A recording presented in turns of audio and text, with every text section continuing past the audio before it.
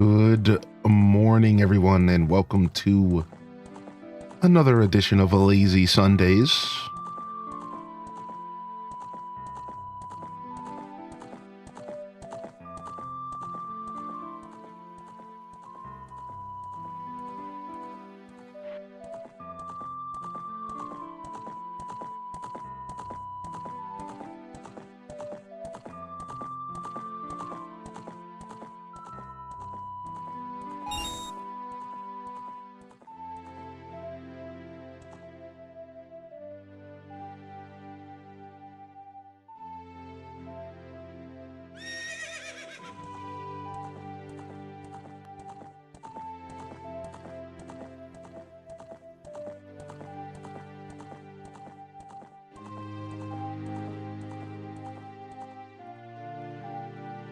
All right.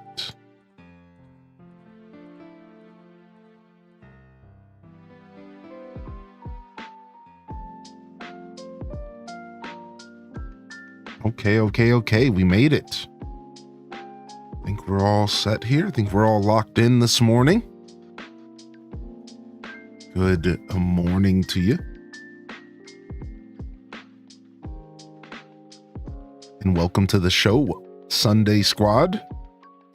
Weekend Gang. Red Museum first in the chat. Yo. There it is, dude.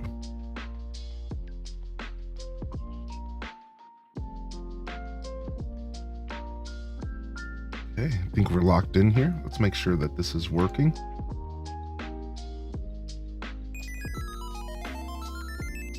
Okay.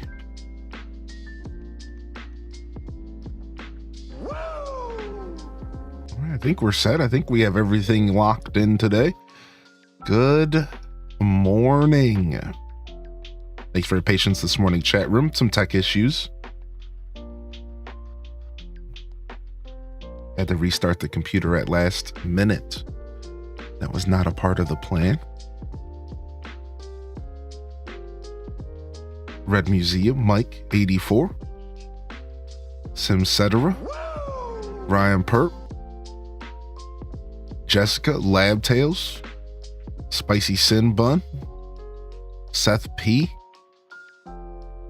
AMB Sick, Chamomile Court, Hannah's in the house. Good morning, Aubrey. Good morning, Kit Kat Calzone, Dazabound in the building.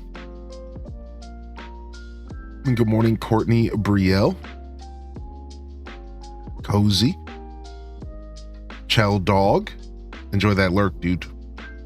We love that H-Des lurk. Hope you're feeling good today, Courtney. Jen Not Jen. Welcome on in. Alpha Vega in the building. Mistake.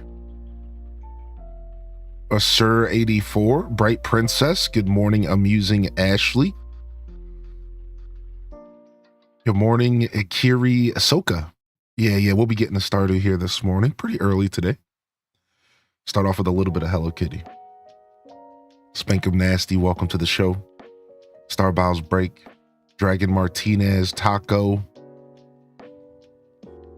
All right. Hope everyone's having a good weekend so far as we lock in here for a Sunday show.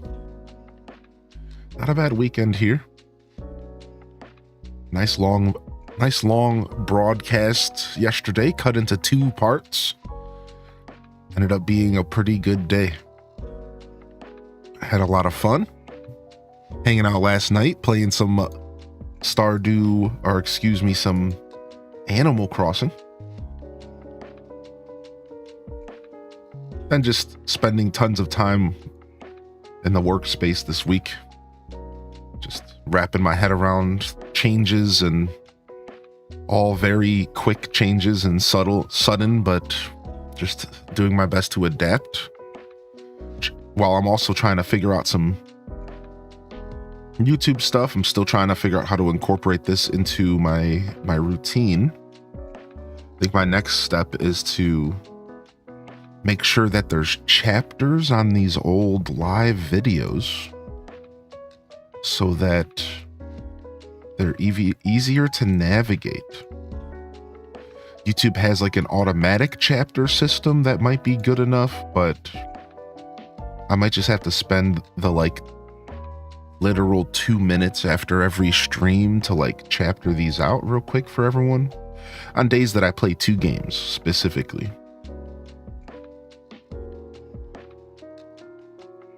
Might be nice for future VOD frogs to be able to click through the chapters. I like the chapter system. I like the chapter system on YouTube, so I like to take advantage of it. I like it when you click on it, when you hover over a video bar and you see it broken up. I really appreciate that personally.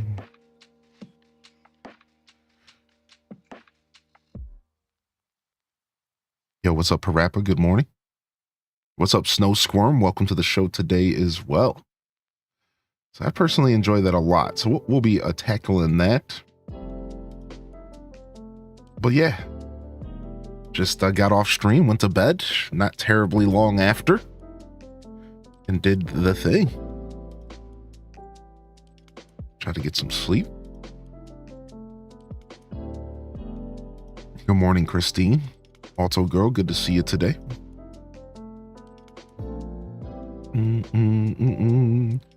Yeah, we have control over the pricing of memberships. Like my memberships when I had them were only $2.99. We'll get them back here soon. We're pretty close. There's a couple more 100 hours of watch time. Then we'll get them back. Let's get the interview in the works again. Yeah, I'll do my best to catch up on all that stuff here soon. That's the plan anyways. Chamomile Court, good to see you. Let's go to bring the chat up in here. We'll jump over to some Hello Kitty here this morning. We're not going to chat for too long here. Not on this screen anyways. Not on this screen anyways.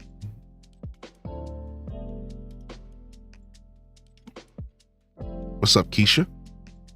What's up, Mustang? Welcome in.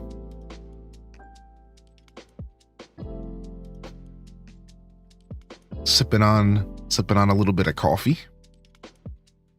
Cheers to the coffee fam. HDes Coffee's in the chat. Been enjoying some Sea of Thieves lately. Very nice. Very nice. Very nice. Of Stars and Art. Good to see you today. Welcome in, Stars. I'm a big fan of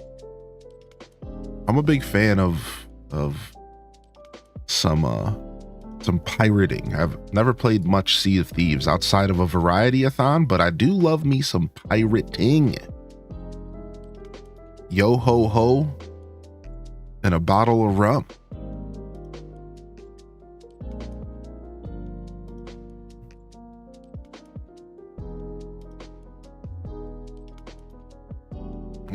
I'm a big fan of the ocean life. Cheers to hot water with lemon and honey. I love me some lemon and honey. Yo, what's up, Leafeon? Yo, Minnie. Good to see you today. Always forget to check in. Yeah, get them check-ins. Them check-ins. See you out here, check-in squad. Big shout-outs to Kate Flitter, Decayed Morgue, Kalika, Neanderthal. Thanks for checking in this morning, dude. Nicole J, Boxy Petite. Anybody else I missed out here? Yo, big shout outs to the check-in squad. Spunky Pumpkin coming in with 16, first of the day. Hey, yo. Thank you, dude.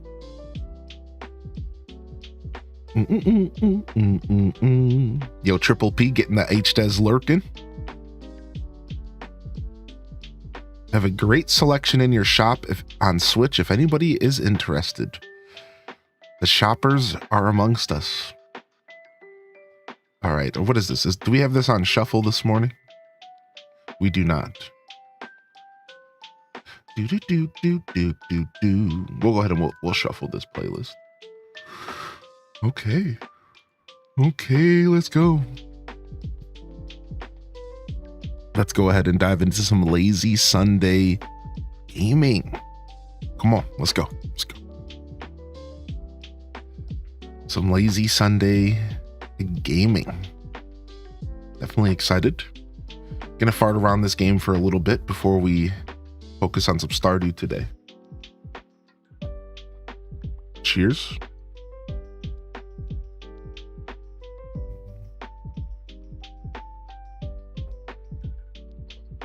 Good morning, Anne. Good morning, Detective Rach. I know a good amount of the community said they'd be waiting for physical. I think I've heard a handful of people say it in the chat, at least maybe 5-10 people waiting until March.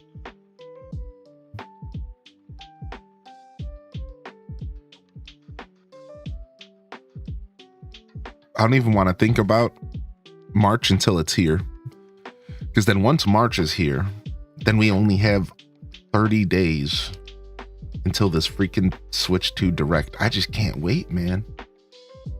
I just can't wait, dude. Ooh, dear Daniel came by. Sick. Oh, I forgot about my Heart Shades pirate. Speaking of the pirate life. Yo, give me them sticks, son.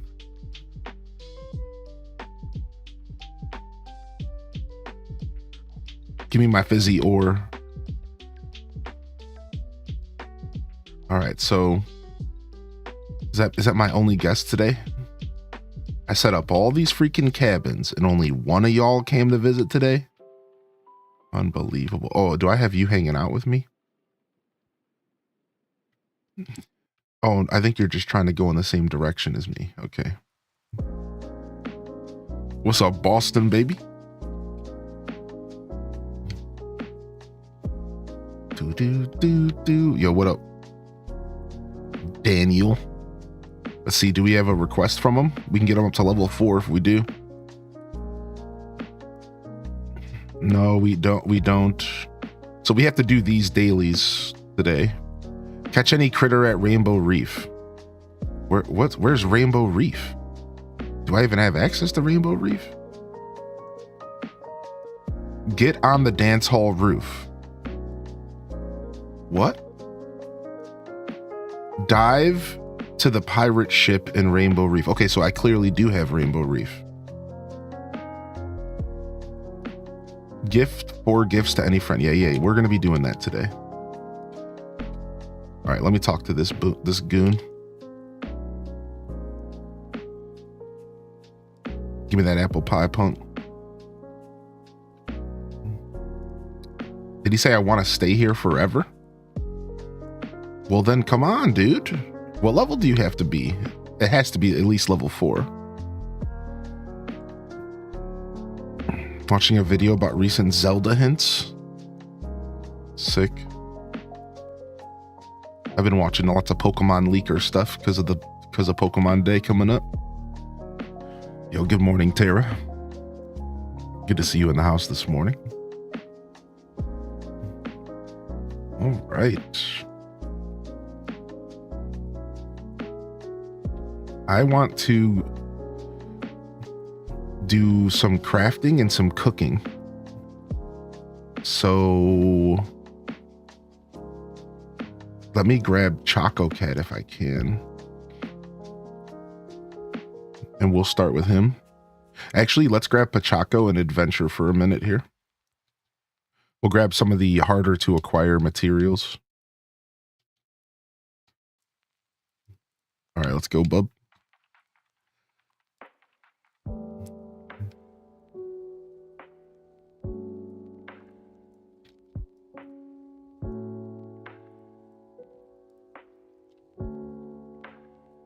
Yesterday was the Papa and the other smaller Hello Kitty or whatever, I think. Something like that. I don't remember, to be honest. What's up, Raiders? Yeah, welcome in. We're just getting started with some lazy Sundays.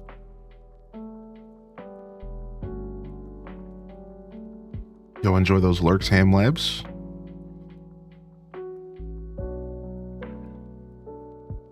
And welcome in. What's up, Calico? What's up? Yo, Foxy Petite Nose, dude, get them swords out. Put up the well, I guess we don't have the lurk anymore, so just the swords, huh? Looks like I need to make a new Hylian shield emote.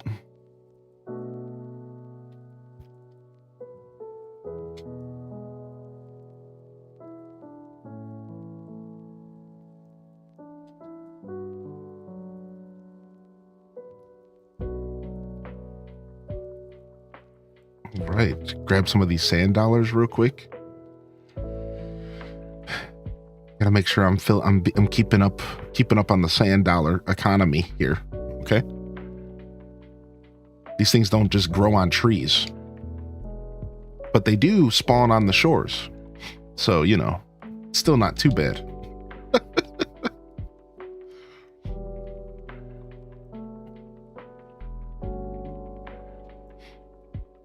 Nice, playing some Valheim. Dope. Thank you, shoutouts. What's up, Coiladis? What's up, dude? What is Hello Kitty besides a meme? Is it like New Horizons? Yeah, it's kind of like Animal Crossing, kind of like Disney Dreamlight Valley. That's the genre that it's trying to place itself in for sure. You know, if you had to put the game in a genre, you would probably put it in that same space for sure. Yeah. So it's pretty fun. They do a pretty good job creating a unique experience within that genre. So Animal Crossers and Disney Dreamlight Valleyers and I guess just general Hello Kitty fans are all probably going to enjoy this game to some extent. Coil is fine. Thank you. What do you do? Well, you know, just think, like you said, Animal Crossing and Disney Dreamlight Valley. Whatever you do in those games, it's all pretty similar to this. Exploring, decorating, interacting with villagers. It's a life sim game. Questing. Some story content. Pay off debt. Not quite. That's exclusive to Animal Crossing.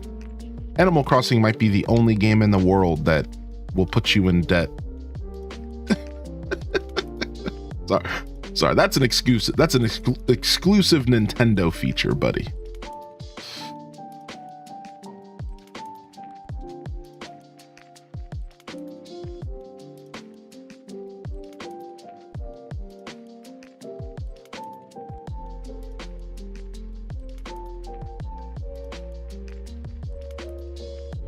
Other than the game of life.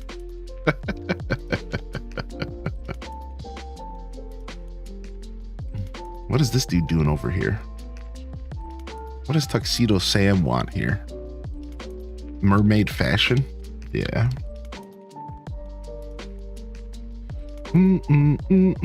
Yeah, I put out a little review though, if you are curious about more information.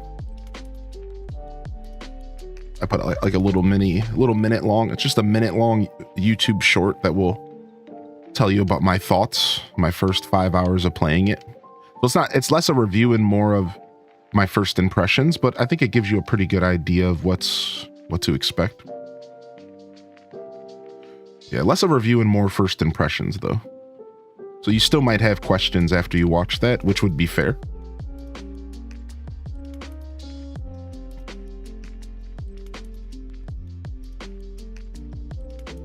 Yo, Raiders, how was your show, dude?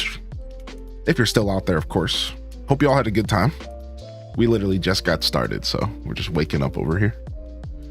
Sipping on my coffee.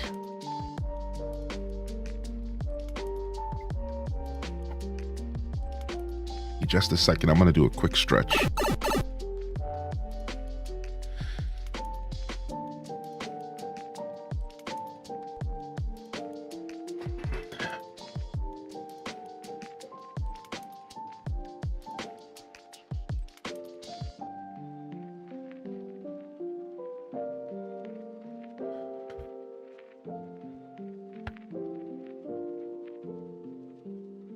Nice. That feels much better. That feels much better. Had to get a nice lower or upper back shoulder kind of stretch in there.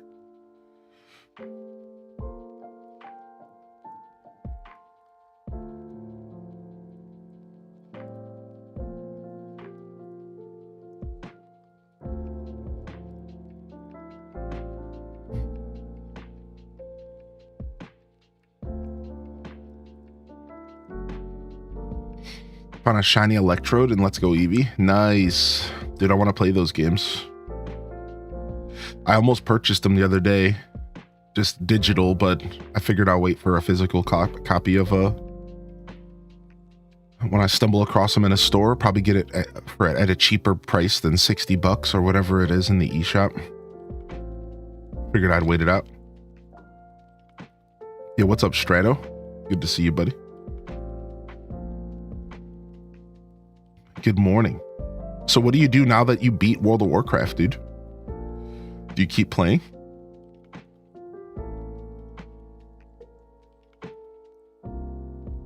It's Pokemon, so maybe $65. I think you can get it for like 50 at like your local Target or Walmart here, because what happens is Walmart specifically buys games and stuff like at a bulk enough price that I think they get them for cheaper. This is just my theory, because very often you'll see Walmart selling stuff for $10, $15, $20 cheaper. And you have to wonder how they do that, right? Probably comes with bulk purchasing.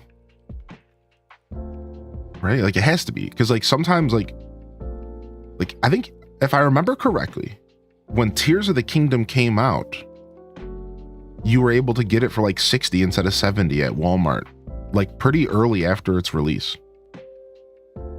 It's weird. Like I think it has to do with like bulk pricing. I think that's how they pull that off.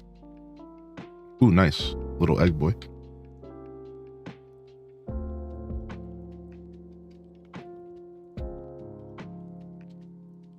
But again, these are only physical copies, so it's not like these aren't discounts that are sanctioned by Nintendo. You know what I mean? Like they're physical copies. It's not like it's not a sanctioned sale. I can tell you that much.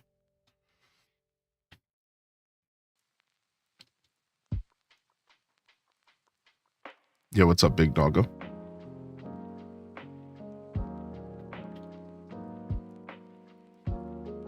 Good to see you, homie.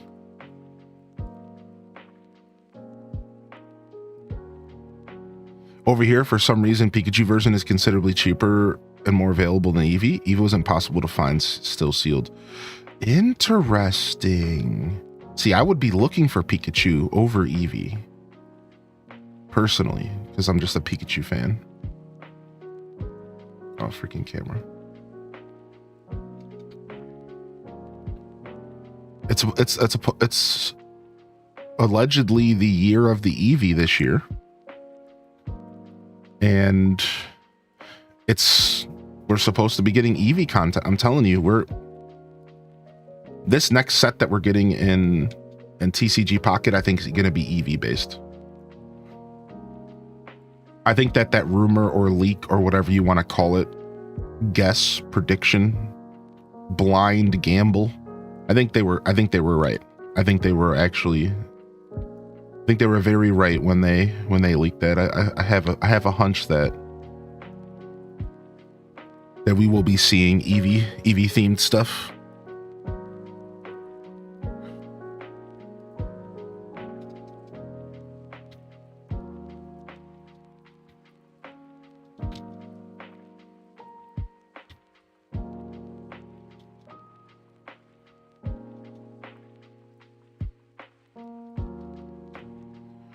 So another rumor I heard, now that we're getting closer to Pokemon Day, I feel more open to spoiling stuff, which that logic has 0 sense, but I really want to talk more about this stuff. So a wish list item, this is just what people are predicting. These are just blind predictions. So I think these are okay to talk about, because it's not like we're talking about people who are saying this is a leak, right? These are just people predicting stuff. But if you still don't want to hear this kind of stuff, maybe step away for a minute, you know, do what you got to do. And I'll give people a second to hear that before I continue.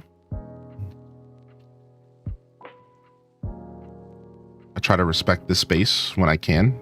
Sometimes I'm just too excited and don't think about it.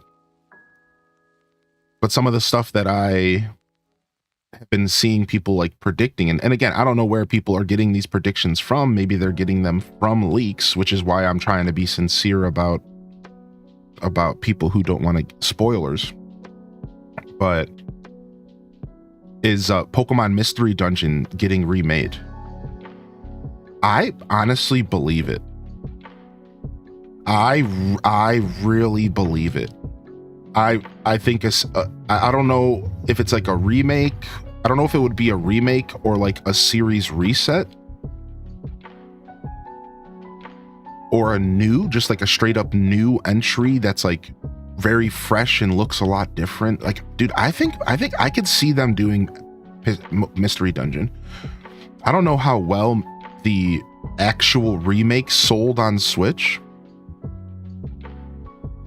So that's why I think it's going to be a new game. Yeah, I said remake originally, but I meant to say like a series reset, like a new entry that remakes the franchise into a different experience. So it keeps the name Mystery Dungeon, but it doesn't play like the old Mystery Dungeons. It's like whatever you would call that. Like a series refresh, where they just straight up gut the old kind of unapproachable grid system. Like your average gamer is not interacting with that game. Does that make sense? Like I think it's not casual at all, is what I'm saying. You see all these grids and like all these items, and like I don't think it's really a casual friendly game. Whereas I could see them taking the concept of Mystery Dungeon and making it super casual friendly. I don't know how they would do it, but the idea of walking around as a Pokemon is really cool. The idea of being a Pokemon is something that they haven't fleshed out in the Pokemon universe enough, in my opinion, right? Like we haven't had enough situations in the Pokemon universe where we are the Pokemon. So I feel like this is really good untapped potential, and I could see them doing a game around it. But I also don't think they're going to release another somewhat complicated, kind of convoluted Pokemon Mystery Dungeon. I think those games were not really that approachable. They were just good for like the eras they were released in. Like, what was the last Pokemon Mystery Dungeon that was a new game? Wasn't it the Wii U? Was it the Wii U?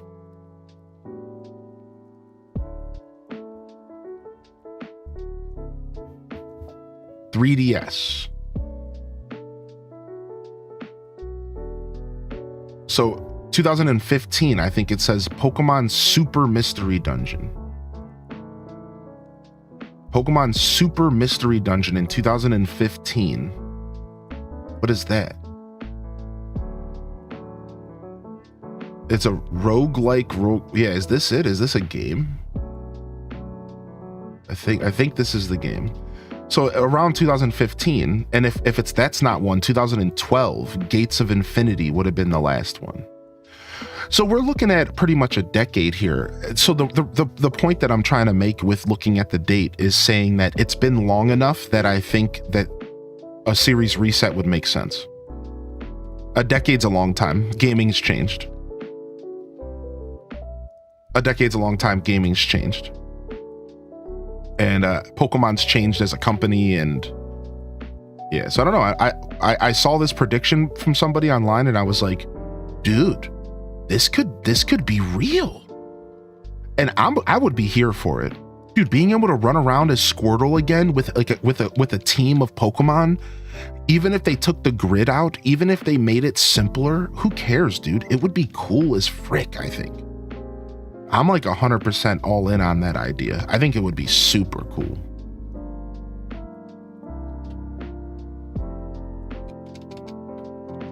What's the bubble wand? Oh, sick. I can show you here in a second. It allows me to catch fish underwater. Yeah, it's actually really cool. Yeah, give me just a second. I'm just trying to collect some of the more rare materials because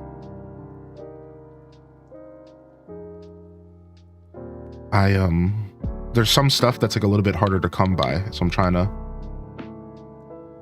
get into the habit of collecting specific stuff instead of just collecting everything every day. Does that make sense?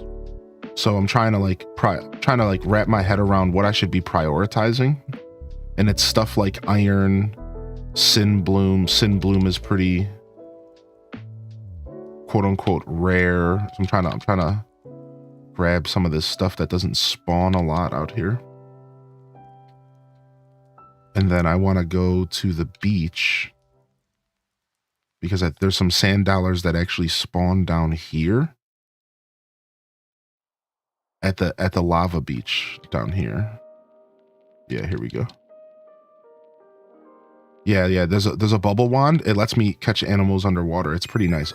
Not fish, but like critters.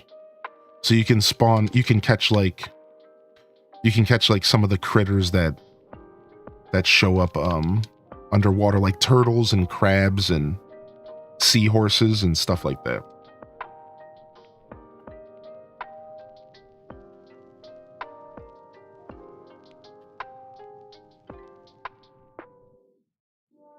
What are my dailies again? Because I do want to do those, I think.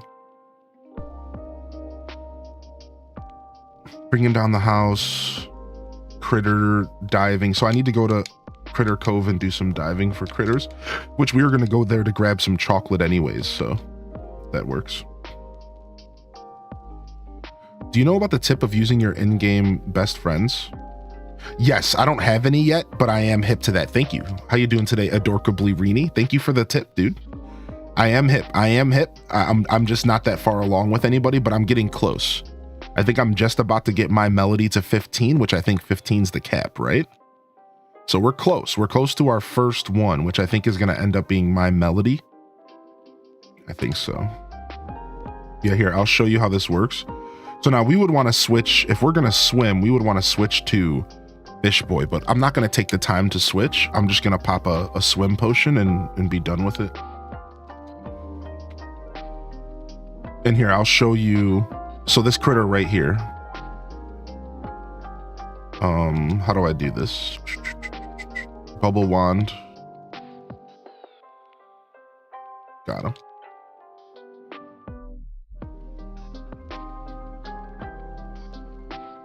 The tip is taking the Hello Kitty Reddit by storm.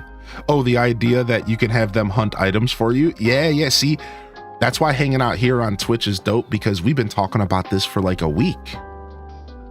What's up, Reddit? Where you at, Reddit? What's up, dude? Yo, what's up, Prof Unknown? Yo, good morning, Lily Tazi, and oh, it's Liss. Pokemon Conquest 2. I still need to play the first, dude. I really should just sit down and play Conquest. I'm sure I can emulate it.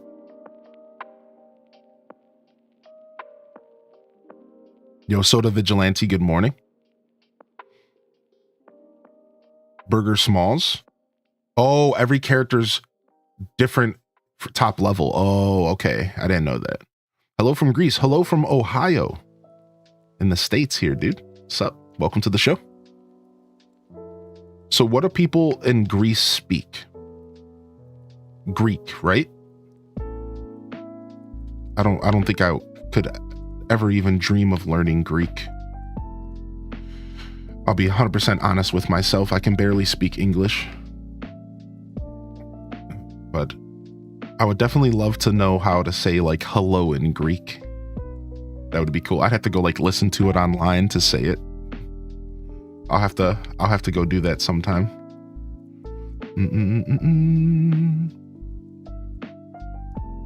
Yaso. See, I'm not sure how you would say the S-O-U. Would it be like Yasu? So like you in English, but just with an S? Yasu? Yasu? Yasu? Cool. Yasu, welcome to the show today. Cool. Very cool. What's up, Odyssey? Hey, welcome back, man. My family is Greek. The only Greek I know is bad words, dude. Yo, Ryan, good to have you here, man. Yo, dude, I hope Tamperp's okay. I haven't had a chance to say hi to him, I don't think, recently. Just everything's been so crazy. I might just be forgetting. But do me a favor and give him a kiss on the forehead for us. And appreciate you popping in, man. I love that there's a separate potion for diving and swimming. I find that to be interesting in this game. So for those that don't know, you can make potions, and there's a separate potion for making diving faster, and there's a separate potion for making swimming faster, because in this game...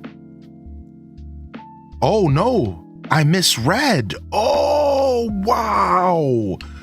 One of them is for underwater and one of them is for the surface. I was wondering why the green potions felt like they weren't useful at all. Wow. So it has nothing to do with the diving stamina. I thought that what I was under the impression was that the deep diving potion made it to where the stamina that you used for going up and down was less, and like it was a faster process to go up and down. No, this is just the better potion entirely. So if you're making potions, you want to make deep diving potions. These potions aren't going to be as useful, and I have 18 of them, which sucks because I made a lot of them. So, all right, so that's pretty cool. That's actually pretty cool. I love that there's like different potions and stuff, because what it tells me is that like I like it when stuff is like practical like that in a video game, where like something has an actual practical use. I find that to be really cool and entertaining. Like I enjoy that in games. Like it's very clear that using these potions is super useful. Like very, very useful. Like I really enjoy that. Like I can even pop a stamina recharge potion here. Boom. Yo, there's the Tamperp. Enjoy the lurk, homie. Thanks for delivering the forehead kiss. Even more so, thanks for humoring me. I was just being a goob.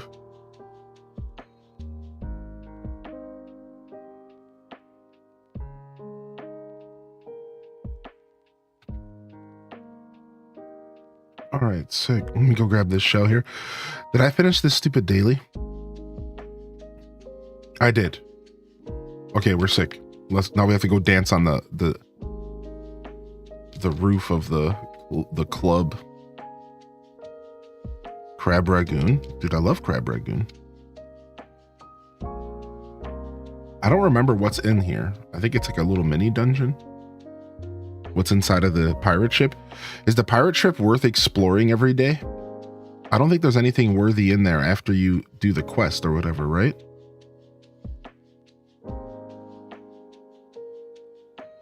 All right, I think I got most of my chocolate today.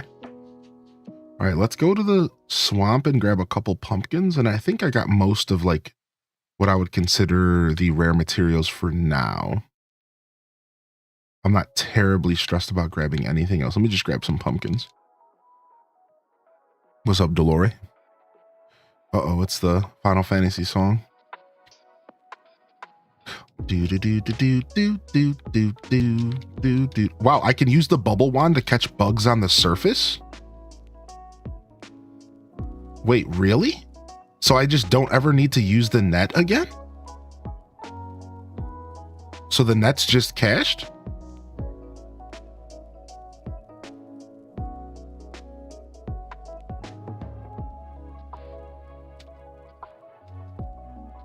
It's just harder to aim. Interesting. It's just harder to aim because then, yeah, it's just less efficient. Okay. Yo, what's up, Didius? Thanks for keeping up with the YouTube. Those of you over at the YouTube gang over there. And if you are on YouTube and if you are on YouTube and you are making a point to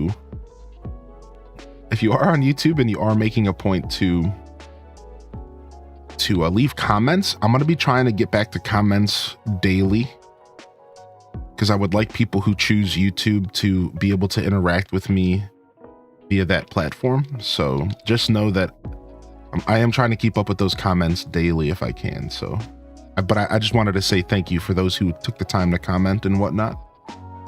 I'll get back to you. And shout out to the YouTube gang this morning. If you're over there hanging out, make sure you hit that like button and subscribe if you are new and enjoying the show. If you're hanging out over here on Twitch, good morning and welcome to the broadcast. We've just been live for a little bit. We're just getting started over here. But thanks for hanging out today. And hit that follow button if you are enjoying the show.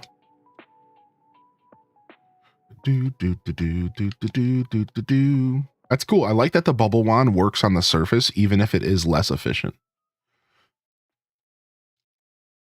I honestly enjoy that a lot.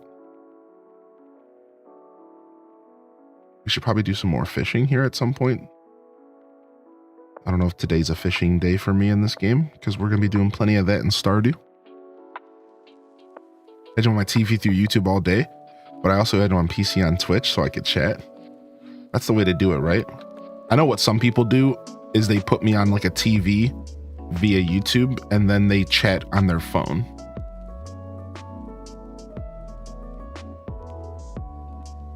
I've seen that set up as well. What's up, G-Ski? All right, we got ourselves some pumpkins. No Scuff today. We had to cancel Scuffed. If you didn't hear the announcement, I apologize. It was a bit of a week here. I had a lot going on. I won't go into the details right now. I don't feel like it, but yeah. That's usually your setup. Yeah, sorry, Scuffed enthusiast. I'm not happy about it. I'm not taking it lying down. But I couldn't keep up this week. Yeah, no worries. Yeah, that's my apologies sincerely. I know a lot of people look forward to Scuffed Eats. I look forward to it, but I've learned very quickly that I can't force Scuffed Eats. If I'm hanging out and doing Scuffed Eats in a rushed or forced fashion, it really takes away from the show, because that style of content is even more passion driven than anything else I do. And I've learned the hard way, without going again into too many details, that I really can't just be showing up and just doing Scuffed Eats without proper preparation and like the will and drive to be there. Otherwise it just kind of turns into a dude who's annoyed because he has to stand around in the kitchen. It's like, it's just not the same vibe.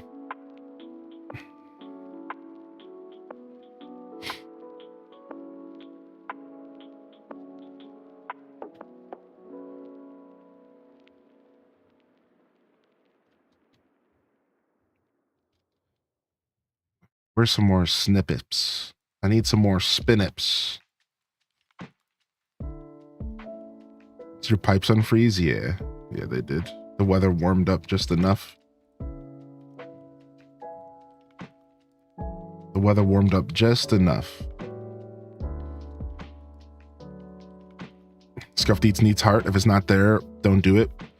Yeah, I learned that. Like I said, I learned that in a previous circumstance where I did an episode of Scuffed Eats, and in hindsight, I was rushing through it.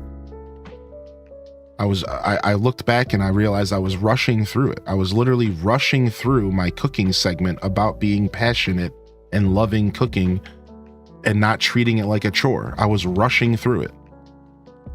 And I caught myself and I said, I'm never going to do this to myself or my audience again. I'm not going to do my cooking show.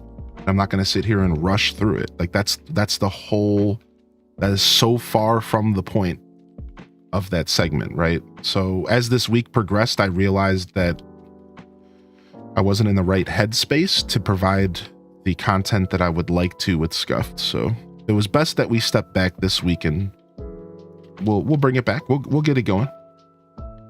But yeah, I think it was the best decision I could have made this week, than trying to put it together haphazardly. And yeah. But yeah, thank you for asking though, Happy, and thanks for being interested in my content. That means the world to me. So thank you so much, dude. And like I said, we'll get Scuff back on track here either next week, or we'll just go right back into our 2-week cadence again. We have to schedule our pizza making soon, so we got to get that going. All right, let's go ahead and craft with Choco Cat here. Yes, before we proceed to the Merry Meadow, I think it would be nice to bring a present for our new friend. Oh, we're gonna meet someone new. Oh, sick! That's a very Choco Cat approach. All right, so we started a new quest, so we have to stop the idea of crafting for a minute, I think. Yeah, we're in the middle of something. All right, so talk to Maru, Hangyodon, My Melody, and Retsuko. So I think this is how we unlock the new character, right? So we probably want to do this and get this going as soon as possible, because unlocking this new character is gotta be a massive priority, right? So which quest am I doing? Curiouser and Curiouser. All right, let's go. Yeah, I think we should probably stop and do this before we go back to crafting, because... All right, let me go ahead and check my shops and stuff. Yo, what's up, Bookie? Good to see you today. Yeah, thank you again, Happy, for being interested, homie. And of course, apologies to anybody who feels disappointed. That's definitely not the goal. We'll take a Spooky Larn's sofa here. We'll take a Meadows terrarium. Ooh, give me every terrarium possible. Guess we'll take a backup kawaii dresser. That was 30 of my freaking sand dollars. I gotta stop spending my sand dollars so frivolously, dude. Sheesh, man. I'm gonna make this. Jeez, ay caramba. You've come to the right person to talk to about gifts. I don't want to recommend you to buy furniture. For one, it's difficult if you don't know the person's style, but what's the meadow like? Full of flowers. How about a sakura pudding? Okay. Cool. Yo, Scott Nader, hope you're feeling good today. Anzi Twitch, thanks for tuning in, bud. Boom, boom, boom, boom. Yo, Gabby in the house. Gabby XO. Kylie Kawaii. Jelly the Gamer Mom. What's up? How you doing today? Come in here. Welcome back, Jelly. Hope you're doing well today. Didius Maximus the Legend. Just Jackie. Good morning. Welcome in. Happy Sunday. Yo, Vicious Lee. Good to see you back in here, Vicious. I don't know if I had a chance to say hello. And of course, good morning to the check-in squad. Dose of HD. Sofer. Trips 14. Enjoy your lurks today. Kylie's too fab. Enjoy your HDES lurks today. Video bug. Yo, good morning. Good morning. Good morning. Good morning. Been dealing with a sick kitty? Oof, that's tough. That's tough. I do understand that sick cat dealing with a sick cat is rough. I've seen it. I've seen it before. It's just a lot of patience is required, to say the least, right?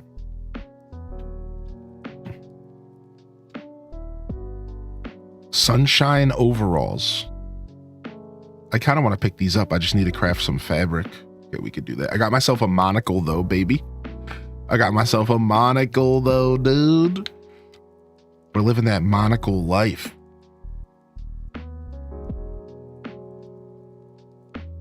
Yo, what's up, Chicken Wing? No scuff today, buddy. Sorry. We had to cancel scuff this week. Just had a little bit going on. Rough week around here. Yo, Spicy Sinbun, thank you very much for the generous 10 gifted subs. What, dude? What?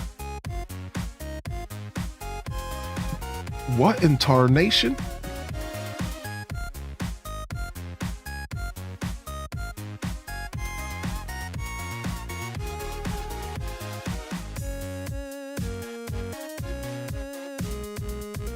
Holy heck.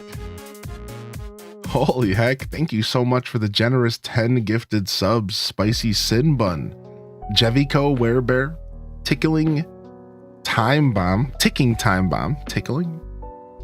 93.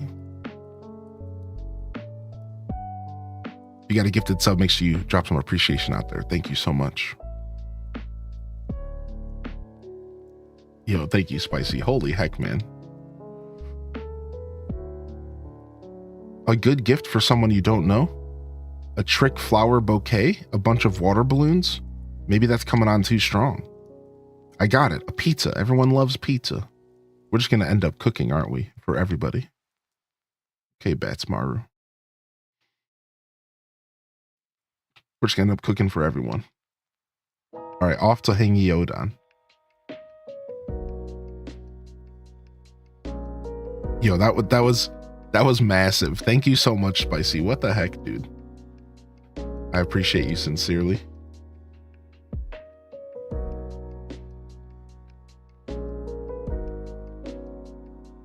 Do do do do. What's up, Pages Peaches? Good morning. Yo, Rosie Bomb, welcome back. Lillian's in the house. Card Shark's in the house. Welcome in here. Alith Zana. Yo, what's up, dude?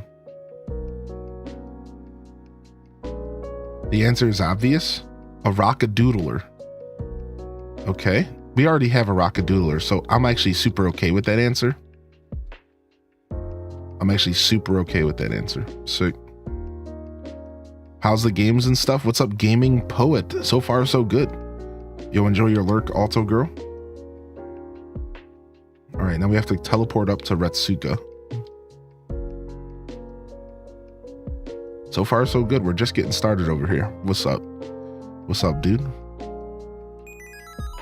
Skeeb's in the house. Good morning. Flamboyant Alien and Gaming Daryl. Thanks for checking in today. Good to see you, homie. Where did Retsuko go? I like how she moved where she was hanging out after we did her quest. I find that to be pretty cool.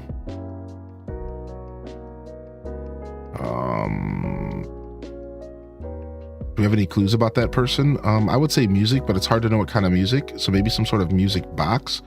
A tropical music box. All right. Collect the gifts for Choco Cat. Frick. So I have to make a Sakura pudding?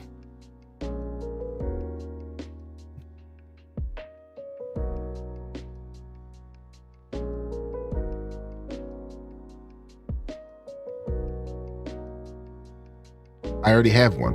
GG's. I just have to make any kind of just a regular pizza? Does it matter what kind of pizza? Let me go check the quest log.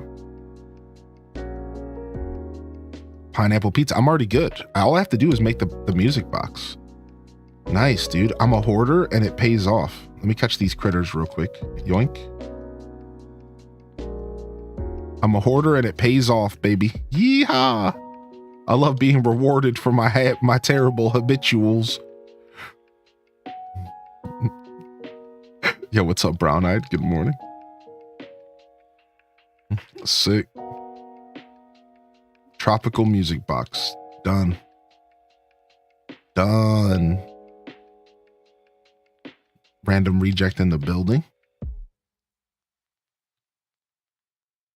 All right, Choco Cat, you ready? We're gonna go meet this new person who apparently takes forever to level up.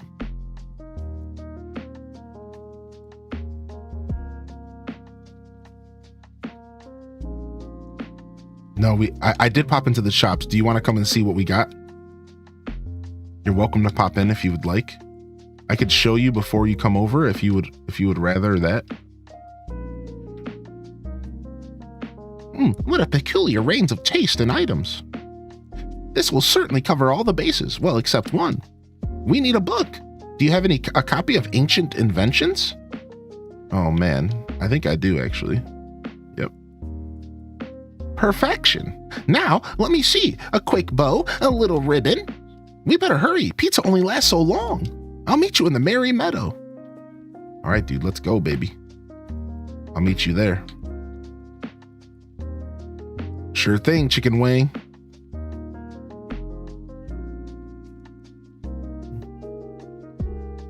Sure thing, Chicken Wing. All right, sick.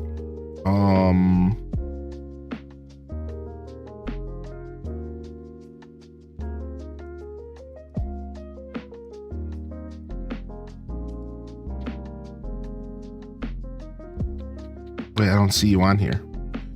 Are you gonna log in? Are you still logging in?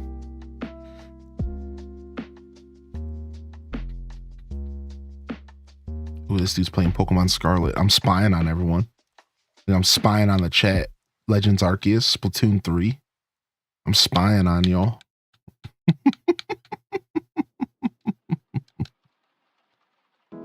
Thinking about getting this game, not sure if I should go for deluxe. So the way that I've been wording it is like deluxe seems to be worth it if you have the money. But maybe it should be worth it if you have the extra money, it's worth it, but it's not necessary. Oh yeah, no worries, Cozy. Yeah, I'm patient. Does that make sense? It's like it's worth it if you have the extra cash. It's people enjoy access to the deluxe edition. It's a bunch of items and crafting materials and honestly very useful goods. But it's not a necessary thing at all to enjoy the game, and you'll totally do just fine without it. No pressure at all to buy it. So I think that's the best way to sum up if the deluxe edition is worth it. Can you decorate external? No, it seems only decorating is only in houses, in cabins they call them. That is only a cabin house feature.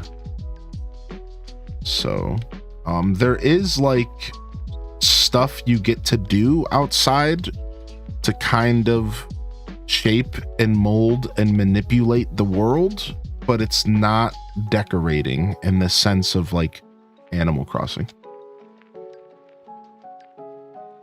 But there are like little things that happen throughout the game that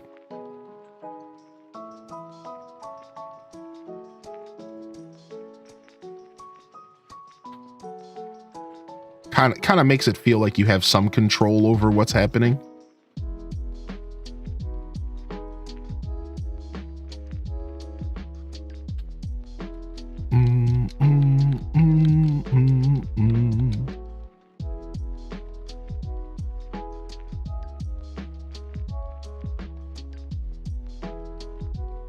Nice. Watering all these flowers here. Sick. Did you get that invite, homie? If not, I can send you another one. No worries at all, dude. Yeah, let me know. Sometimes they don't go through, apparently.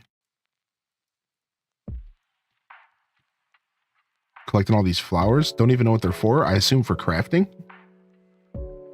Now that I think about it, I'm assuming these flowers are a crafting resource, right? So you want to come and collect them every day? These things jump out of bushes. These mosslings, they just jump out of the bushes at you. What the heck, man? Chill.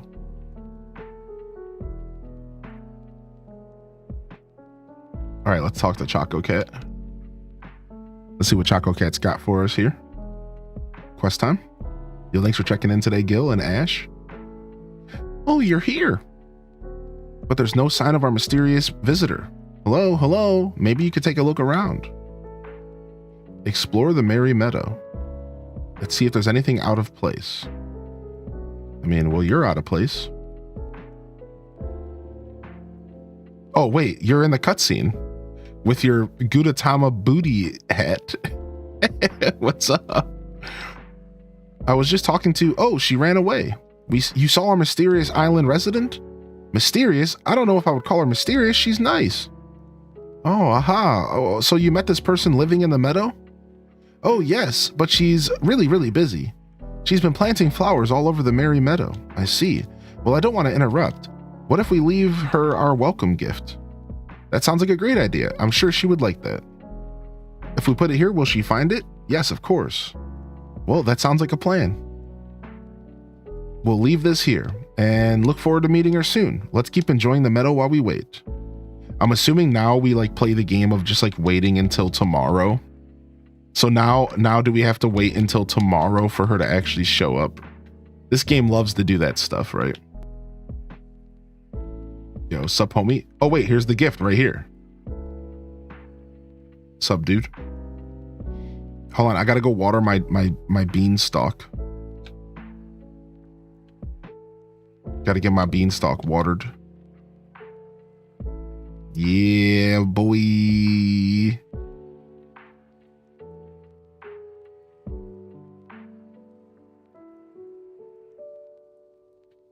Sick. Let's go. We're getting up to the second floor, baby. Yo, sick. Do you want to move your house here? Are you trying to move your house here from the swamp or no? I can open up one of these cabins for you right now. Look at this. We got the more of the meadow unlocked, which is so sick. The wormtails? What? Boom, boom. Dude, very cool. I was not expecting. Oh, I can plant flowers here. Oh, sick.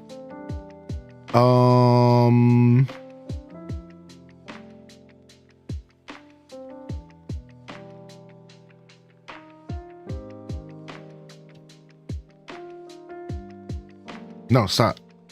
I'm trying to do white, red, except it doesn't look as good as I thought it would. Fishing tournament in Wild World.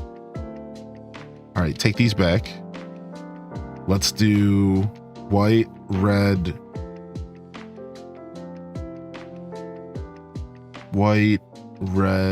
pink, white, red,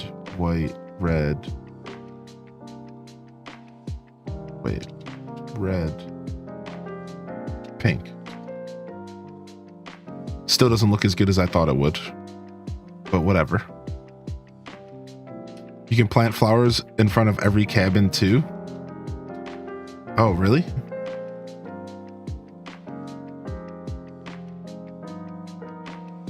Red, white, red, white, red. Ooh, that's pretty close. That's pretty close to being dope. It rearranges them for me anyways. Every time I put them in, it just rearranges them the way they want. So nothing's actually happening here. We're just gonna put all white only. Nah, you're good in the cozy mud. Okay. Okay, sick, dude. We got this whole new area unlocked. Oh, you're over here across the way. Ooh, Gudetama here. Let me get this pick real quick.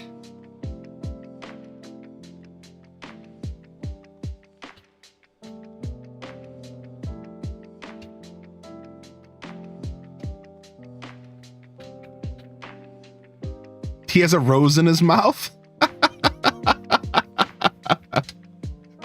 That's dope. That's a good one. Ooh, nice. We got a chest here. Oh, there's a frog hopping over there. You see that frog? Boom, boom. Hold on. Let me get my net real quick. Come here, dude. Yeah, let's explore this place. Do you already have this place unlocked? Do you already have this beanstalk watered and unlocked? What is this machine? Is this another recycling machine? Oh, interesting. Another plant area. Oh, another Gudetama. Do you want to be in this picture? Still no third tier. There's a third tier?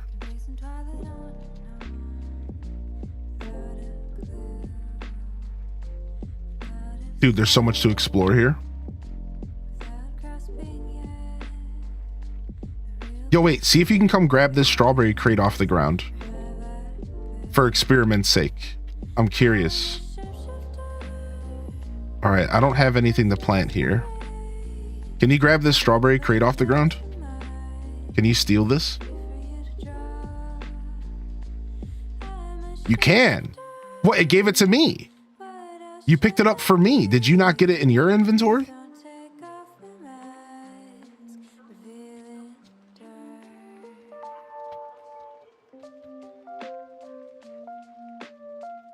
Interesting. There's like 4 or 5 giant seeds total.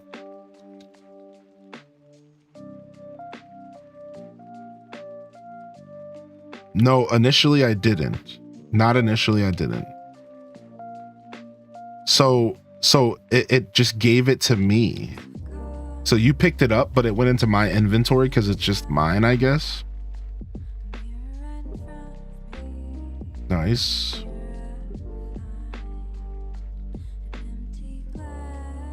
Red candle crafting plans. Nice. We got these chill persona beats going. Ooh, can we go underwater? Ooh, we got a door here. There's a chest over by the second dirt pile. The second dirt pile. I don't... Wait, oh, really? Did I...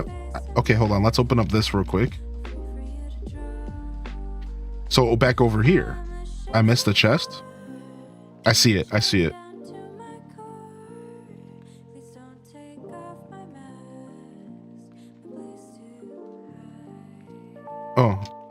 Oh. All right, get that trash out of here. Okay, sick. That's the house island. So this is the next tier, so we can't go up here. Wow, the meadow is just like a super slow burn. So that's it. That's what I've unlocked. So the meadow's just like a super slow burn. Wow, there's multiple tiers. I thought it was just going to be a one unlock and a done. Oh, here's another chest.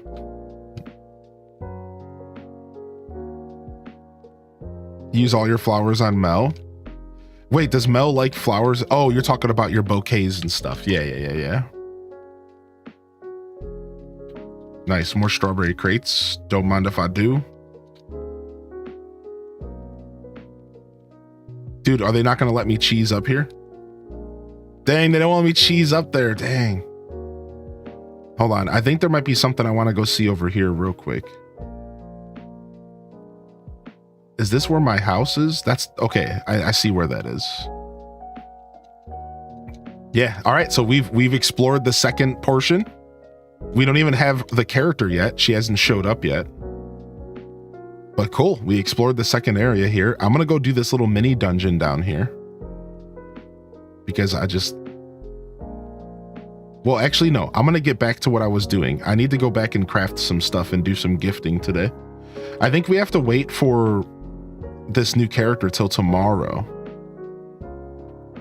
Yeah. Yeah. I'm going to go back and do my crafting now. I can finally go crafting. And get some questing going here. Some gifting. Were you able to shop? Did you find anything good? Or nah?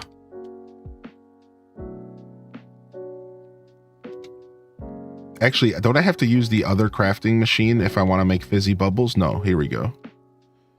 Boom. Let's go ahead and make 20 fizzy bubbles. And then Choco Cat will multiply them. Oh, I can put on the sound effects. I forgot. An extra 7. Good man. Good man, Choco. You didn't have a monocle?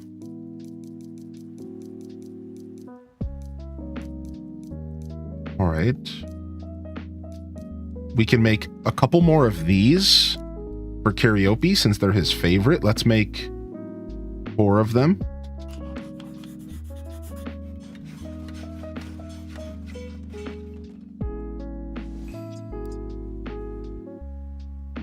Dang, nothing got multiplied there. Wow.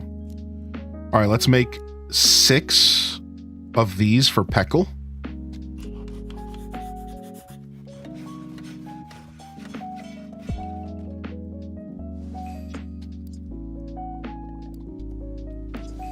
Nice. So if you're hurting for any materials, let me know and I can reset the island.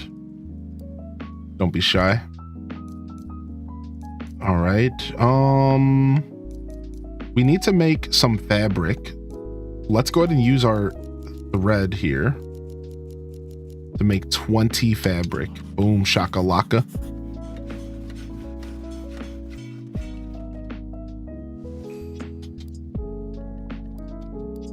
Nice, 7 more. Dude, Choco Cat's killing it with the 30%, dude.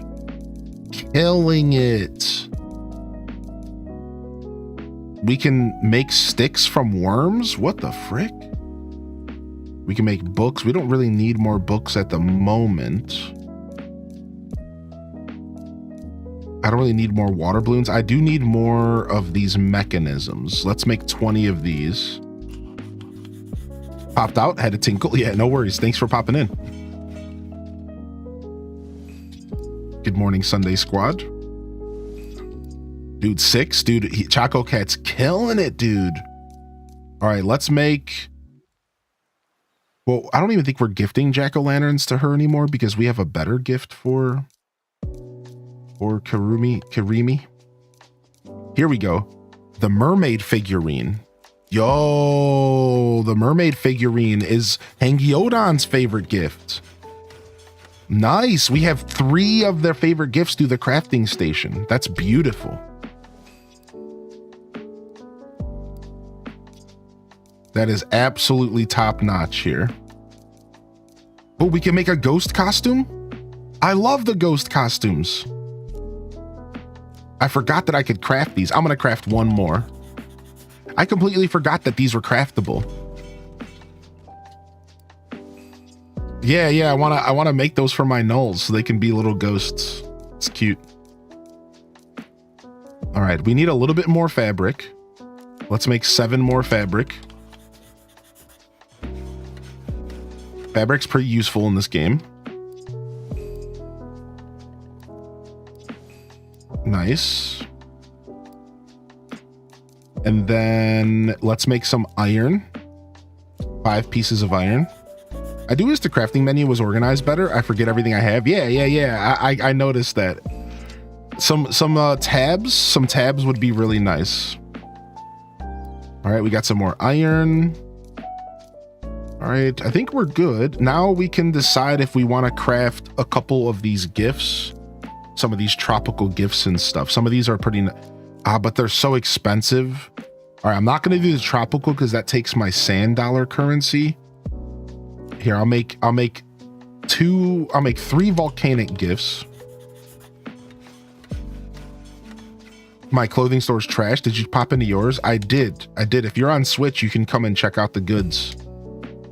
But if you want me to check first, because maybe it's also trash, I can go do that real quick if you want. I can go take a look real quick. I don't mind at all.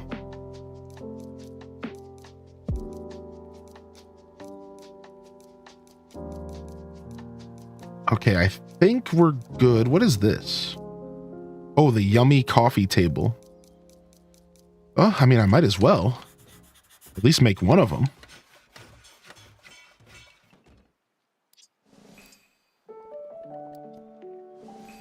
Wow, we got a double. We got a double. Nice. Well, now we have 2. GG's.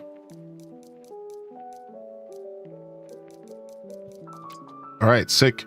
I think that's it for crafting for now. Now let me go grab Hello Kitty so we can cook. Are you on my friends list, Kylie? I can't remember, dude. I can just give you the code if not.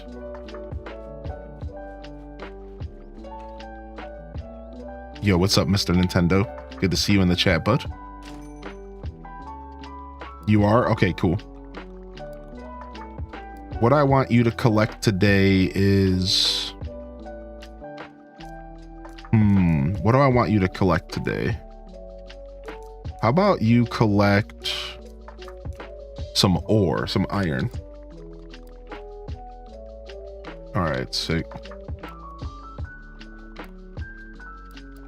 All right, let's go, chef. Let's go, chef. Yo, thanks for checking in here, Little Boodle. Good morning, Sidey. Thanks for checking in as well. All right, multiplayer, boom. Oh, I can't remember. What's your Switch name, though? That's the question. Is it just Kayle?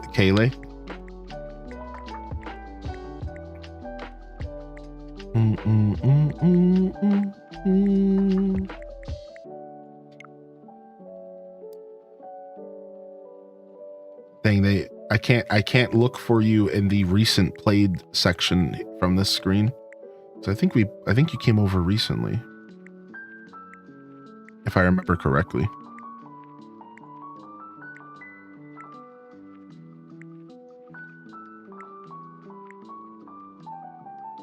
Yeah, you're the Sprigatito. Yeah, I remember.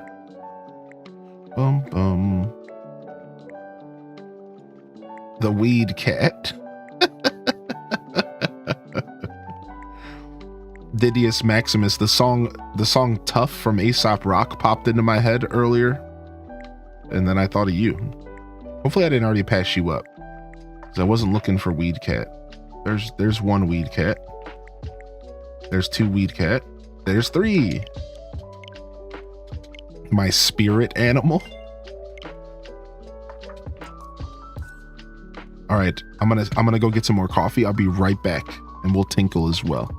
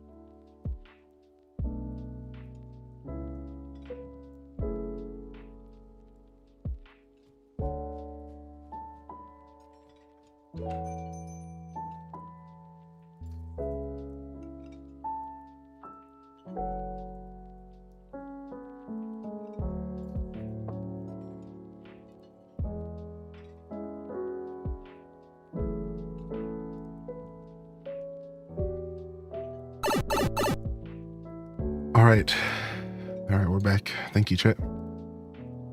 Thank you, YouTube gang. Appreciate you. Thank you for your patience.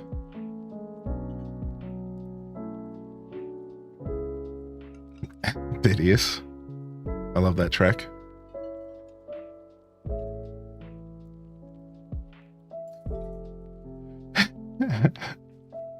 Yo, what's up, Runneth Up B? Welcome in, dude. All right.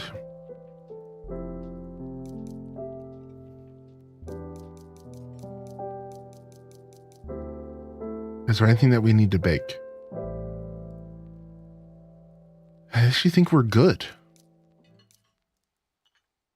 I'm trying to think if there's anything specifically that I need to bake to gift, and not right now, not until we upgrade the oven. I think we can hold off on baking, so we need to move on to a different form of cooking.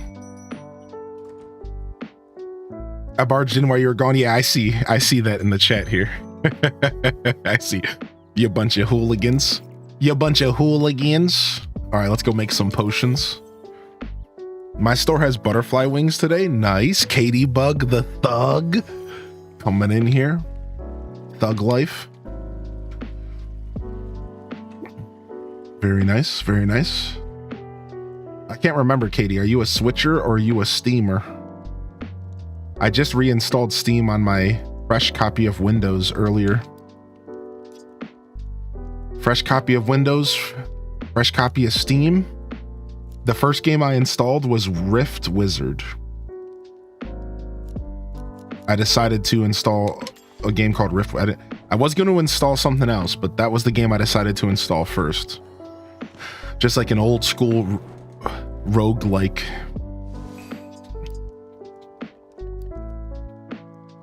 Wow. I forgot. She has 100% chance to double stuff now, or I think it's 75% chance. She just literally doubled every single thing I cooked. That is such a crazy feature. You're on Steam? Cool. That is such a crazy feature that she can double tap your cooking, man. So Sofer says, happy weekend, or I hope your weekend has been good. I've been lurking with taking care of my cat after his surgery, and my mom's in the hospital. All is well now. I'm glad everything is okay. I'm sorry to hear about the any kind of stress you might have undergone during that. I'm sure it was a bit stressful. I hope the cat's okay. Hope your kitty cat's okay. And I hope the mom is also doing as well as possible. Definitely sorry to hear that. Candied banana coffee. Doesn't look like I really need to make anything here either. Okay, we need to make some pink lattes for my melody.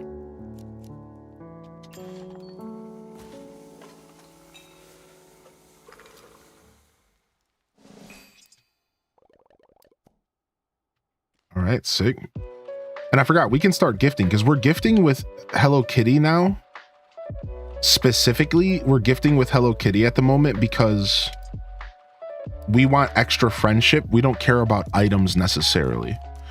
So at a certain point, you have to make a pretty tough decision. Do you want to gift for extra items? Then you want to bring My Melody with you. But if you want to gift for extra friendship, well, then you need to bring Hello Kitty with you. I think we have enough candle nuts for now, so let's just gift. Let's go for friendship today.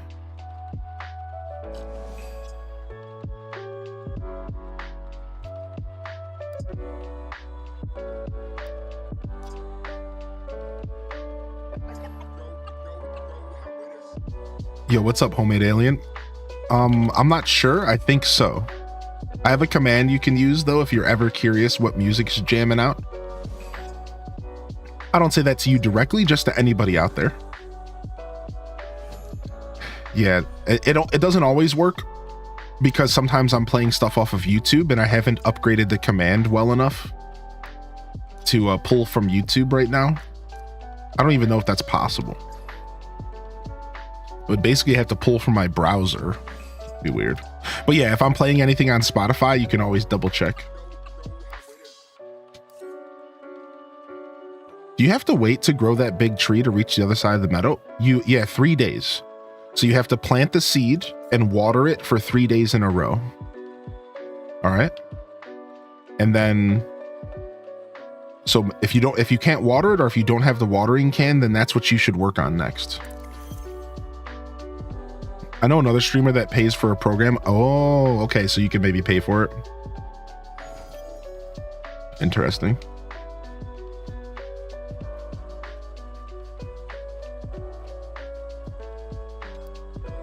You have 1 more day to water, correct. And on the 3rd day, you'll get access to the next zone. But you should know, brown-eyed girl, that we were just discussing it this morning. Apparently, the meadow has like 5 different tiers of unlock. So I just unlocked tier, so this is tier 1, like right here. Now I just unlocked tier 2, which is like right, like this little area like here.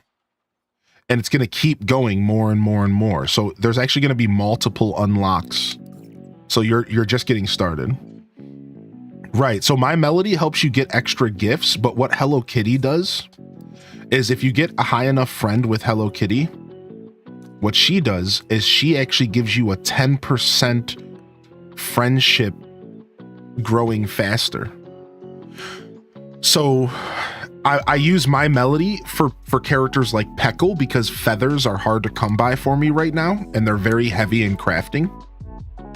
But I use Hello Kitty for characters where I don't really need their item. Like, for example, like Pachaco.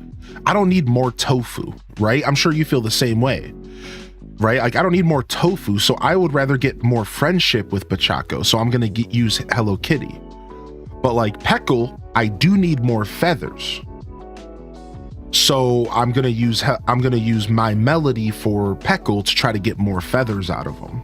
So I'm kind of realizing that it's like a give. You have to kind of decide, depending on the item they give you, like what you would prefer. I don't have the ability to invite people.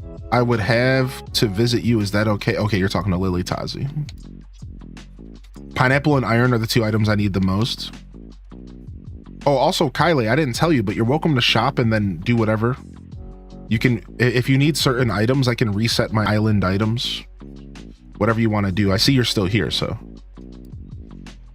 Yeah, isn't that dope, Boston? So yeah, you kind of have to make a decision like which one is best. It's kind of funny. You have to kind of make a decision like which one is best as far as like how you approach the friendship stuff. It's pretty cool, right? All right, boom. We'll make 4 of these. I was just sand dollar hunting. Oh yeah, cool. Yeah, no problem. If you need some more sand dollars, here, let me reset for you. I just got another island bouquet. Here, I'll reset for you. I don't mind you guys taking my resources. I'm not playing this game as seriously as I think some of you are. Okay, there you go. Feel free to loot. Take all the rare loot, whatever. The truth is that I'm personally not playing this game as seriously as some of you are. So I feel that you make better use of my items. Now, I still need some stuff so I can play the game casually, right? But like, if you guys honestly can benefit from a lot of the sand dollars, my chocolate, I don't really care. Like, you can benefit from that stuff. I can use my bouquets. You could come and you could pillage the island. Like, that's fine, dude. I'm not taking this game as serious. I still in my heart don't even know how long I'm gonna play this game for. I guess that all depends on what Nintendo's gonna do over the next 6 months. You know what I mean? It's like, I'm really liking the game and I'm just going with the flow. It's a great game. I'm having fun. I couldn't tell you if I'm gonna play it for another month. I couldn't tell you if I'm gonna play it for another year. I really don't know. So because I'm not taking it terribly serious, I would rather people be able to take advantage of my resources and stuff here and just have fun. I think some of you are all in on this game, and that's totally cool. I'm a little less all in on it. I said this the other day. Every time I play this game, I find myself just wishing that it was Animal Crossing themed.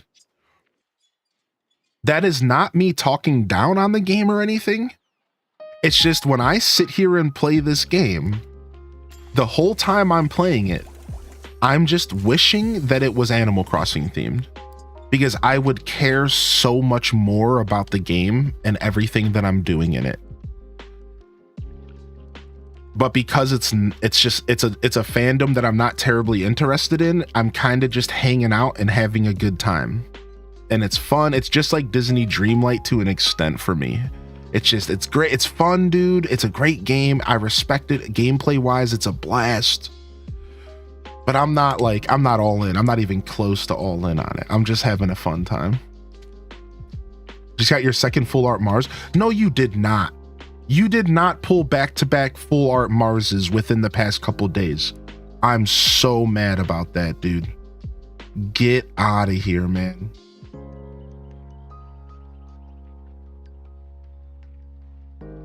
Get absolute out of town. Take this cab fare and go. Get out of town. Get out of town, dude. I haven't got a trainer full art since Koga back in Genetic Apex. I have 3 full art trainers. 2 of them just so happen to be Misty, which is why it's really nice to play water decks. But even my current water deck is not even playing Misty. It's playing Dawn and Manaphy. And then I can pass the energy up. Dawn just is like a more effective way to get that +1 energy, especially with the combination of Manaphy. So I'm not even running Misty in my water deck. That's my favorite part about Dawn. Is that my favorite part about Space Time is that Misty is not as useful It's still, sorry, it's just as useful, but it's not as necessary in water decks anymore. You can run a water deck without Misty and not feel like an idiot. Like, that's cool. It's cool. That's such a cool feeling that you can play a water deck without Misty and not feel like you're basically like you're basically limiting yourself. Right? Like, that's pretty cool that they put out. So Dawn really makes a huge difference, and especially with the combination of Manaphy. Haven't touched battle since Mythical Island streak event. Kind of took the wind out of my sails. I respect that. I honestly don't battle as much as you would think. For a guy who talks about the battle system as much as I do, I don't sit there and battle as much. Just because I don't really have the time, and the matches can be kind of long. Dude, sometimes you can spend 10-15 minutes on a single match. So I generally will battle like maybe once a week. I sit down and I do a handful of battles. That's it. Like right now, like once a week I sit down and I'll do like 5 battles, 10 battles. And like, that's it. But I do occasionally jump on and do like a single battle. You know, sometimes it's nice. I'll just load up the app. I'll do a single battle like in a cab on the way to somewhere or something. And then I just turn the game off. And that's always cool. Like, that's always a good time to just log in and do like a single battle. It's like, cool. I usually feel pretty good about that, so.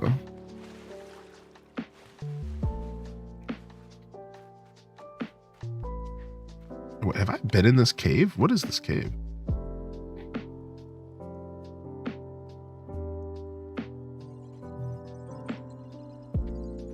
Agreed. You lived in those battles up until that point? Yeah.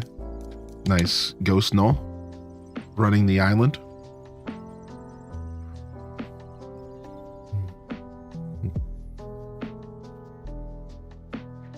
Yeah, Dazabon, I also had that problem.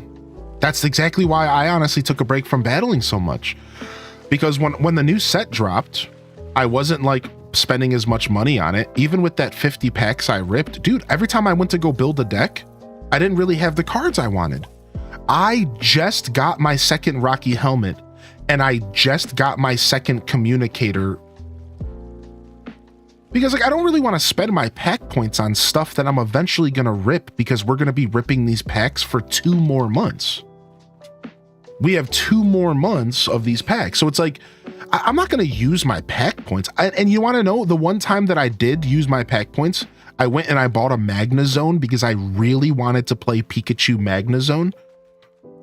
So I bought the Magnezone for 150 pack points. Guess what happened?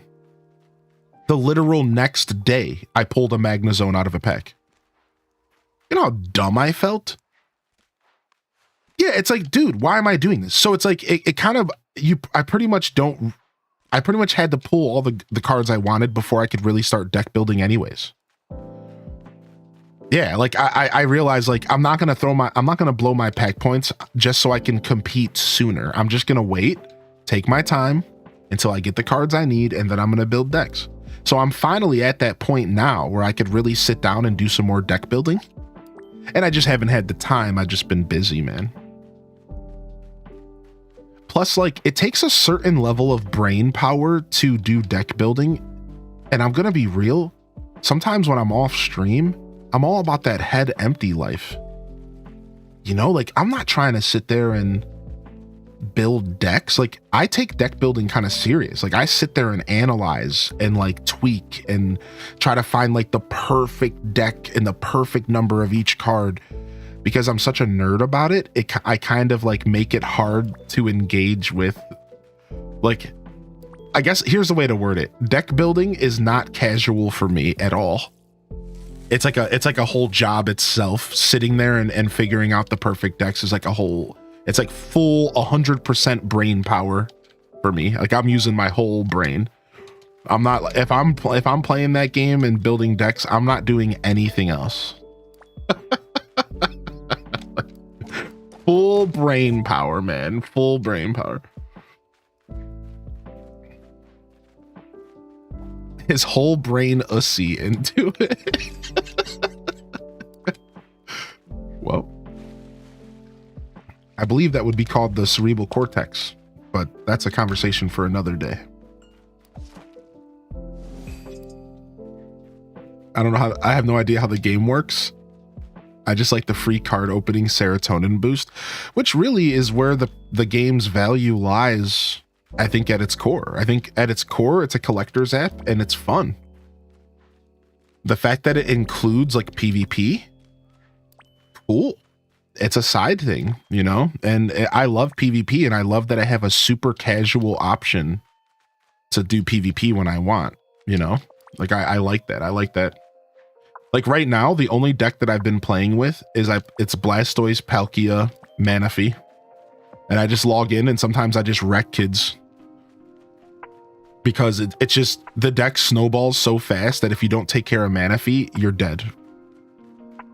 And a lot of people just don't fully grasp that. So like they'll let Manaphy sit out for like 3 turns and they'll just let me feed my bench a bunch of energies. And it's like, what are you doing? Like, you need to get rid of this Manaphy. And it's like, by the time they get rid of them, Blastoise has 3 energies, Palkia has 3 energies, and I'm just like, you're dead. Like, you can't do anything about this, dude. Like, unless you got lucky and you built yourself up a Charizard or something. And, you know, I mean, Charizard's a problem. Gyarados can be a problem because they hit so hard, but. All right, we don't want to forget the pizza option this time. Last time we did our cooking session, we forgot the pizza. So let's go make our pizza here. Oh, and we were going to go to the campfire and cook some eggs, apparently. So let's go do that. So for those that are tuning in for Hello Kitty, I'm doing my dailies, and my dailies I separate into 2 different styles of days. Sometimes I like my dailies to be focused on gifting and crafting, and sometimes I like to focus on just like collecting items, and sometimes I do both. But when I log into this game, I like to try to decide at the beginning of the day, what am I going to focus on? I don't like spend every day gifting every villager. I just don't want the game to get too mundane for me. I'm trying to just try to enjoy the game.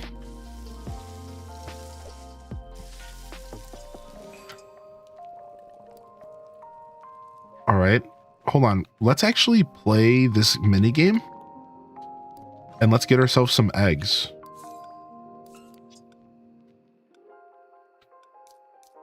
I need to pop a speed potion. Oh wait, was the mini game still going? Oh, I forgot. Like, this game doesn't really pause all like that.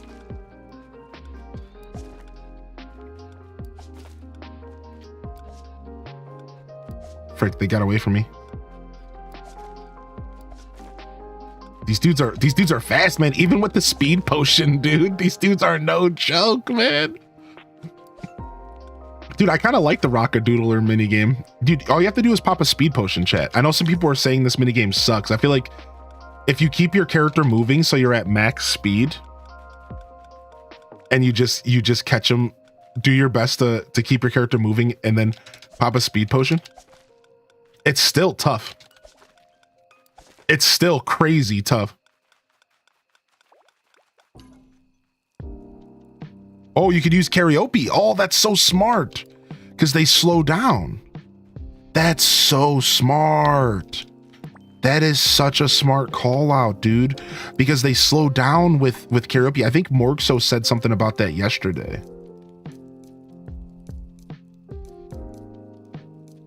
All right. I want tofu eggs.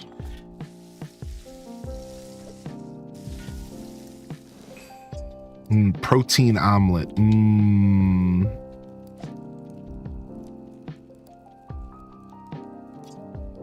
Sick. All right, let's make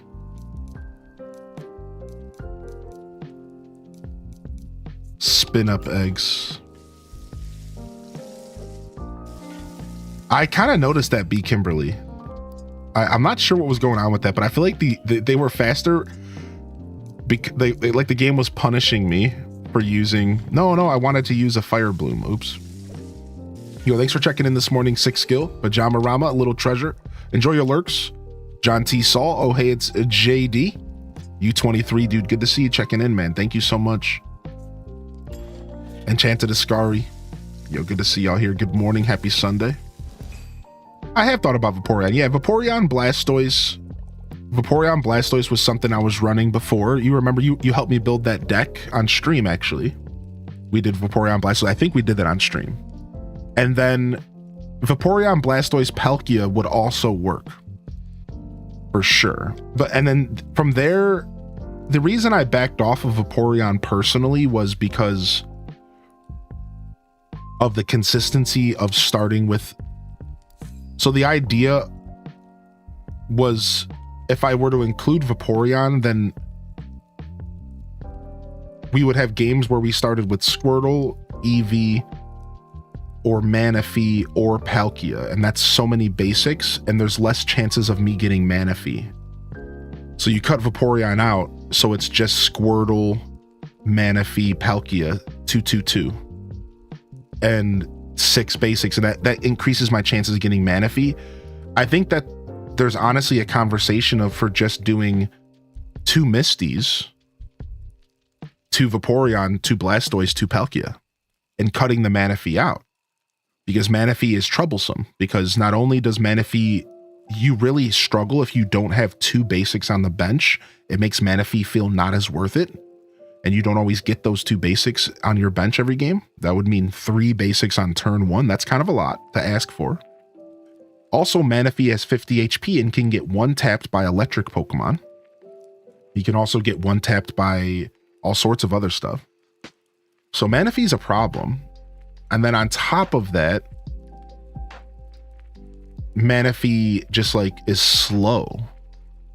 In a sense, like I guess he's on. I guess that last point doesn't ignore the last point, because actually, in fact, he's the opposite. He ramps. But yeah. I think Manaphy isn't necessarily the strongest card. It requires you to kind of have a nice setup. So I've thought a lot about Manaphy. I like him, but I don't even know if it's my favorite card to use with Blastoise, because I feel like it can be a little weird. But I just had a game like 2 nights ago that was perfect. I went Manaphy. I let him kill the Manaphy, gave him 1 point. I drew my other Manaphy. I put that Manaphy out. I let him kill that for another point while I was ramping my bench. And at this point, I had Palkia with loaded, and so I had Blastoise loaded with 5 energies and Palkia with 4. So I was able to just hit him for 160 and then hit him for 150 back to back, and I was just wailing on him. And I'm just like, and I was able to rotate the Pokemon around so they couldn't kill him. And it was just like a nightmare for him. It really was. It felt really good. So like the Manaphy is definitely a powerful card. Yeah, Kyle. Oh, you get the benefits from Hello Kitty as well. Wait, really? Really? So because I'm running around with Hello Kitty, you're getting the benefits on my island? Wait, what? So because I'm using Hello Kitty as a companion, you are getting benefits while you're on my island. That's honestly really cool. I actually really like that. Let's go to the dessert boat. Yeah, ramp decks are fun when you pull them off, right? I play a lot of ramp in Magic the Gathering, so I know I know how powerful ramp can be, because I play green ramp in that game. So I have like a pretty good eye, a good a feel for ramp gameplay. Originally I didn't actually like the Manaphy deck for Blastoise. I felt like it was too gimmicky. But the more I play it, the more I realize like it's actually pretty good, especially with Dawn. I'm thinking 1 Dawn and 1 Misty might be the play, so that you have those games where you just have a chance to pop off with Misty. And if you think about it, Misty is still a 50% chance to get 1 energy, which is the same as Dawn, except for the 50% chance. So like Dawn guarantees it, but Misty's only a coin flip away from guaranteeing at least 1. So there's value there, right?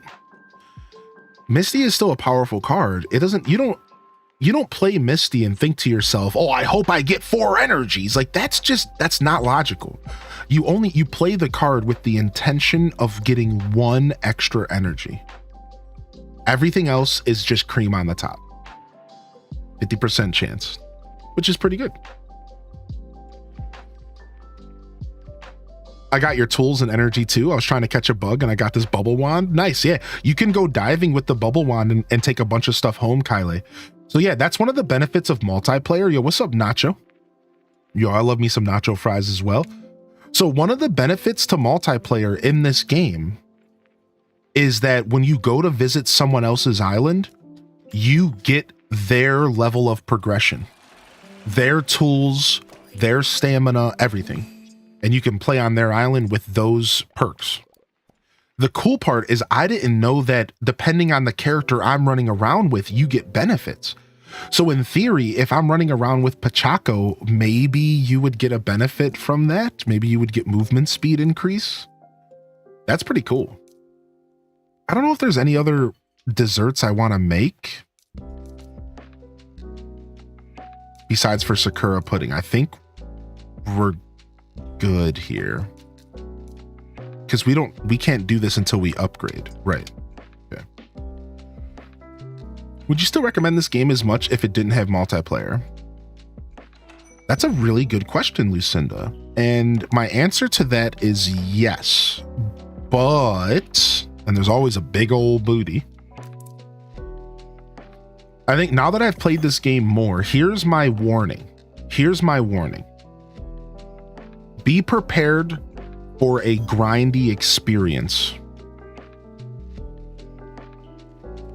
If you don't like a slow draw game, you might get frustrated with this game.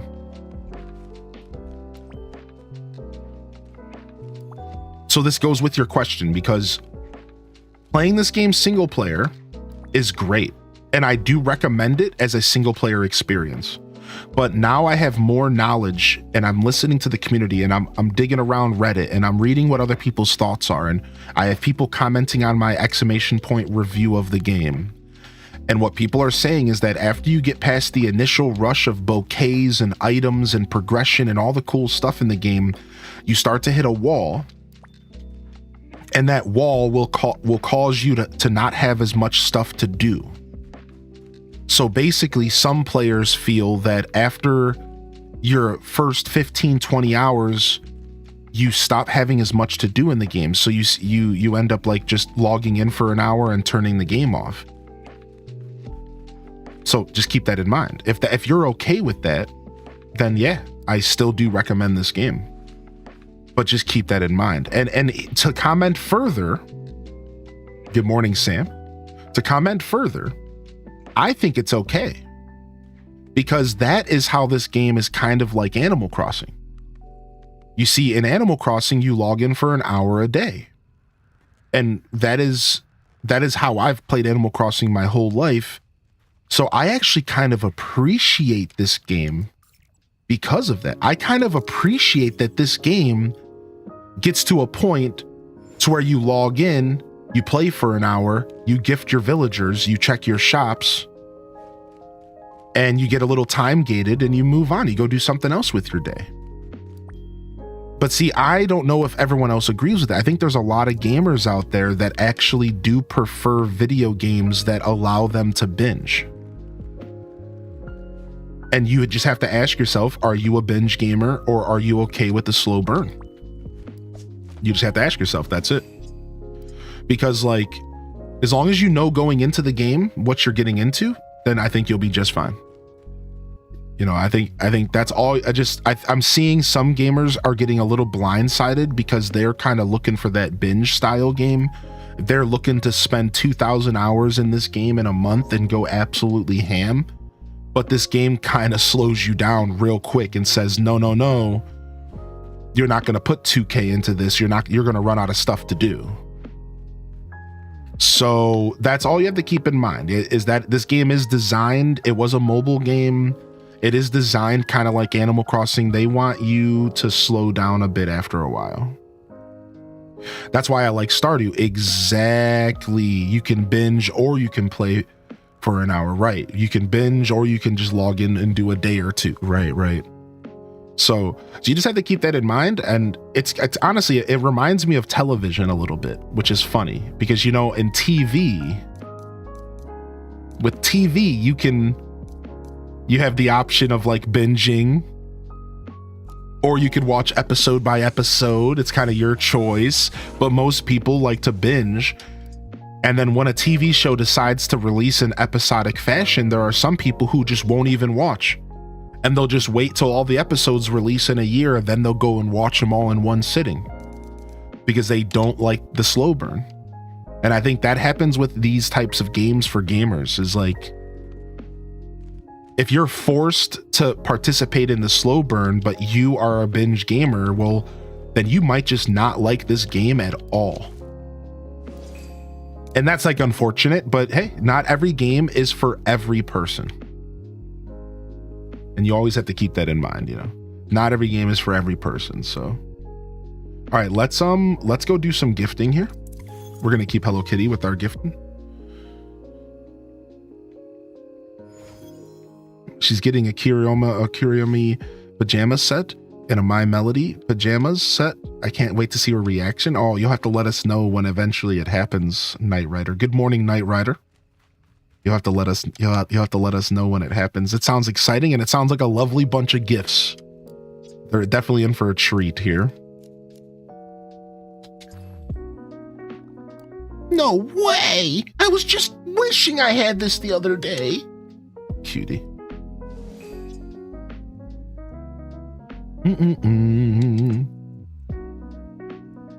I can tell you, Little Treasure, from experience that this game is definitely positioned to be a really good side game.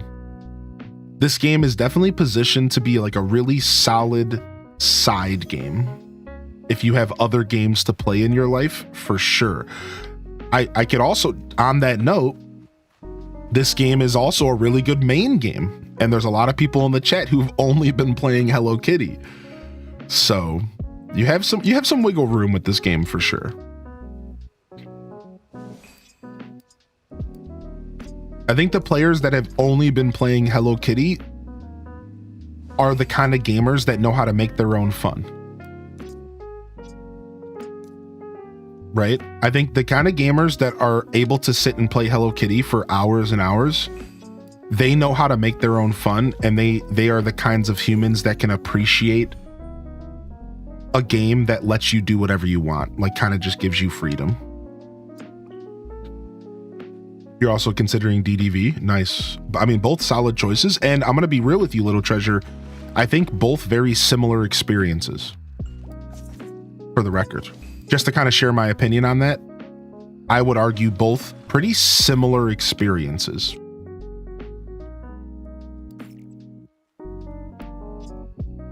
Boom, boom, boom, boom, boom, boom, boom, boom, boom.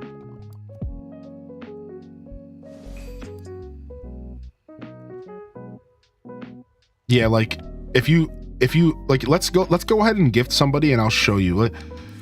It's only gonna work if I gift people that are high level. So let me go to town real quick and give somebody high level, and we can give you an idea of the slow burn, right? I can give you like a rough idea of the slow burn here, right? So if we go and we talk to My Melody, first, let's take a look at My Melody's heart level.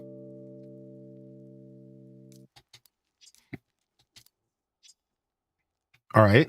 So she's about, I would say about a full third, maybe a little bit more in 14. All right. Now let's see what 3 2-heart gifts does for her.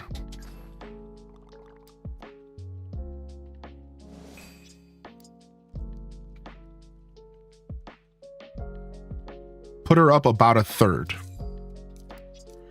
So in theory, if you don't have any bonus items, it would take me 3 real life days to get her from level 14 to 15.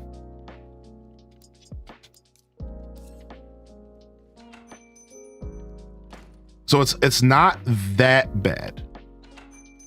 It's not that bad. Right? But it's definitely a slower burn.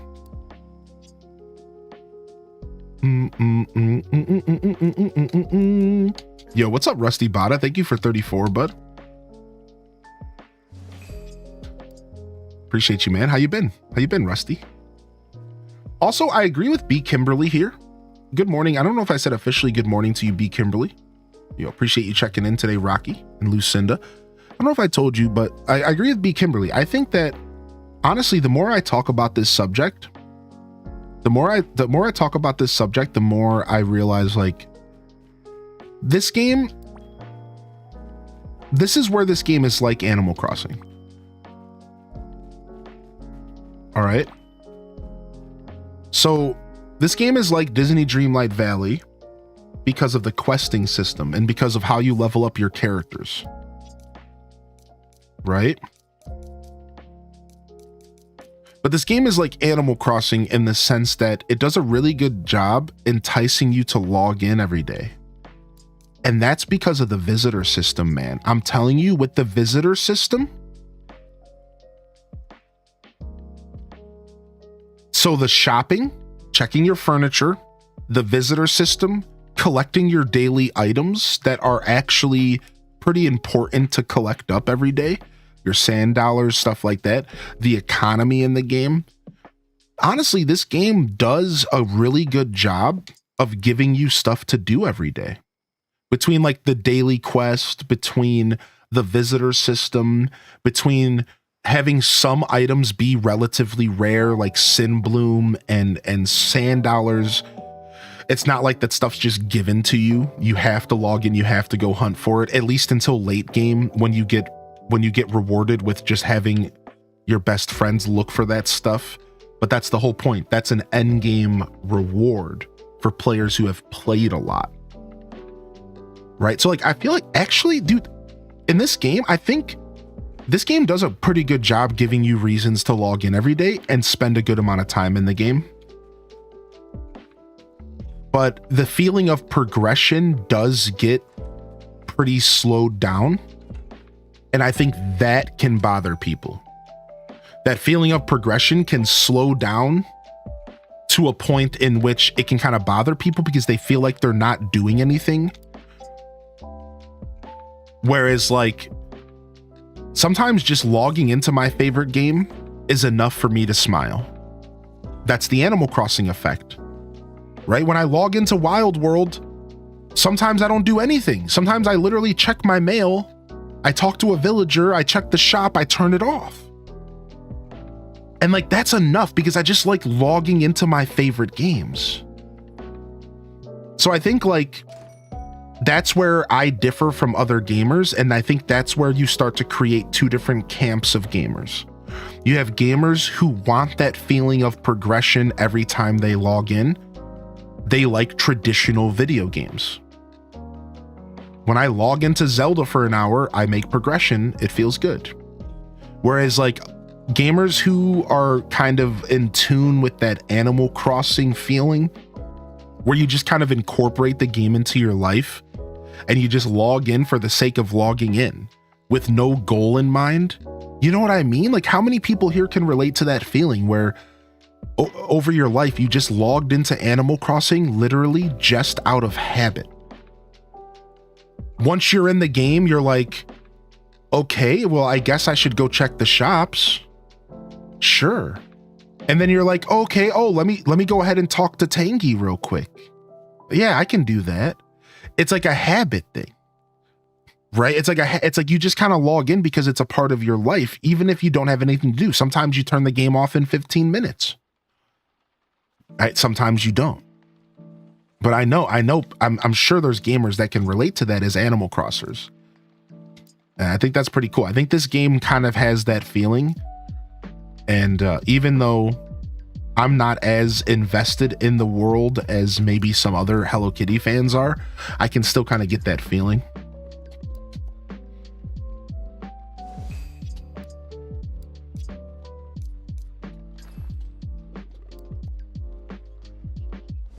I kind of appreciate something slowing me down, yeah.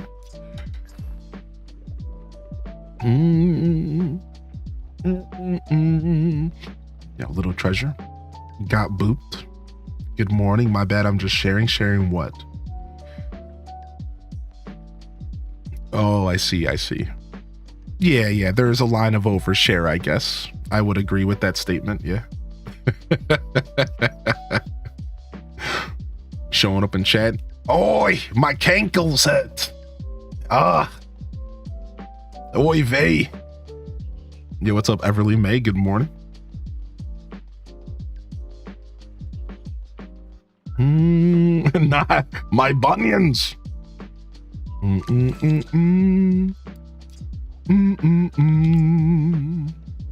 Appreciate you. Big shout out to the mods. Thank you, mods, for keeping the show nice and smooth. Thank you.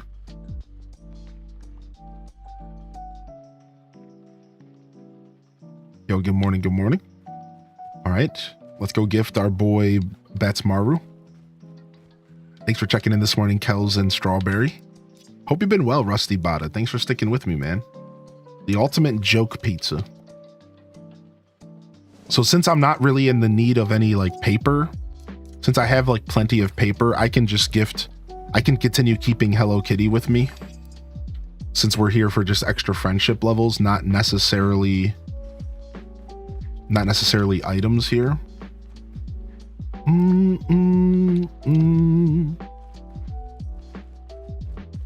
All right, did we gift Pachaco? I think we did. All right, let's go up to Choco Cat. Do. Just big chillin'. Quay. Momo Mimo. Nice, dude. I got hooked up with some items yesterday as a gift from Soda Vigilante. And they're items that are good for gifting some of these characters. So I've gotten some extra friendship boost. Yo, you want to take a picture together? We're level 2 friends.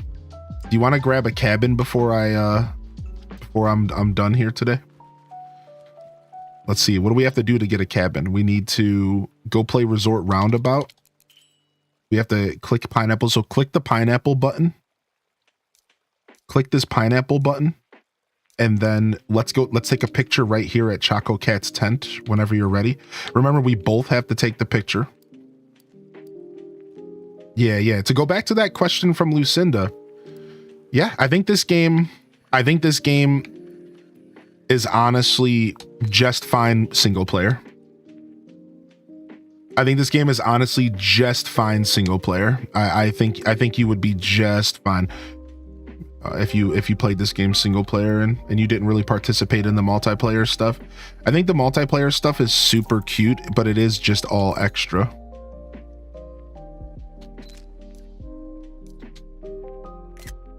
There, we'll save it for a little memory.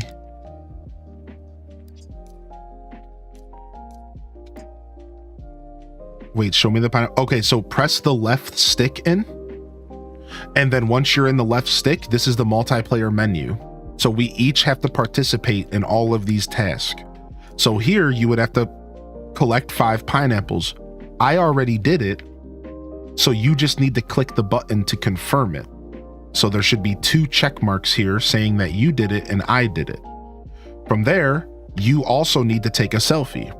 Both of us need to be in front of Choco Cat's tent, and both of us need to take a selfie together. So you need to pull out your camera and take a picture of us standing here.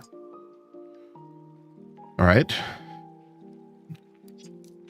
And then from there, we have to go and play Resort Roundabout.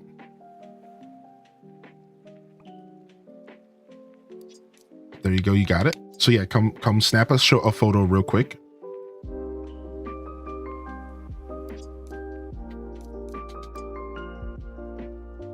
What's up, Becca?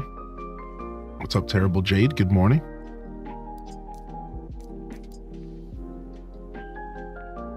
Okay, and then we have to play Resort Roundabout. So it's over here.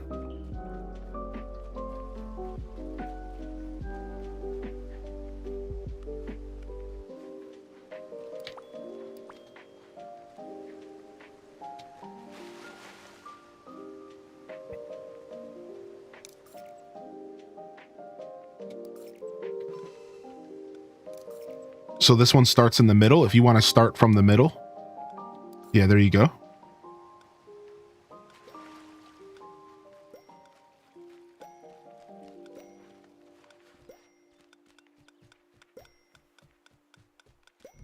Boom. All right, so then we have to do that again through level 3. So now I'll add the coconuts, and then you have to click confirm that. We have to go take a picture with Bats Maru, and then we have to go play Sandbar Dart. And then from there, just start thinking about where you would like your cabin to be. And then keep in mind that when you decorate on multiplayer, you are using your furniture from your own like save file. So whatever you decorate with here, you're not going to have back at home. So you'll just have to make sure you keep that in mind. And if you want to decorate, you don't have to. But yeah, so let's go. We have to take a picture with Bats Maru, and then I'll show you where Sandbar Dart is. Okay. And again, it's the same thing. Both people have to participate. Both people have to pull out their camera and take pictures. You don't have to put too much thought into it. You can generally just take like any snapshot, really. I see your character's looking extra cute. That purple sun hat. Yo, what's up, Becca? All right, sick. All right, and then let's go play Sandbar Dart, which is this way.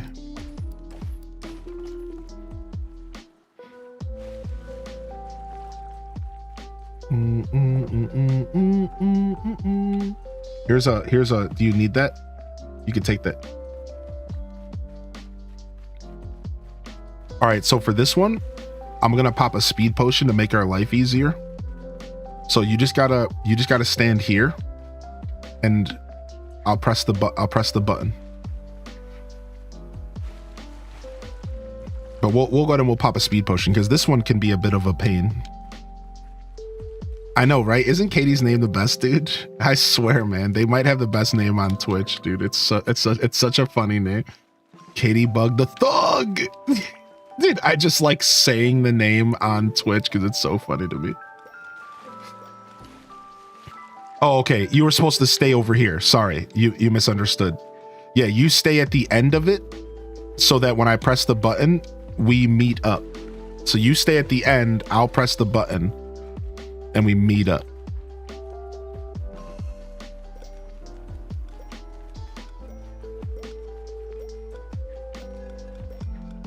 Yeah, you're... Okay, so why don't you try pressing the button instead, and then I'll stay at the end. Okay, so you go back over there and you press the button up there. It's right here on the map. And then I'll stay here.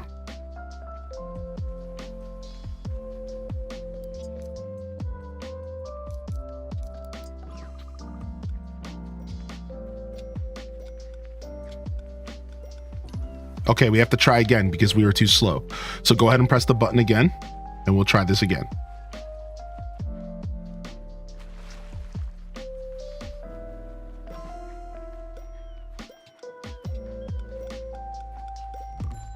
Okay. All right. So now you just have to click the coconut button again here in the center with the left stick.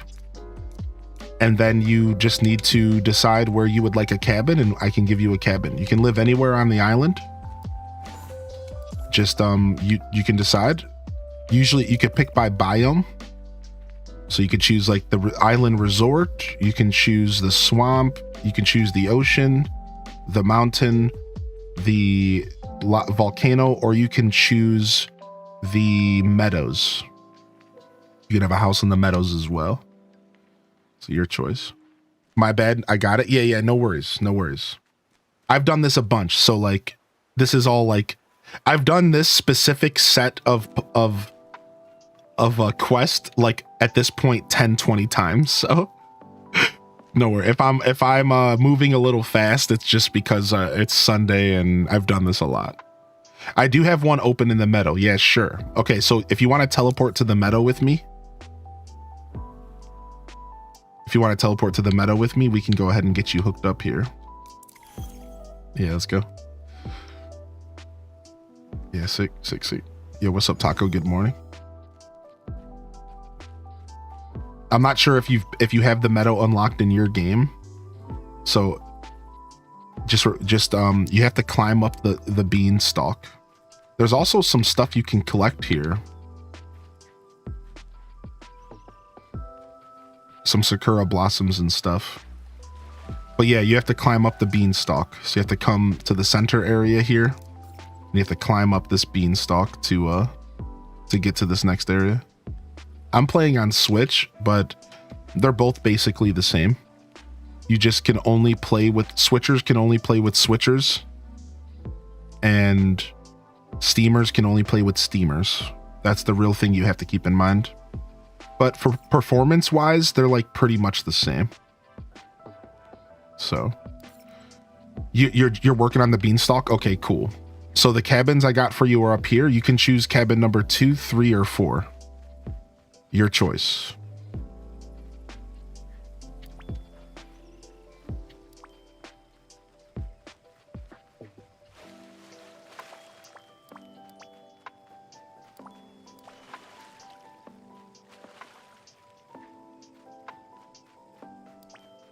Dude, look at these little cuties.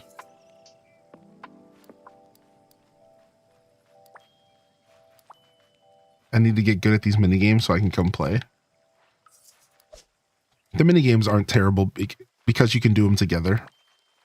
So you don't have to get too good at them. You can play them together.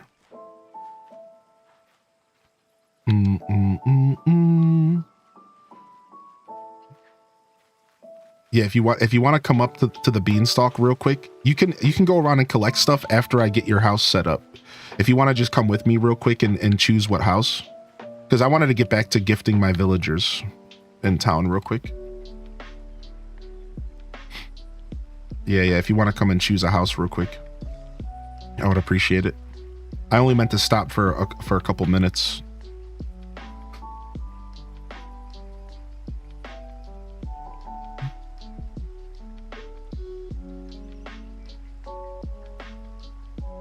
Fell back asleep. Yeah, what's up, Kita Benita? I'm just lost. Oh, okay. You just have to come to the beanstalk. Yeah, that's why I asked if you unlocked this area already. That was actually the first reason I asked that. Yeah, that's why I was waiting for you, but you just have to come to the beanstalk. The beanstalk that you said that you're working on in your town. You have to climb up the beanstalk.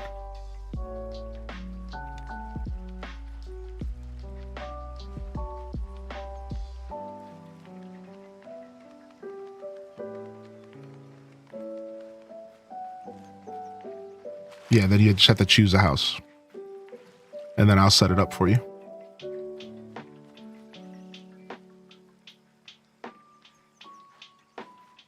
Okay.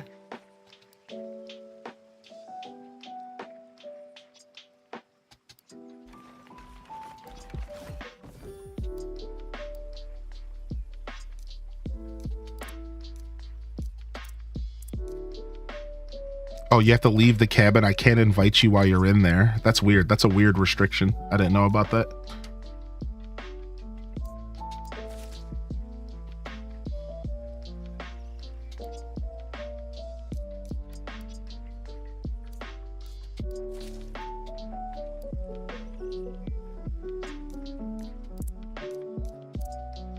Okay, it's yours.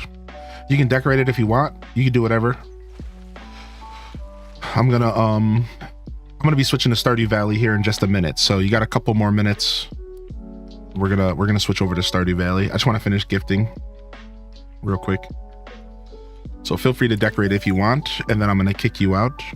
For those of you hanging out here for Hello Kitty today, make sure you hit that follow button. I would appreciate it. We'll be back to Hello Kitty again here in the future. We're gonna be doing some Stardew Valley here this morning. And I'd like to switch here sooner than later, so if you're over on YouTube and you were here for Hello Kitty, make sure you hit that subscribe and hit that like button. We'll be playing more of this game. Maybe tomorrow. I haven't set up the schedule yet, but I think maybe tomorrow we'll dive into some more Hello Kitty. We'll see how we feel when we wake up and when I set the schedule up tonight. What's up, Snow Squirm?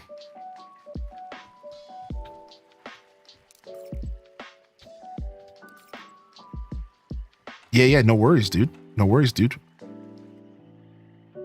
Appreciate you popping in. I have fun playing this game with the community.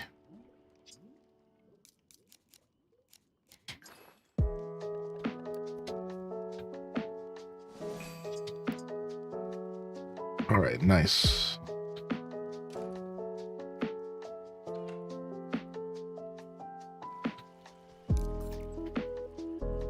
Let's go gift Peckle and Pom Pom Period.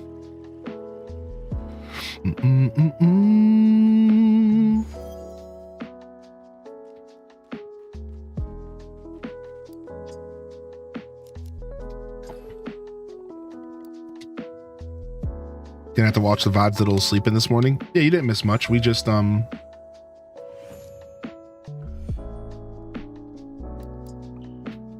just been collecting. I've been cooking. Today was a cooking and gifting day for me. I don't know if there's anything worth noting in my shops, but that's kind of per person. I'm not sure. As far as your interest, I don't know if there's that. I can't think of anything off the top of my head. I bought a lamp today.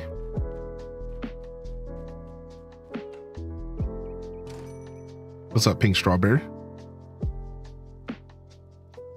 I was almost asleep when Chuck and Bones came on and I was back awake. Dude, oh no, the Chuck and Bones, Morxo's VOD frogging it up.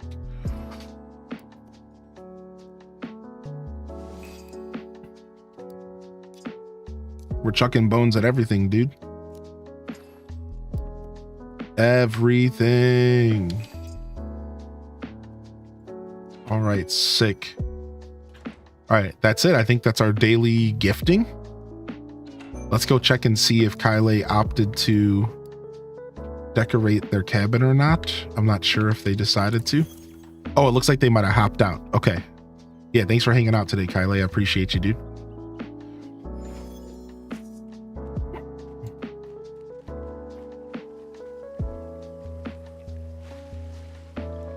You might have to make it your alarm. It's your jam to get you going. True. True.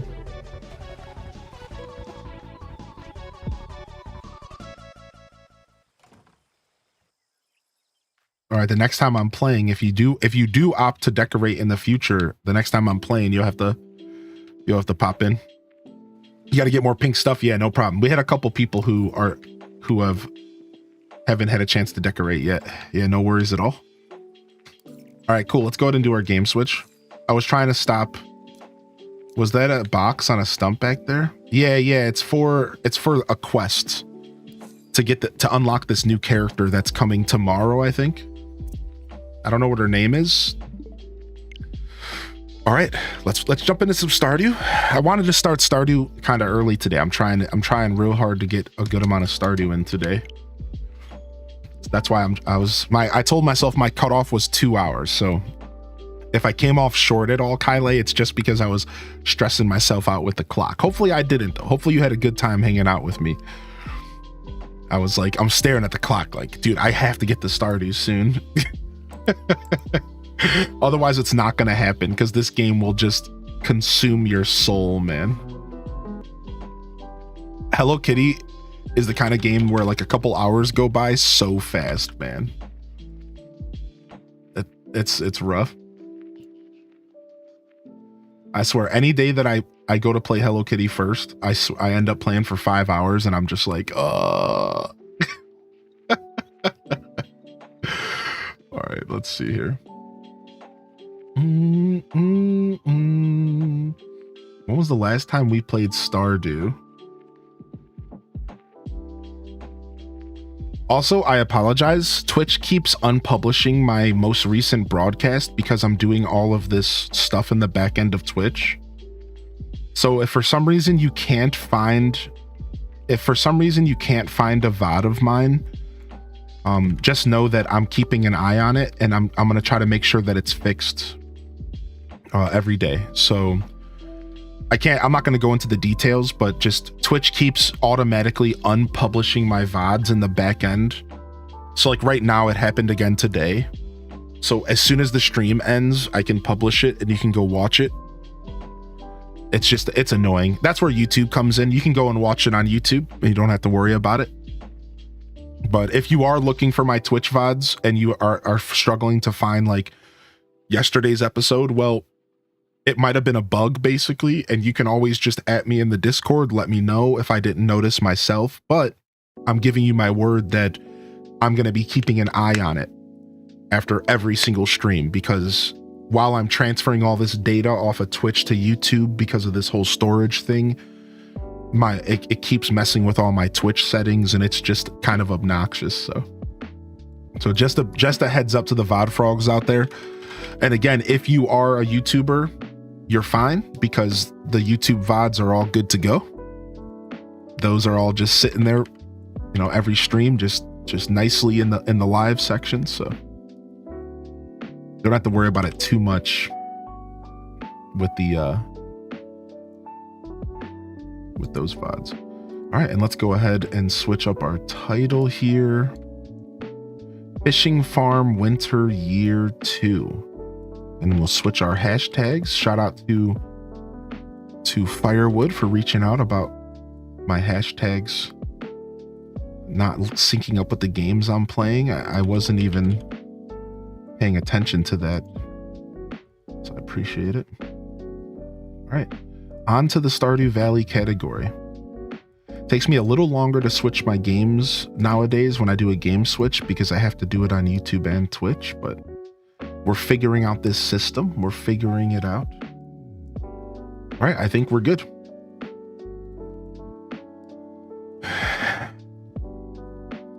Yeah, exactly. Like for example, today's is unpublished. Yeah, it's weird. So you would have to go to YouTube if you wanted to go back and watch the beginning of today's stream, for example. Until the end of the show. But once I end the stream today, I will be able to publish it. It's freaking Twitch. I had a blast. I feel like I get extra dopey when chat's watching. I think we all get a little extra dopey when chat's watching, yeah. The truth is Kyle, I'm a very patient human who respects that everybody has a different pace of gaming. And I would never want to invite someone over and then make them feel like they needed to be rushed or hurried. So that's the only reason I even said anything at all, is because that's normally, if I'm going to do something, I'm going to put my whole heart into it, and we're just going to relax and we're going to play together. But I was kind of in a hurry, but I didn't fully express that to you, and just wanted to make sure we were okay, dude. Yeah, no worries. You weren't dopey at all. Not even a little bit. I was just in one of my moods there where I was just trying to get to Stardew. Now that we're here though, let's go ahead and talk and not play Stardew for the next 30 minutes, because that makes a ton of sense, right? Because now that I'm back on the Stardew screen, I can just relax again. So hey everybody, how we doing? Scarlett, thanks for checking in.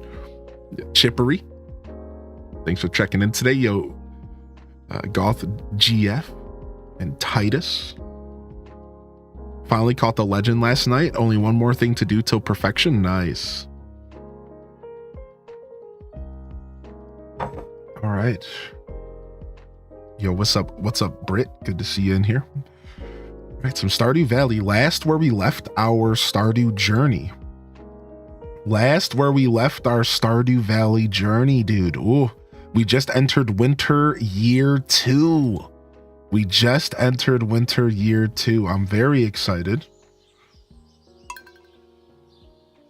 Here we are. We broke 1 million gold in hand. We're playing for 104 hours. Day 13 of Winter Year 2. So we've been in winter for a little while. Day 13 of Winter Year 2. Whew. So we've been in winter for probably an episode or two. All right, we're going in. We're going in, baby. I have positive news. Yo, what's up? Hit us with some news, baby. What's up, CNAG?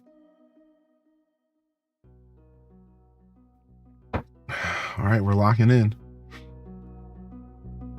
I saw Daz has stepped away for some breakfast prep. Get your thing on, dude.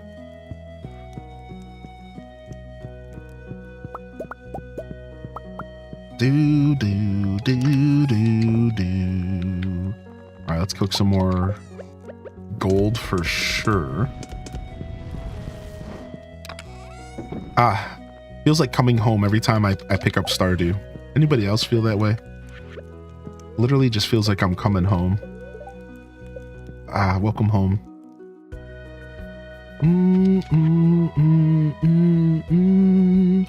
Gotta catch me a lingcod. Okay, Willie. We'll get you a lingcod, buddy.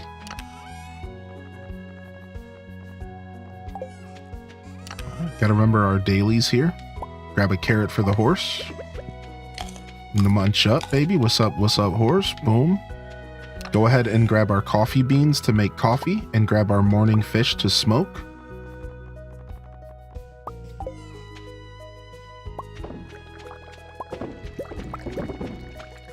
All right, boom. Oh, the fish smokers got moved. Yeah, I forgot about that. We also should probably be grabbing morning wood. Wait. We should probably be grabbing... we should probably be producing coal in the morning as well. My bad. Dude, I didn't think about it, all right? I'm playing video games. Y'all need to chill.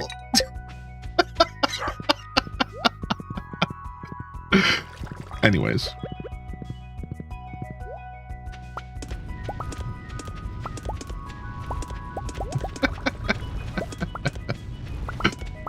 All right, sick. Wait, oh, we have more than 13 fish smokers? Sheesh. I didn't even know we were on that level. All right, we need 2 mega bombs here.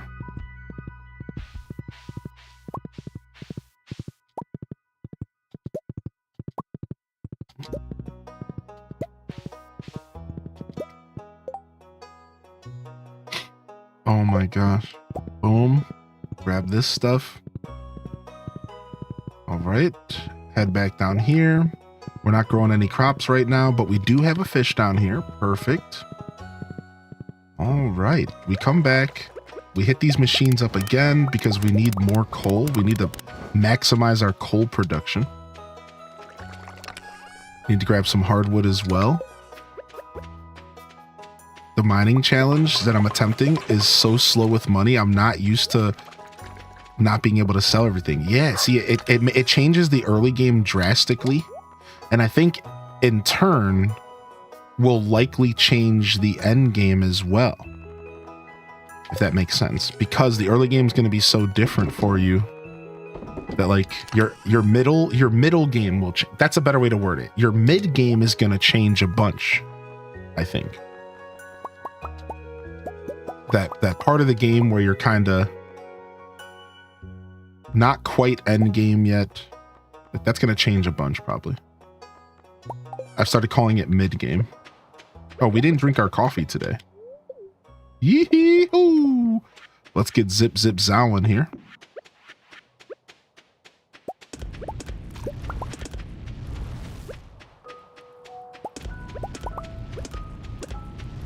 Now we have so many fish smokers that we can't catch enough fish. No!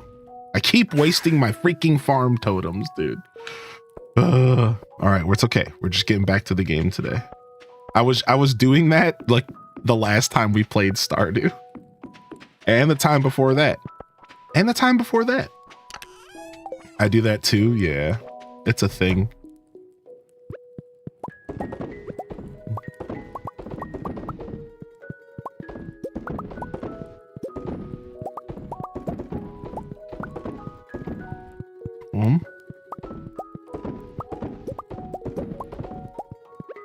It got so bad. I was wasting farm totems so often last time that I played this game on PC in our last playthrough that I bet the chat that if I kept wasting farm totems, I would have to gift subs. This was the way that I tricked my brain to stop doing it.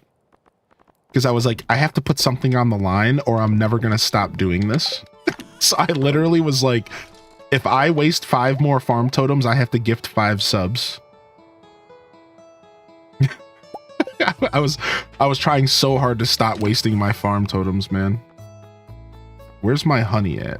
All right, we need to go into the house and we need to make some more farm totems real quick. What? Who's calling me? Oh, they hung up. Scumbags. Freaking telemarketers, I'm telling you. All right, sick. Boom. Do do do do do do do. All right, we're in. Yo, what's up, dude? How you doing, Link 101? Good to see you, buddy. I was just lurking on you like a couple weeks ago. I can't remember what you were playing though. All right, That's like a rough start to our dailies. From there, we have to go into the... Oh, I forgot we got a meteor. Look. Yeah, dude, I forgot this happened. 10 iridium ore for free. Don't mind if I do. All right, we don't have an auto feeder and it's getting annoying. My lack of auto feeder is getting actually mega annoying. I think we need to get an auto feeder. Or the chicken coop. I think we need to upgrade our chicken coop to the max level. I think we need to upgrade the chicken coop to the max level. I'm sick of not having an auto feeder. How much hay do we have left? 134 out of 240. Wow, our hay reserves are going down fast. Uh-oh. So I guess we could go upgrade our chicken coop to level 3, right? So what does that take? Let's go ahead. We have a command, don't we? Stardew coop. So 20,000 gold, 500 wood, 200 stone. All right, let's go do that right now. 20,000 gold.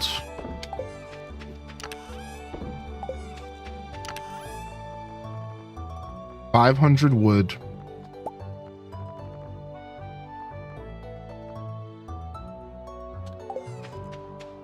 I think I have stone in the house. I'm used to blasting through everything. And I actually made it harder by doing Majora. Yeah, true. I guess Majora would be a bit tougher. Because you're not making a ton of money. No, do I just not have any stone at all? I might have just made a new... Rip, I might have used all my stone on a fish pond. Oh, I have 158. Okay, so we have to go farm up some stone. So what are we gonna? How are we gonna do that? Skull caverns.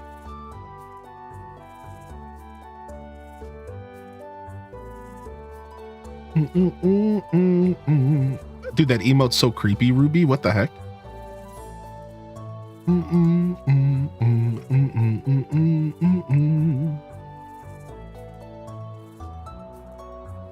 Yo, Banana Universe, what's up, man? Yo, I missed this message. Banana, good to see you, dude. I drove 1,000 miles over Friday and Saturday, and I'm safely in my new home. Yo, congratulations. Thanks for checking in this morning, Flutaboo and JR. Thanks for checking in this morning, Ruby and Bobby Girl. Yo, Banana Universe, congratulations on the move, man. That's actually massive, dude. Let's go ahead and get our sound off going on this morning. We did a game switch. Let's go ahead and get our sound off going on this morning.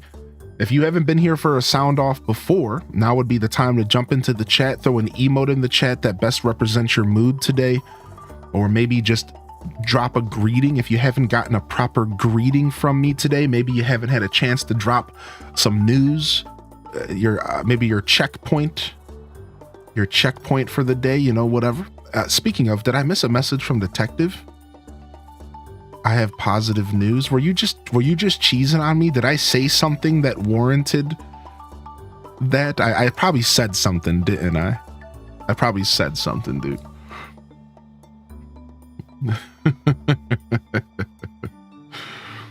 I'm sure I said. No, you do? Oh, yeah. Dude, feel free to share if you want, dude. I'd love to hear it. Yeah, what's up, Hold the Mail? Would the quarry work quicker than the mines? Oh yeah, good call. I think I have some stuff left at the quarry right now. Good call on the quarry. In fact, we have enough at the quarry, I think, to where we could probably get the 50 stone we need right this moment. And we could... Yeah, good call out. I think we have a ton of stuff sitting in the quarry waiting. Massive call out, actually.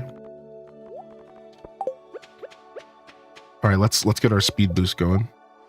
Yo, look at those beautiful emotes in the chat. Look at this beautiful sound off in the chat. I see some lurkers, some smokers. I see some chairers, some chair rotators. I see some poo butts shaking. I see some dances. Yo, what's up, Sober Cactus? Good morning. Good morning, Maddie Senju. I haven't had a chance to say hi to you. Yo, Scuffed Eats enthusiasts, just a heads up one more time for those that didn't hear the news. I had to cancel Scuffed Eats this week. I just had a lot going on. It was one of the more overwhelming weeks I've dealt with, and I didn't really deal with it that well. Unfortunately, we all, sometimes you're not as strong as you would like to be. And I just was not able to bring Scuffed Eats together in a way in which would respect all of you as well as myself and the show and the passion and the heart that belongs in Scuffed Eats. I'm not going to do the show when I'm just not in the right mindset to do the show. So we're here to hang out. We're here to play some games. We'll bring back Scuffed Eats as soon as possible. Yeah, my water's back. I was able to take a shower finally. Yeah.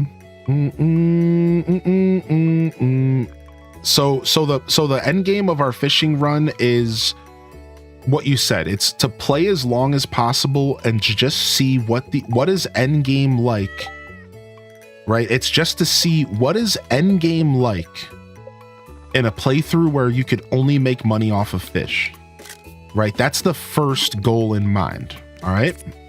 However, to give you a little bit more of a focused answer, the goal is to fill up our property with fish ponds. I want to, my end game goal is to have fish ponds in pretty much every possible location filled with nothing but legendary fish. And I want to see how much money I can make in a month doing just that. I want to see how much money I can make in a season in game with nothing but full legendary fish ponds. If I had one end game goal, it's that right there. I just want to see what it's like. I want to see what it's going to feel like. I want to see how it compares to a normal farming playthrough. This is a comparison playthrough for me. I want to see what is it like to play the game like this. What does it feel like compared to the other 2 times I perfected the game, right? I'm not gonna perfect this playthrough, but I'm gonna definitely kind of feel it out and see if we can get close. If the money grind isn't too bad, maybe.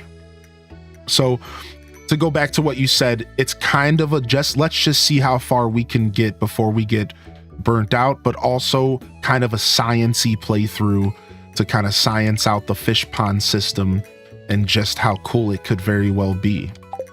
So good question. I'm glad you asked. I'm still kind of figuring it all out though. The truth is, Mayo, I'm still kind of just figuring out what this playthrough is even accomplishing. We're kind of discovering more and more things that we want to do over time. So that answer could change over time, and it has changed since the first time I answered. Since the first time somebody's asked me, my goal of this playthrough has changed drastically because I haven't always known what I've been wanting to do from the beginning, so. Yo, let's see here. Congratulations. I got a promotion during my review. Let's freaking go. Clap us, dude. Rage, congratulations on the promotion, dude. Beautiful, dude. Yo, Rocky's getting cozy. Yo, Scouty's is peeking over here. Thanks for peeking on in. Unipop is getting ham danced. Unipop's getting ham danced. Yo, and Morg, so if you want to come and shop later while I'm doing chores and stuff today, you're welcome to do that, by the way. You're always welcome to message me if you want to pop over and shop in Hello Kitty, even if I'm not like playing the game. I meant to say that earlier. Yeah. Just feel free to send me a message. I'll let you know when I'm around hanging out. XOKel, good morning. Yo, Silu, good morning, and enjoy your peeking, your perking. Yo, what's up, Bailey Beebs? Always good to see you, H-Des, bruh. Yo, Hannah's in the house. Doomed, welcome back to the show, Doomed. Pajama Rama. Yo, beautiful sound off today. Absolutely gorgeous sound off. It's wonderful to see y'all in the chat here for a casual Sunday here. Wonderful to see you in the chat for a casual Sunday. We did a lot of Hello Kitty, unplanned Hello Kitty this weekend, so I almost started the whole stream with Stardew today. Because I was like, well, screw the schedule. I played Hello Kitty all day Friday, because we ended the stream kind of abruptly, and then I played it on Saturday morning as well. And I'm like, well, But I decided to stick to the schedule because I think there were some people who were looking forward to Hello Kitty this Sunday. And all right, we got the 200 we need. Let's quickly go and visit Robin and get this upgrade going real quick here. So yeah, I decided to do morning Hello Kitty and then do a game switch to Stardew, since again we did kind of play a bunch of Hello Kitty this weekend that was unscheduled, and I think this was a good decision. I think as we go into next week, I'm feeling a little bit more Stardew. So if you're here for the Stardew content, you're in for a treat. I think we'll do Stardew Monday for sure, like tomorrow. I don't know what I have planned for Tuesday. And I don't know what I have planned for Wednesday, but Wednesday is my partnership celebration day. And we're not going to be doing anything terribly crazy for the partnership celebration this year. But I just wanted to be live on Wednesday and be here and let people put the little party hats in the chat and say congratulations, because it's a super cool thing that's happening. We 5 years of partnership. 5 years of partnership, so it should be pretty cool. But I don't have anything terribly crazy cooked up. Again, like I had some stuff planned, but it just one thing led to another, and I'm just like, you know what, we're just gonna relax, we're gonna just show up, we're gonna hang out, we're gonna play some of our favorite games. I have a couple little things planned, but I think y'all will enjoy Wednesday for sure. It's just not, we're not doing like a big blowout. We'll save the blowout for April, because the first week of April is my streaming anniversary for 6 years. So we'll be doing a little bit more of a blowout celebration in April during that week of the Switch Direct. I think it all just kind of lined up perfectly. And I think for the partnership celebration, we'll just be here, we'll just be present, and we'll just enjoy each other's company, and we'll look back while thinking forward. We'll see some of the content, some memories, check out some memories, and it'll be kind of that kind of vibe for sure. But 5 years of partnership is definitely nothing to scoff at. So we've made some strides, dude. We've made some strides for sure. Actually started watching you for your Wonderful Life run, but I'm hooked on your Majora run right now. Dude, I love me some Majora's Mask, baby. Always lost interest in that game. It's been fun watching you play. We got a nice dungeon ahead of us. Glad to hear it, dude. I love A Wonderful Life. I'm still gonna see credits roll in A Wonderful Life. We will be seeing credits roll in A Wonderful Life. It's gonna happen. It's gonna happen. We're going back to that game again. It's gonna happen. I don't care if I've been saying this for 2 years. It will happen. It will be mine. Oh yes, it will be mine. Cool your jets, man. Yo, welcome to the show today. Thank you, Rosie Bomb. Finally found the motivation to do a short stream. Felt accomplished. And it's only 11. Dude, nice. Maddie send you. We love that, dude. Some motivation. Find some motivation in your world. Off to the bus stop. Grab our horse. Nice. We got an extra 100 stone here after all of that, which is pretty rad. An extra 100 stone after all of that. Pretty nice. All right, we can spend the rest of the day fishing here on the farm, and we can go ahead and do our crab pots. This is all just free experience at this point. Even though it's a little bit of experience, it's all free experience for the mastery system.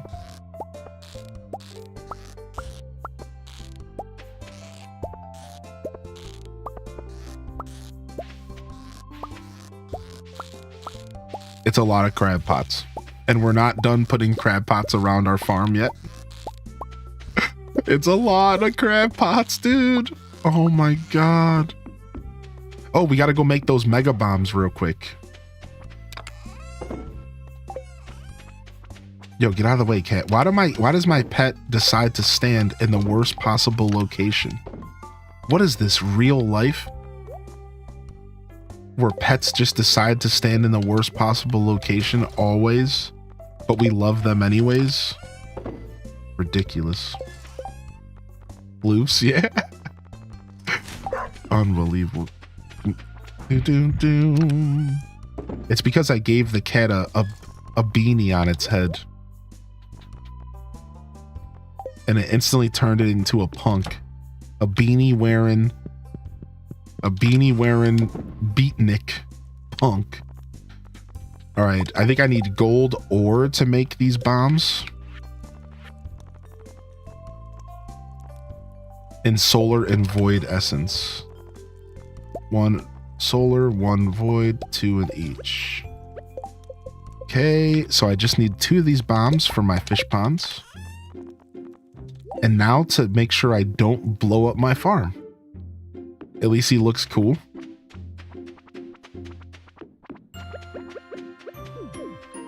Oh, I almost actually did. Jokes aside, I kind of almost did put that bomb on the ground. All right, do I have a beach totem that I could use? 3 of them. We'll ignore the beach crab pots today. Let's just go ahead and fish on our farm. Let's get some fishing in, baby. Let's get some fishing in, baby. Yeehaw!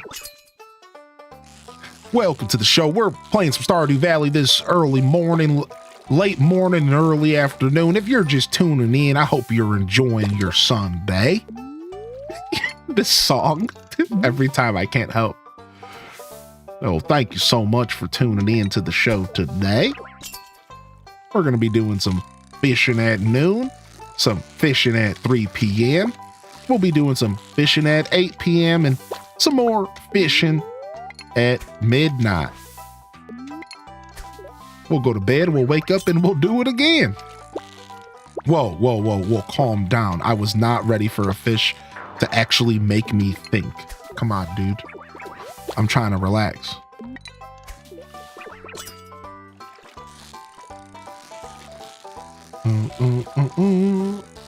Ended up falling to avoid squishing them. Yep, that's the cats, dude. That's how they get you. Yeah, what's up, Flower Child?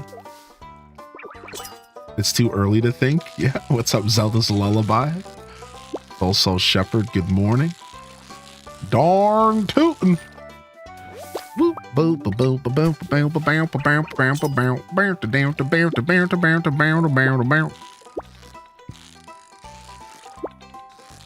Stop making me work. I'm not ready to work this hard while fishing. I'm not ready. Don't I have some cork bobbers laying around somewhere that I could plug in real quick? Please. Please, please, fish. Don't do this to me. I gotta have some cork bobbers laying around. I swear I made a bunch of them. There's one left. Too hard to think, partner. Cookies in the oven and I just made tea. Apparently I'm British and 65 years old. Well, if that were true, then you would have called the cookies biscuits. Boom. Got them. Fake. Fake British. Shit, true.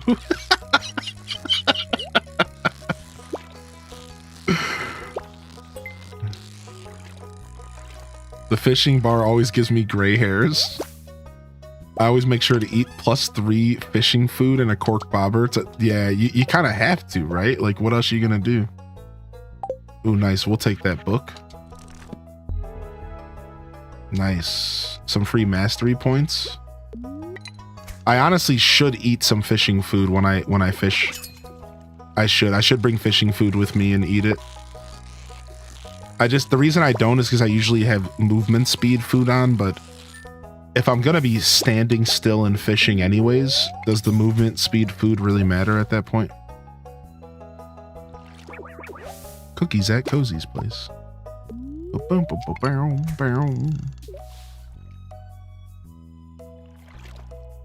You're making tea. Yours is raspberry zinger. Depends if they're chocolate chip cookies. We still call them cookies. Oh my God, the rules. What are these rules of engagement? Oh, some are cookies, but some are biscuits. How am I supposed to know which one is which? Unbelievable. You can't have multiple names for the same thing. A cookie's a cookie, dude.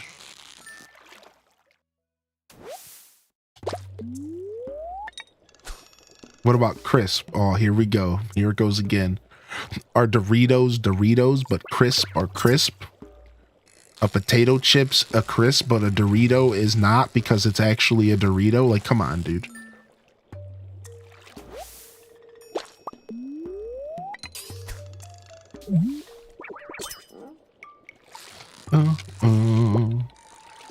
Do do do do do do. Or do do do do do do do do do do do. Or we don't like to make it easy for you.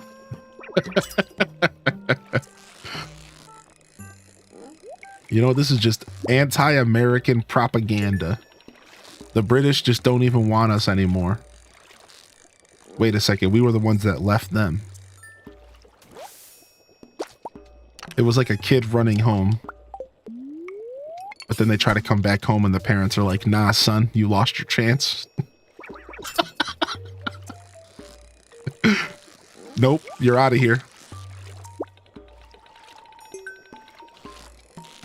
Maybe it's payback.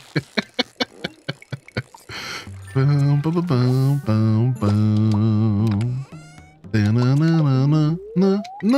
Or, yo, Paris, what's up, dude?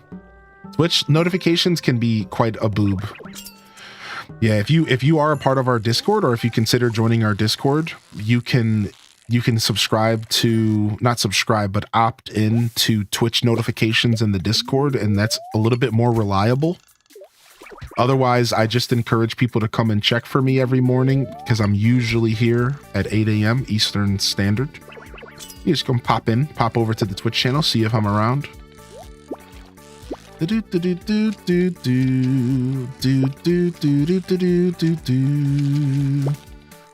So, does the blessing statue with the heart mean that I get extra friendship points? The blessing statue with the heart means that if I gift people, I get extra friendship points that day? I think so. We probably should have been gifting people today. Man, this fish is making me work. We'll join the Discord if it's more reliable, you're right. Yeah. And it's, I don't ping the Discord, I ping a role. So to be clear, I couldn't tell you how many times I've ever did an at everyone in my Discord. I do not try to annoy people, so you have to opt into the Twitch notifications role. So this way people can live their life and I'm not just constantly pinging you every single day, unless you would like that. Like parcel or package, or just be called mail itself, my brain. Do, do. All right, nice. Some solid fishing, dude. Some solid fishing. We're catching all these fish and then we're gonna put them in the fish smoker and then put them in the bin. If I was British, that I would have just said I put them in the garbage. But since I'm not British, I'm actually talking about the shipping bin. Because we're talking about how they have different names and words for everything. And it's pretty obnoxious if you ask me. That's it. That's the song.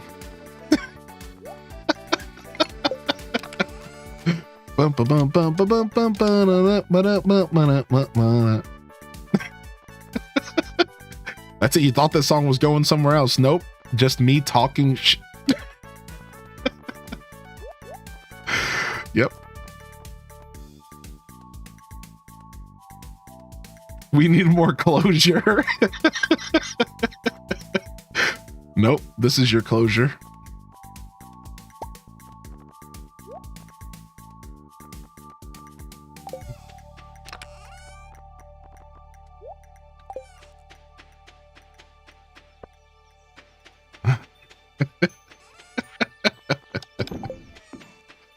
No closure, just wiggles.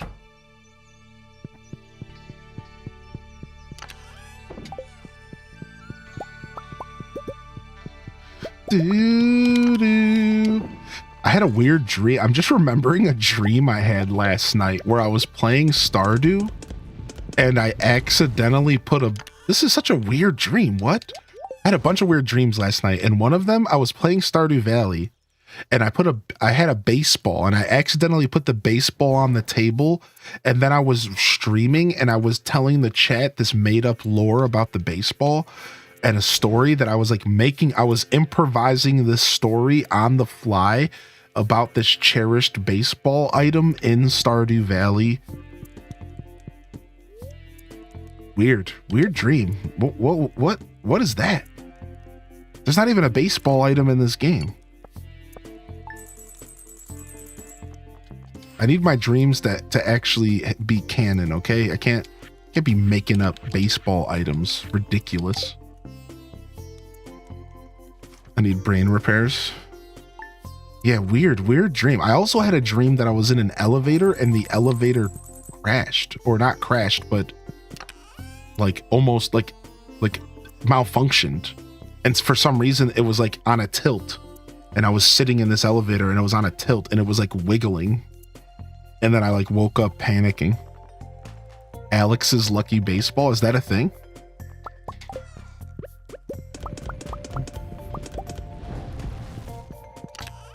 I just remember I woke up kind of screaming in real life.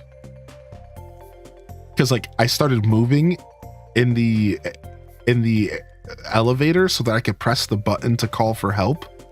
And then the whole thing started swaying back and forth, and there were two other people in the elevator with me, just dream people. I don't know who they were.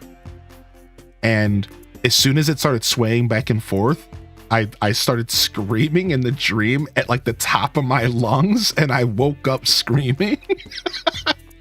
And that doesn't happen often. I'm not the kind of guy that like wakes up screaming out of a dream. That's like never happened. But I woke up like, ah! Like it wasn't even like that loud or anything. It was just like, ah!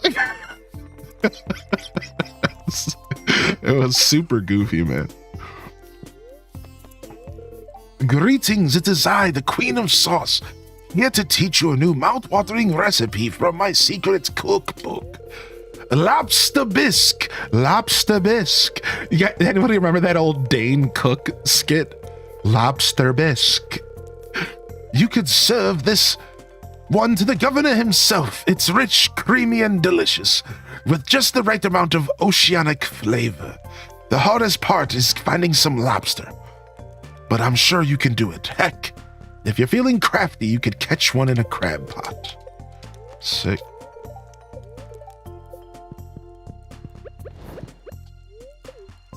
Beatles in the middle of the night, like H does what? Yeah.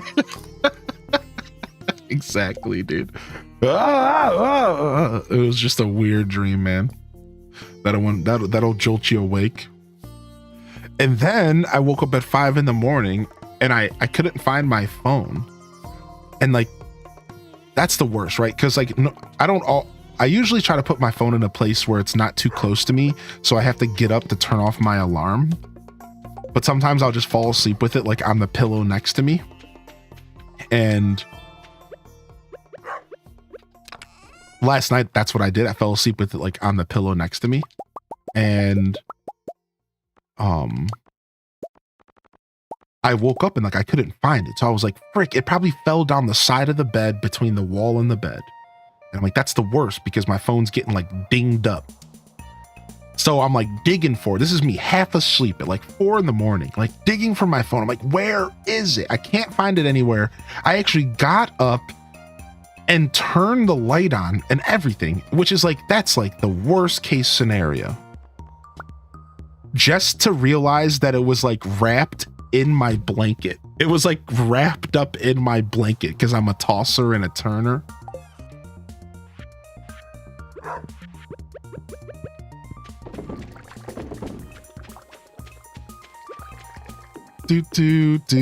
I once used the flashlight on my phone to look for my phone. Classic.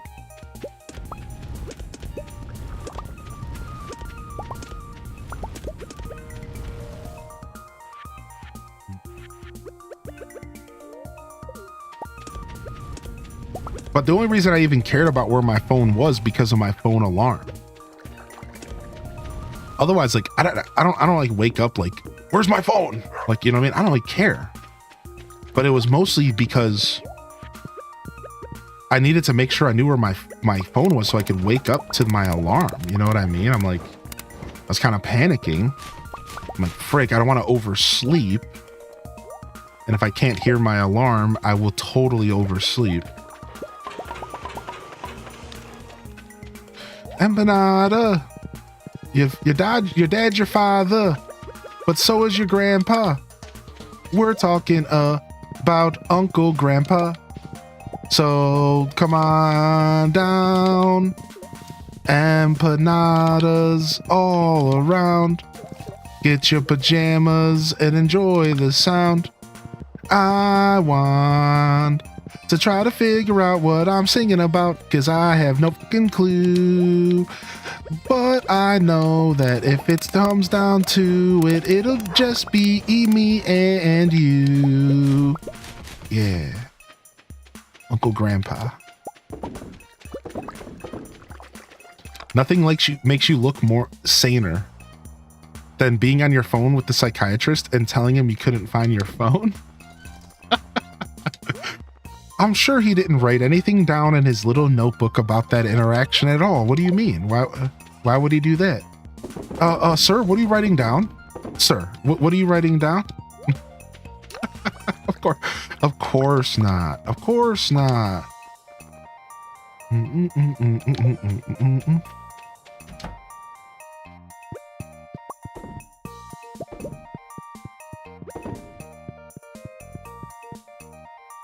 Do.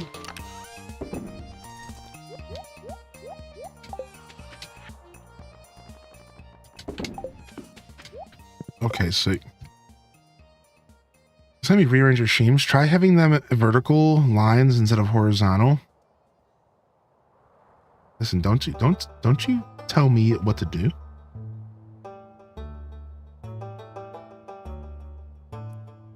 What? What is this? All right, that's a good idea. You talking about in my shed specifically?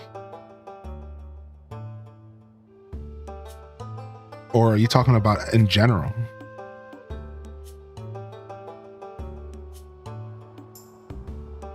He said, okay, lurk. Yeah, no, I'm just trolling, dude. I'm just trolling, dude. In the shed and in general, the killings and the chippers. Okay, I'll give it a try. I'm always down for more efficiency. All right, what are we doing here? Hold on. I want to see what this is. Welcome to the South Harmon Institute of Technology. Atta baby. Beginning of good things.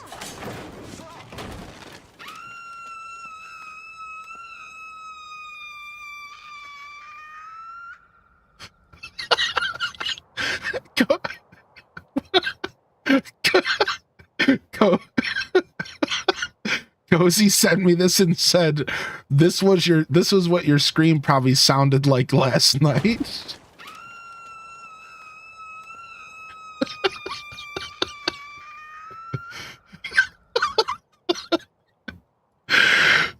Dude, shut up, man. You don't know nothing about me, dude. Get out of here with that.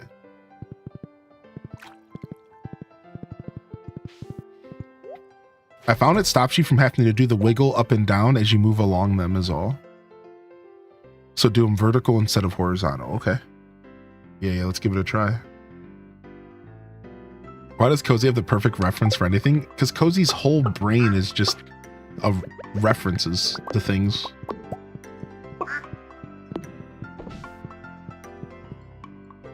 True.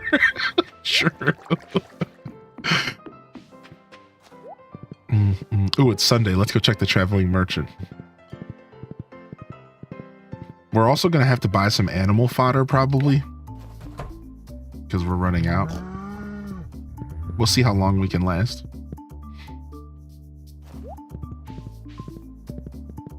We have 20 days worth of fodder basically. I think we'll be good. Well, we'll be fine. Oh, we got a baby raccoon. Look, Bobo's cat his first kid. Oh, congratulations. Eric is pregnant. Need mushrooms. All right, we need dried purple mushrooms and 5 cave carrots. We can do that right now. We can do that right now. It's all down here from all downhill from here, Bobo.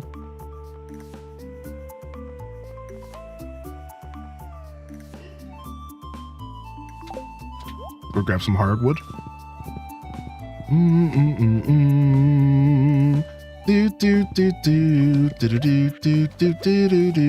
don't know how to do that yet in game. I haven't gotten that yet, but the raccoon thing. So the raccoon stuff, the way it works is you have to unlock the greenhouse, I believe. I think this is how it works. I don't remember. I think you have to unlock the greenhouse, and then after that, there's a % chance that you'll hear a lightning strike in the middle of the night. And then once you hear a lightning strike, that big tree is going to actually fall in half. And then from there, you have to wait until the raccoon moves in. Well, you have to repair it. Once the lightning strike happens, you have to repair the tree. So go up to it and click on it. And then once you repair the tree, the raccoon moves in just like randomly anytime after that. I think that's the steps, but the thing that I'm not sure about is if the greenhouse actually starts the quest or if it's just like a year 2 thing. Because the last time we talked about this, I think we said that actually it has nothing to do with the greenhouse, but it's just like in year 2, there's just a chance for the lightning to strike. It is greenhouse completion. Okay. So I was correct. Yeah. So once you complete the greenhouse, there's a % chance that lightning will strike. From there, you have to repair it. And then Bobo moves in sometime after that. It's like along those lines. Okay. So I got the hardwood. Okay, we need to get purple mushrooms. I need purple mushrooms here. What's up, HGG fam? H-Day Rhyme, H-Day Wave, H-Day Love 2, H-Day Love 2. Yo, sup?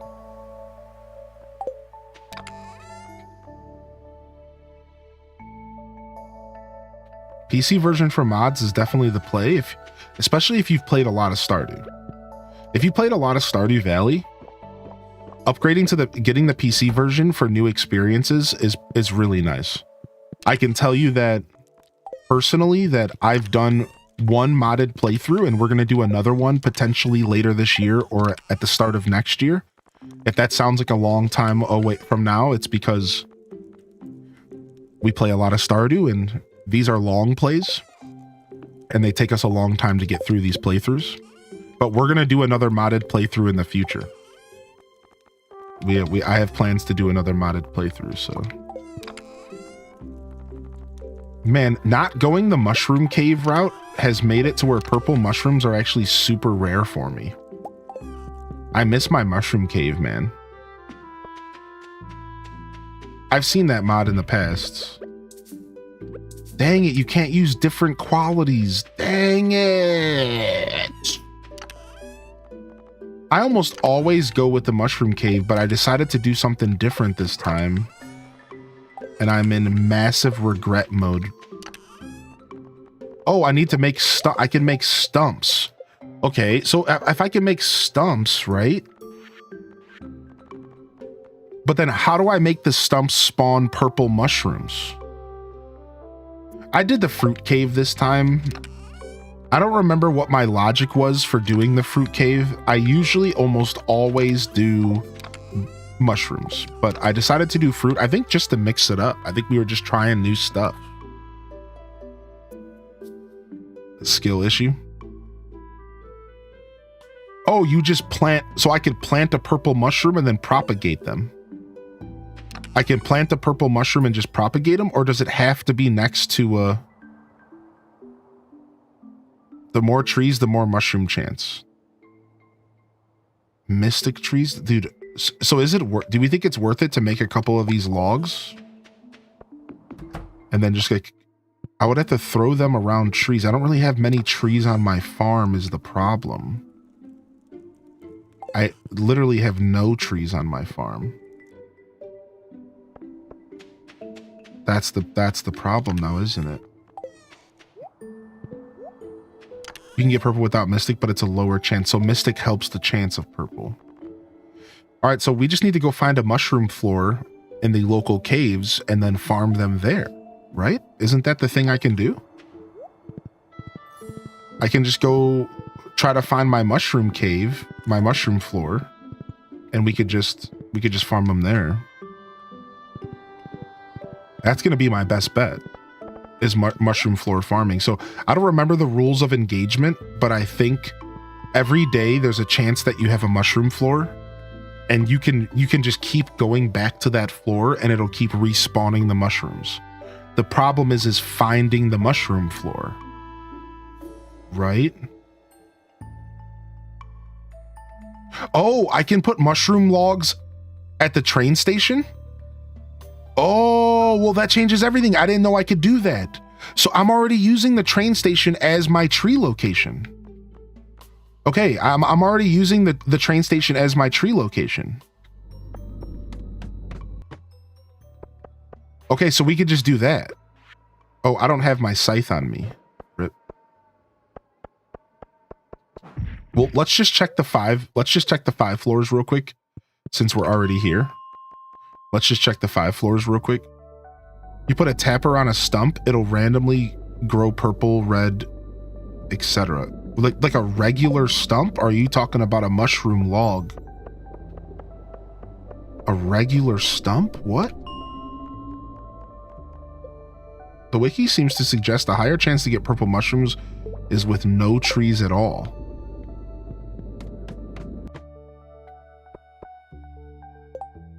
You just gotta put a tapper on a mushroom log?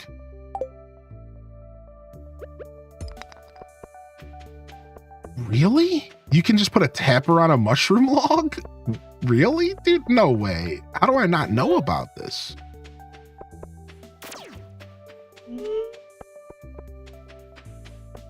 Oh, mushroom trees. Oh, okay, that makes sense. I did know about that. Okay. I am hip to that. Thank you. Thank you so much for the help, everyone. Thank you very much for helping me out, everyone. I can't say it enough. Thank you very much. Y'all are the best. Thank you for the knowledge. Thank you for the knowledge. Sick. That's very cool, actually. I did know about the tapper. I didn't know that the tapper on a mushroom tree could produce anything but red mushrooms. I was convinced that it was nothing but red mushies. Oh, let's go to floor 101 here. What? I've never seen this layout before. Yo, sick, new layout. One of the new layouts. Seeds, powder melons.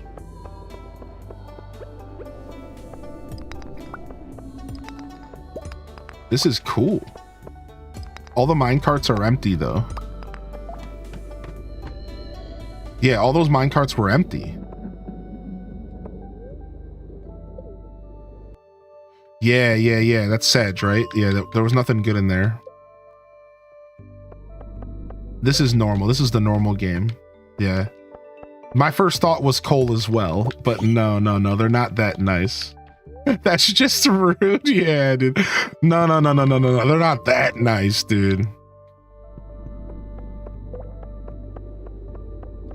So, just putting a mushroom log out in the wild has a chance to spawn mushrooms with no trees around it.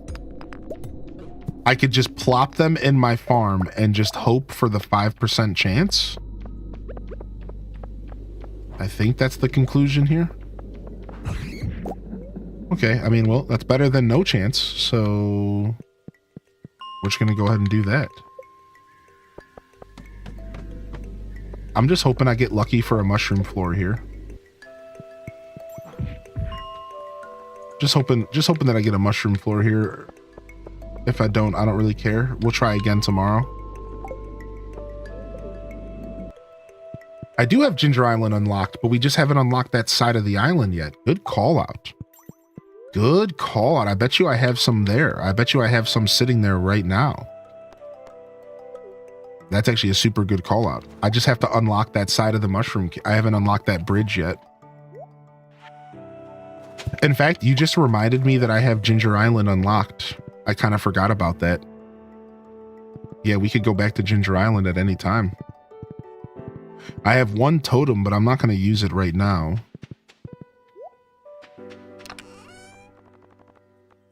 Yeah, I'm not going to use this right now. I'm going to save this.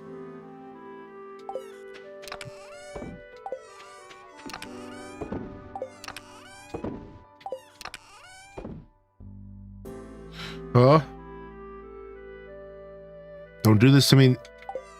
Just let me sneeze. Don't do this to me.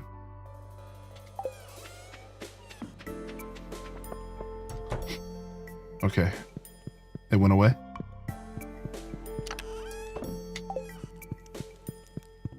Sneeze edging. Stop, dude.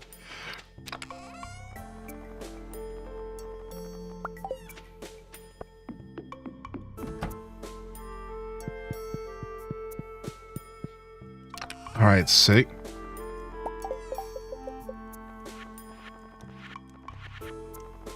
Oh, it's moss, not fiber, which we have plenty of moss, so. Good googly moogly. I really don't want to blow a ton of hardwood on this project. Not really. I'll do 3. Honestly, it would be better if we did more than that, so we had a higher chance, but whatever. All right, let's head to the beach and get our crab pots and...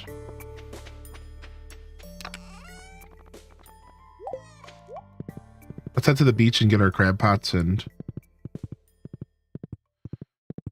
So just to confirm, are we saying, again, I know that I just asked this question, but it's actually better for me to just not have trees around, or does the enchants increase if I do put them around trees? Because again, I do have a whole area dedicated to trees. It's complicated. Okay, I'm just gonna, that's all you needed to say. We're just gonna leave them right there and we're gonna prage. Wait, don't I have to put mushrooms on them? Am I thinking of a different game? You don't have to start them. Is there another item? I'm thinking of Fields of Mystria, right? Or Coral Island, where you have to like put the mushroom on it and then they like propagate. Hey, I'm thinking of a different game entirely, I think. You know, the traveling merchant can also sell purple mushrooms, so we'll be on the lookout for those.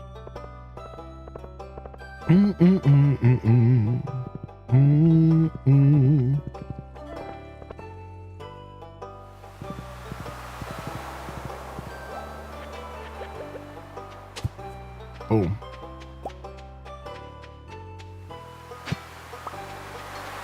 Yo, what's up, lemons and limes? Yo, how you doing, Space Cats Meowza? Fucking love seeing you in the chat today. Love your name, dude. Yo, Clover, thanks for checking in today, Clover. Yo, Dweeby Gamer Mom K. Wait, how did I miss that Prime, dude? I'm so sorry. Yo, what's up, Auntie K? I hope you don't mind me calling you that still. You can tell me if it's cringe. I would rather people just say, please don't say that, than let me continue to cringe them out of their gorge. I think I've had a couple moments in the past of that happening where I created a nickname for somebody, and instead of them just being like, hey, I prefer this, they just kind of let me keep calling them it, and they didn't like it. It's like, I'm sorry, dude. You know? I'm just like that old substitute teacher that comes to your class and then gives everyone nicknames. In fact, I had that old substitute teacher once in my real life. And when he did the roll call every morning, this was in high school, mind you, he would put an adjective in front of your name. So I was always Jubilous Josh. Jubilous Josh? Tiptoeing Tom? Serious Sally? And this is how he would roll call the people in the chat. Dude, he would do that. This was in high school, by the way. He'd be like, he would literally do this. The whole list of people in the class, dude. Be like, Krusty Cozy, Dastardly Dazabound, and you'd just be like, all right, old man. Like he was, yeah, he was just such a goober, dude. He was such a goober, dude. Mad Crust.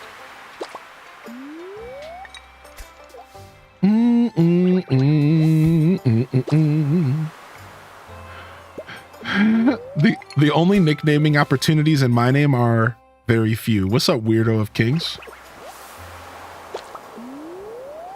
It's like for you, I could call you King Weirdo. Dastardly Daza is the NNID of my modded 3DS. Nice, dude. Nailed it. Like, that would be an example. Like, my kind of nicknames are usually where I do something like that. Like, I'd call you, like, King of Weirdos instead of Weirdo of Kings. Something like that. Is that an Ohio substitute teacher thing? I had one do that. It was lovely. Yo, what's up, Feisty? Or when I accidentally give you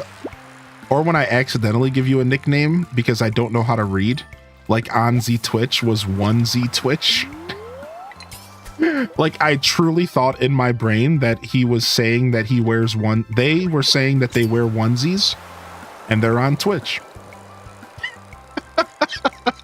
And it took a conversation about mispronouncing people's Twitch names for them to be like, actually, my name's not Onesie. And it was just like, oh no. I did change my name from, yeah, it was SIE, right, SIE. So I was only one letter off. You sound like radio people, or is your mic just too good? I like to think that it's both. I like to think that I have a natural radio voice, but also I do have a really nice microphone. Well, it's a nice microphone made even nicer with good software, because every microphone, behind every good sounding microphone is really solid software. And that's the secret that people don't realize. There's not a microphone on God's green earth that you can take out of the box and make sound as good as it should sound. They all need support from software.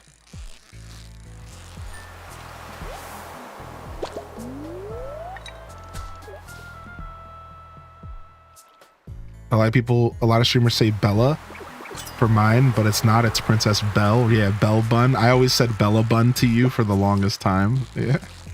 Good to have you back in here, Belle. What's up, Diary? I think when I changed my name, you called me DD, then Diary, and I said I like Diary better.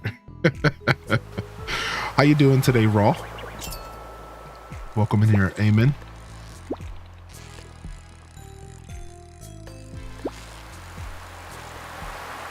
Yeah, I like to think that it's a combination of voice and microphone, but that's what I just like to think. See, look at here. Let me go ahead and turn all of the filters on my microphone off. And then I'll show you what my voice actually sounds like. You guys want to do this? All right, hold on. Let me go ahead and turn this off over here. Okay. Give me one moment here. I'll show you guys what my voice.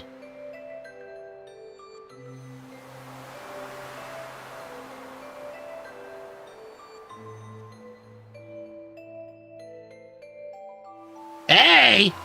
Okay. This is what I sound like with my filters off. I don't have voice meter. I don't have voice meter installed. I was going to load up voice meter and I'm like, wait, it's not installed, dude. Dang it, dude. My joke was only like half funny, but I'll get you next time. I was gonna go for the Pam. Hey, I'm here.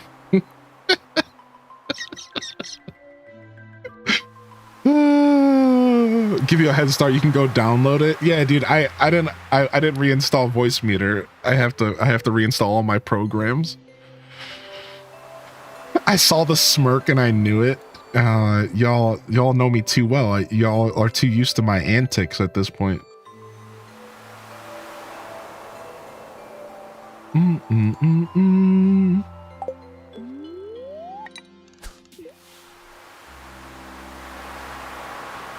Hey, make some potato juice. It's good. Trust me. It's a nice girl.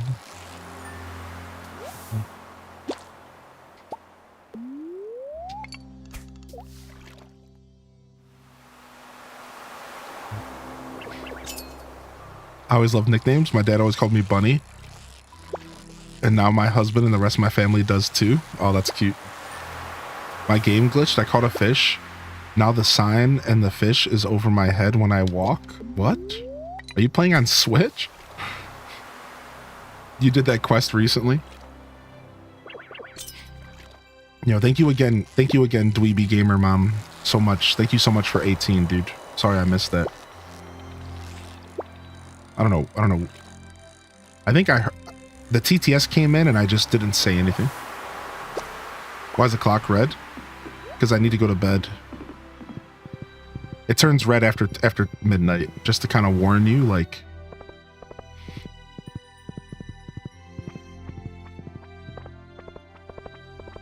He's gonna pass out? No, I have this perfectly timed out. I totally didn't just get reminded of the clock when the person mentioned it. I have this timed out perfectly. I know exactly what's going on. What do you mean? Watch. I'm gonna step into bed. I even have time to organize my chest. Look at this. You don't think this guy knows what he's doing? Look at Go over here, drop off this. Go over here. You know what? I'm kind of hungry. I'm gonna eat a nice little night snack. Go over here, do myself a little bit of cooking. All right, make myself a nice tortilla and just eat it raw because I'm a heathen. I definitely wouldn't do that in real life. Nope, not this guy. All right, let's go to bed. You don't think I know this game? Dude, I know this. I have thousands of hours in this game. You think I know what I'm doing? You were very clenched. Don't deny. Yeah, whatever.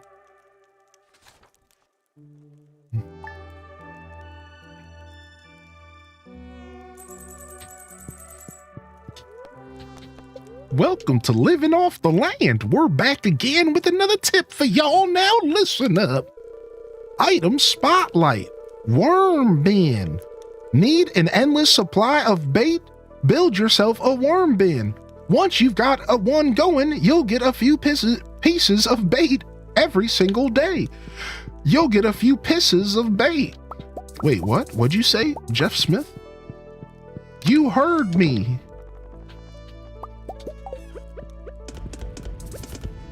Wait, are you talking to me through the television? Shut your trap. What? Jeff? I'm not real. I'm a video game character. Damn. Have you upgraded to deluxe bins yet? I think so. Yes, I did. Yeah, that's how I have 587. Yeah. We're deluxed out of our mind. Ooh, butterfly day.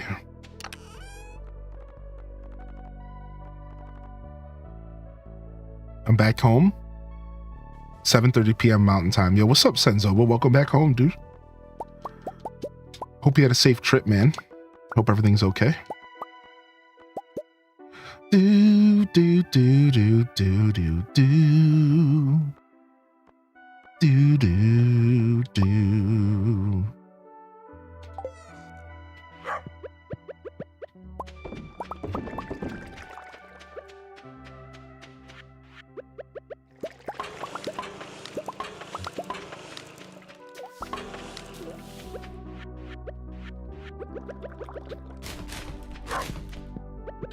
You like the idea of a full conversation with the living off the land guy? I'm glad you enjoyed. I'm glad someone enjoyed that. The reading rainbow. I can do anything. Take a look.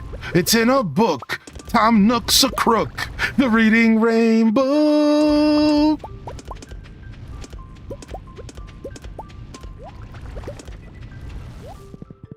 something like that, right? I don't remember the lyrics exactly. My bad.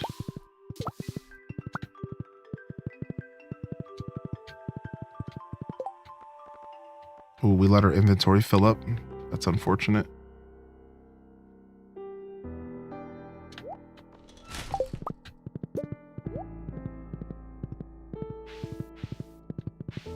Yeah, okay, so we have to keep that in mind the next time we try to do this.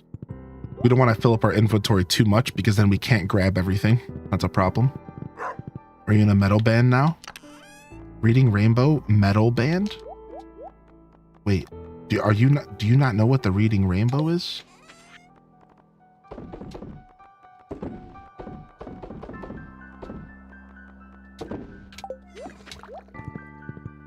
Because I'll do it. I'll pull up the DMX remix. I'll do it.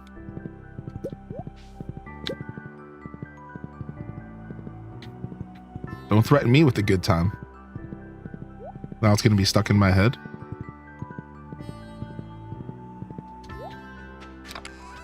Bet you wouldn't. Well, clearly you know the DMX remix, and you know that I would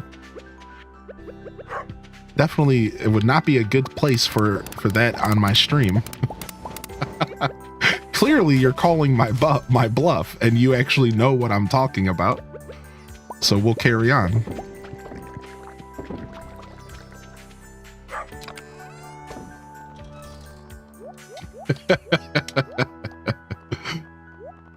Clearly someone's calling my bluff here.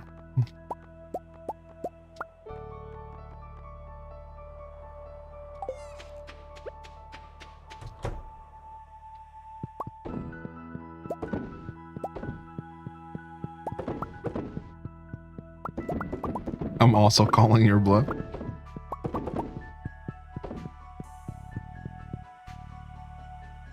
That's a sub chat special for Discord.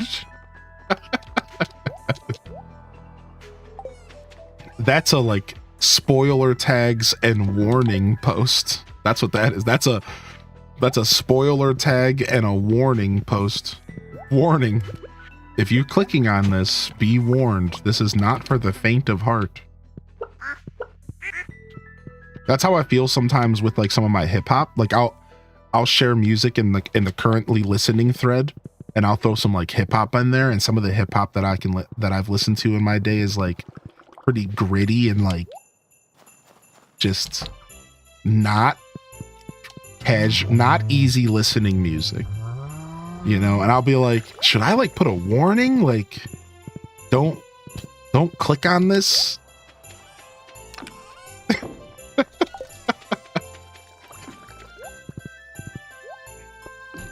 Boom, boom. Oh, I don't have any buttons set up. I can't skip this song. I gotta reset up that.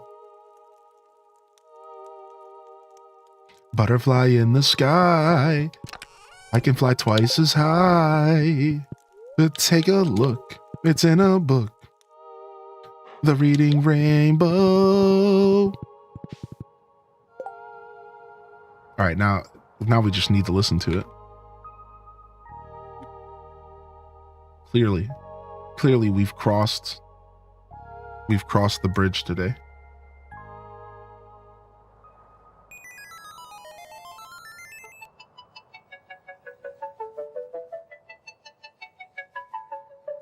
Butterfly in the sky, I can go twice as high.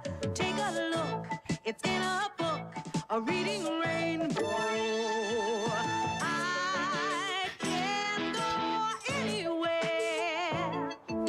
Friends to know and ways to grow. A reading rainbow.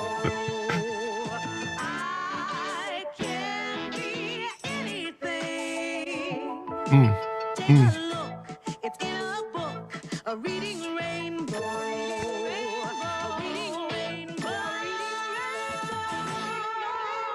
Reading Rainbow.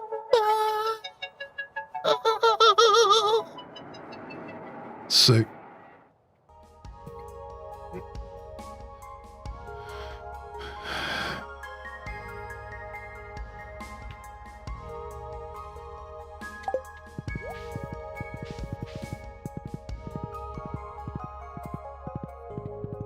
Okay. It's Monday in game. Our chicken coop is upgraded. We need stone. We need Ginger Island. We're going to Ginger Island. Let's go. Boom, boom, boom, boom, boom, boom, boom, boom, boom, boom. We could go hunting for the butterfly, but screw it. Can't pass up this worm spot, though. Do do do do do do do do do do do. Pickle jar water is sending me. Great value. That's right, great value. Because after I ate all your delicious pickles that I got for way cheaper because it's the off-brand, I also got a free glass for my house that I didn't have to go to World Market and spend $15 for. Ah. Cheers. This is what's called poverty is a mindset. And I grew up poor as... All right. Oh, dude, it's the night market. Oh, sick. I forgot about the night market, dude. I think it's day 1 of the night market. I mean, we can still go to Ginger Island, though, right? Yeah, for sure. Can you explain the butterfly? Okay, so if you have a blessing statue, you see that? If you have the blessing statue and a little butterfly appears, what this means is that a butterfly will spawn anywhere around the valley. And it'll be twice as high. It'll ask you to take a look in a book, and then it'll spout off about the reading rainbow. I mean, hold on. So it'll spawn in the valley, and if you find it, it's almost like doing a scavenger hunt. It will give you a bunch of money. It gives you like a percentage of all the money you've ever made in the game. So if you made 1 million, I think it gives you like 10% of that. So like 10,000 or something. Well, that's not 10% of a million, but I don't remember what the percentage is. But it's low. It's a little bit of money. So you get a percentage of the money you've made, your total money you've made in the game, if you find this butterfly in the valley. And it just kind of goes anywhere. It can spawn anywhere, and it turns into a scavenger hunt for the day. Also, it can sometimes just be a prismatic shard. Sometimes it can just be a prismatic shard as well. So it's really cool. And again, it can spawn anywhere in the valley. So anywhere. It could be in the train station. It could be on my farm, the secret woods. It could be anywhere in the valley, just floating around. And you have the whole day to find it. Some people say that it despawns after like 3 or 5 p.m. in the game. I don't think that's ever been confirmed. But I've heard rumors that it does despawn after a certain hour in the day. I've heard other rumors that sometimes it just straight up spawns in unreachable locations. So I don't know. It despawns after 5 according to the wiki. Okay. Yeah, so... Well, green gem. Sure, we'll take that with us while we're here. Just wanted to share that I tried to squirt whipped cream in my iced coffee and it was clogged. So it shot straight at me and across the kitchen. It was crazy. Dude, extreme sports, making coffee.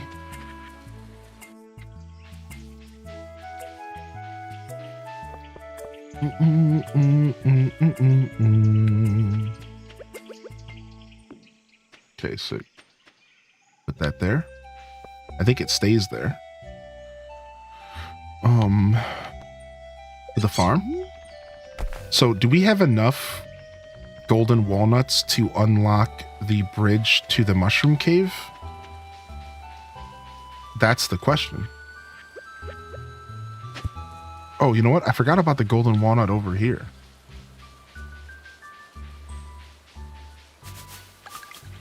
Bingo bongo. So I need 4 more to unlock the house, but is the house even relevant to unlock? Like, do I really care about unlocking the house right now, or would I I would benefit from just getting the purple mushroom, actually. I think. Because, like, who cares about the house right now?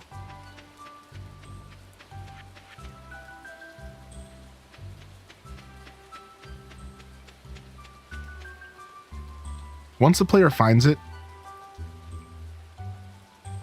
the amount of gold earned cannot be less than 100 and can't be greater than 50,000. 50,000 is still pretty nice. I am a sandwich. Great, cool, awesome. Hey, what's up? How you doing today, Toomber? Good to see you here, dude.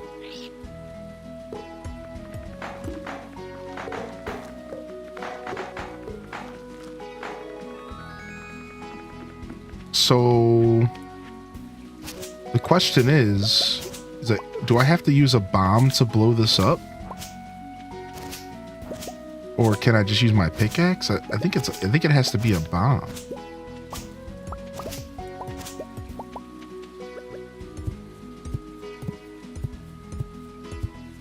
Open the door.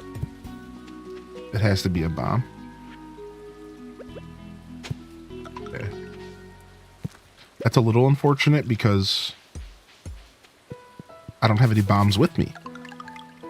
So unless I get some stuff from these ores here, I'll have to wait till tomorrow. Oh yeah, I can get some ore from the volcano. That's actually probably a better play. Let's see if we can get a couple ore. What do we need to make a bomb? We need 4 iron ore and a single coal. Okay. I'm sure we can get lucky here.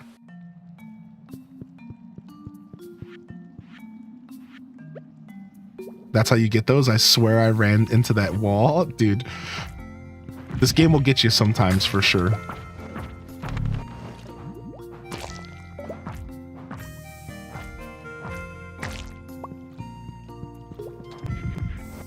This game will get you sometimes for sure, dude. What's up, Selena? Ooh, dragon's teeth spawn, dude. 2 of them, dude. Worth it. Peace, nerd. Ooh, a third. 3 dragon's teeth spawn. Dude, mega gnarly, dude. Nice. We've been getting so many dragon's teeth in this playthrough. Definitely more than I've ever gotten in a playthrough. All right, there's my iron. Only 3 iron. Frick. I need 1 more iron. I wasted all my luck on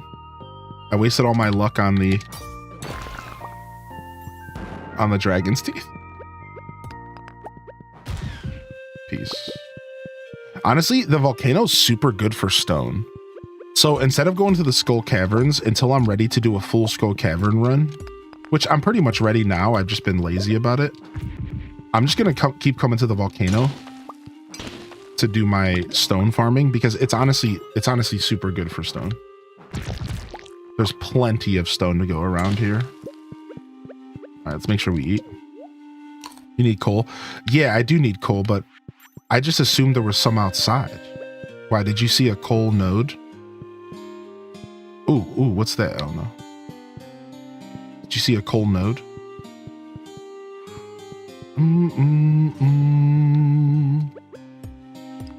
At the tippy top? Okay, yeah. I just assumed I would find some outside for whatever reason. I see it. Back up, fool. Hey. I'm sick of this. I hate how far they bounce away from me.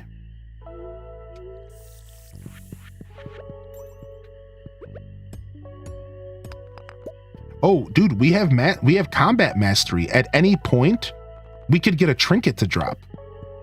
I forgot. We need to be farming combat anyways, because at any point we can get a trinket to drop.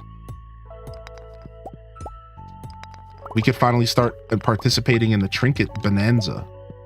Ooh, we'll take that. Okay, here we go. Perfect. All right, let's get out of here before we get too deep. Nah, I gotta kill this stuff.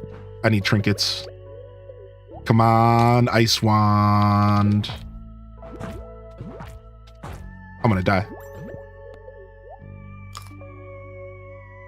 Think about playing some Minecraft today, but it might have to be Stardew instead.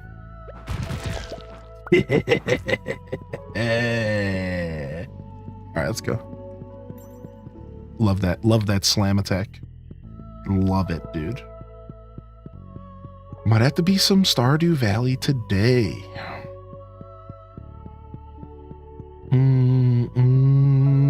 I'm obsessed with the bakery section of a store called Liddy. Never heard of that store. None of those around me here. We need some coffee juice. I know Minecraft's probably the perfect game, but I can't get into it. Yeah, it's not for everyone, man. Minecraft for me has always been something I've always like either played a ton of or didn't really want anything to do with. Very hot or cold, no lukewarm. And what's the button and switch to open up just directly to the crafting menu? Is that even possible? Maybe it isn't possible on the Switch. It's Y? I swear it's not. That's just swing for me. Oh, it's X. Okay, it's X. It's X. Yeah, same difference. Yeah, it's same difference. For me, it's whatever. Either way, it's one of the buttons. That's all I needed to know. It's one of the buttons. Because I need to stop pressing start and going to the crafting menu. I just need to open here. I hear Daza in my mind telling me to do that. He told me to do that back in April.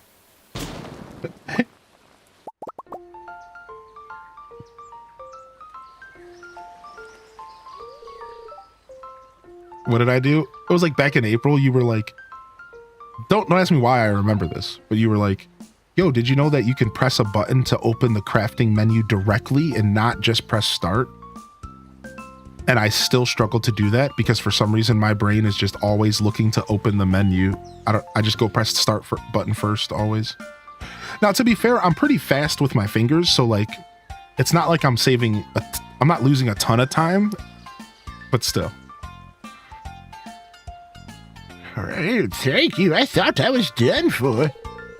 I've been stuck in this cave for months. Chat, come on. Bonks in the chat. Bonks in the chat. One more cave mushroom salad and I would have gone off the deep end. Ugh, so rubbery. Anyways, I'm Professor Snail. I've been conducting a survey of this island's flora and fauna for the last year. Truly a remarkable place. Well, I think I'll go back to my tent and freshen up a little. I'm afraid I smell like mushrooms. You should stop by the tent sometime. An enterprising individual like yourself could be a major asset in my projects. Farewell. We're innocent. Yo, purple mushrooms. Our boy Bobo's eating good today, dude. Bobo.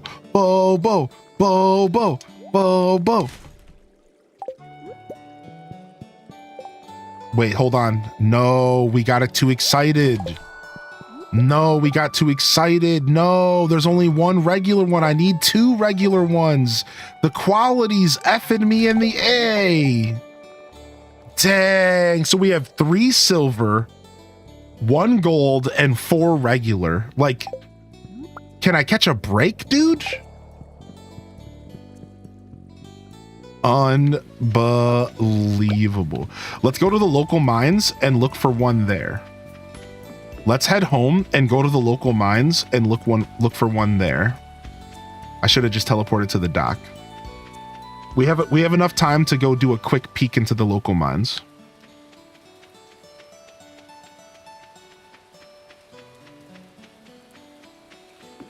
Mods worth getting? Oh yeah, for sure, dude. If you're on PC, oh yeah, night market. If you're on PC, the modding in this game is totally worth doing. Yeah, oh yeah.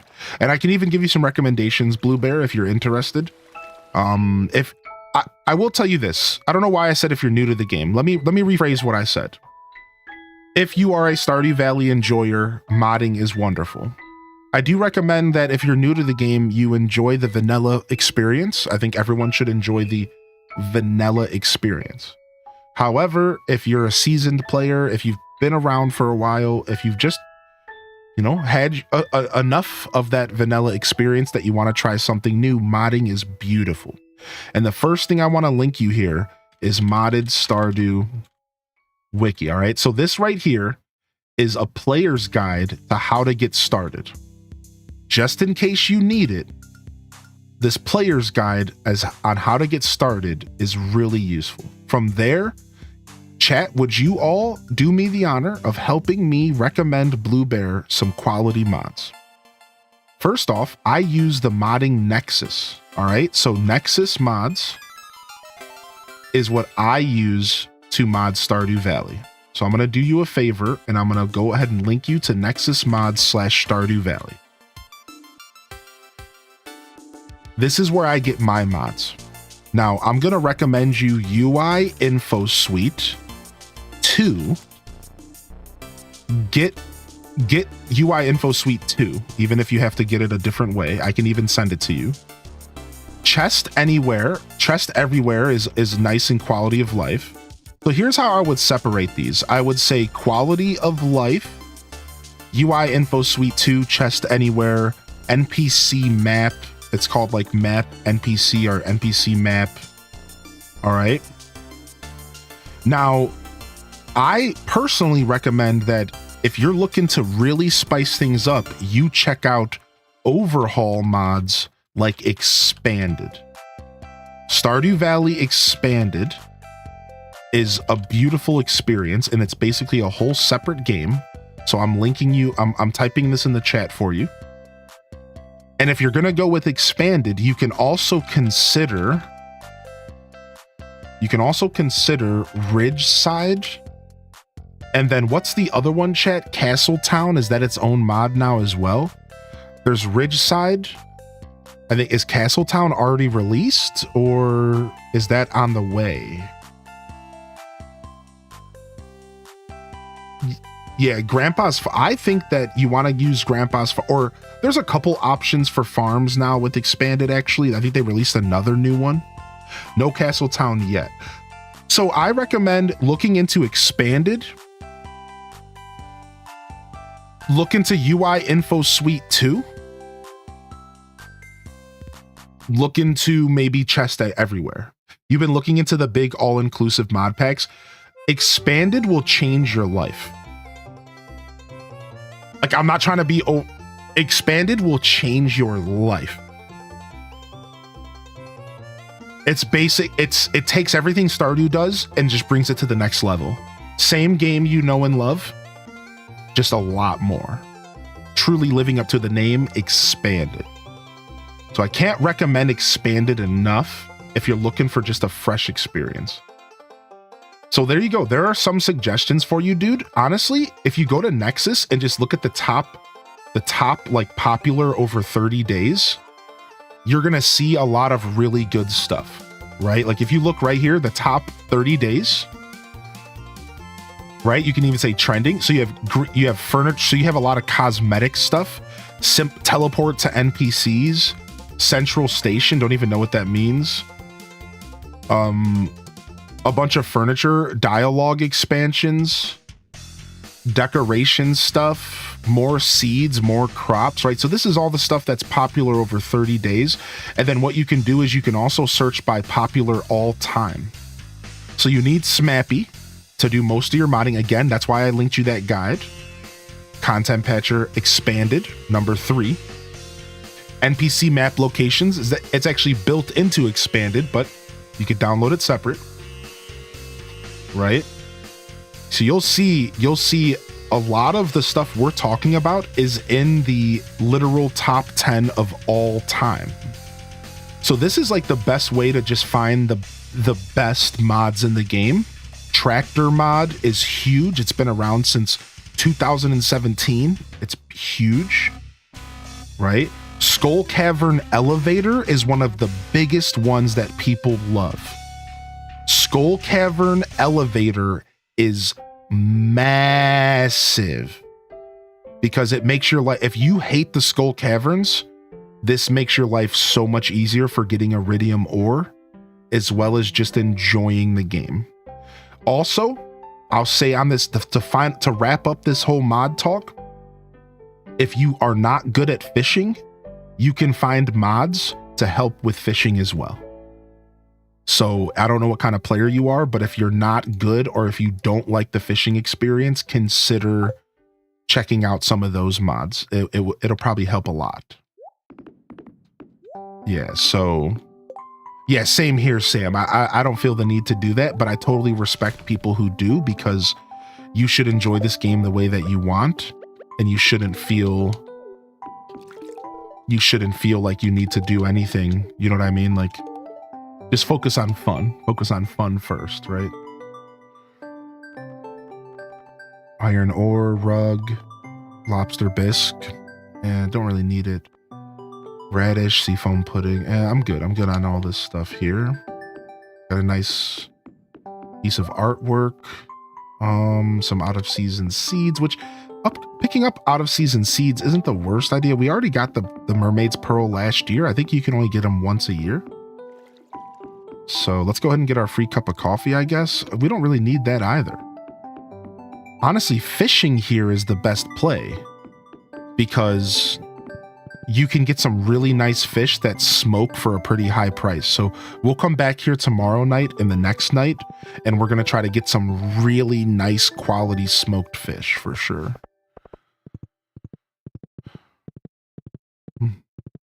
I don't have a degree. What can I do?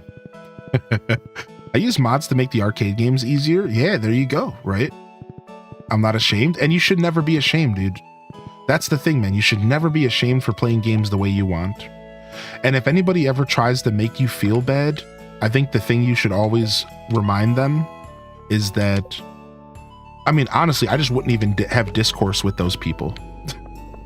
I'm just gonna, somebody ever tried to make me feel bad for how I decide to game, I'm literally not having a conversation with you, and I'm walking away because you clearly aren't worth my time. So I'm gonna be 100 about that one. So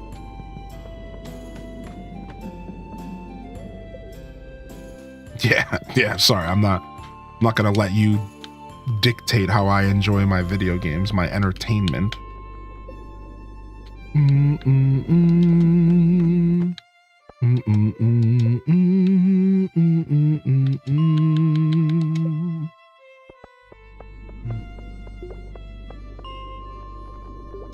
We're just checking to see if we can get lucky enough to run into a mushroom floor.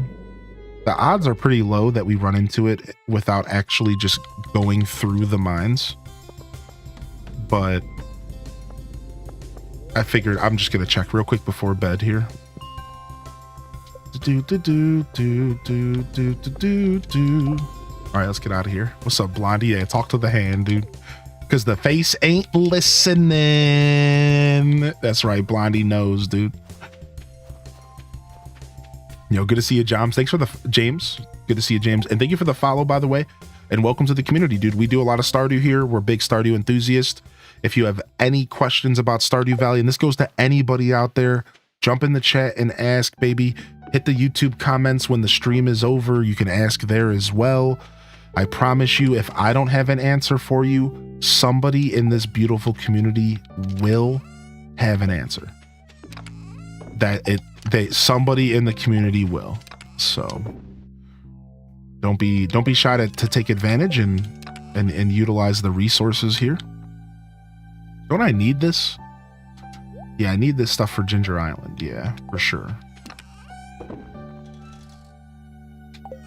This goes over here. All right, the rest of the stuff can go in the house. Let's go to bed. I never understood why people would rush through a Pokemon game, but I never bullied anyone over it. That's just dumb. Yeah. It's just we're in this over opinionated, internet era where, like, everyone just feels the need to share an opinion about everything. And then a lot of people sometimes like to project or push their opinions on others. And I find this happens in the gaming space particularly a lot, where somebody will try to take your achievements away from you because you played the game differently than the way that they thought that it should be played. You'll see this a lot with games like Dark Souls. Games that are inherently made to be difficult, but then the people who play them get this weird, like, egotistical mindset, and they like attach a ton of value to these achievements in gaming so much that they look down on others who don't also reach for those same achievements. It's a really toxic mindset. I see it very specifically in communities that like Dark Souls and Elden Ring. Like, did anybody participate in the Elden Ring hype? And did anybody see all the drama where people would talk down on others for using summons, right? That's a big one. Like the Elden Ring. Oh, you did this boss fight with the summon? Oh, you're oh, wow. Like, it's a literal game mechanic. It's built into the game for me to utilize. Like, it's real weird. The real weird, toxic mindset. Like, as if my playthrough of Elden Ring doesn't have value because I used a summon. Like, what do you mean, dude? Like, what are you even talking about? At that point, I almost want to tell those people to get a life.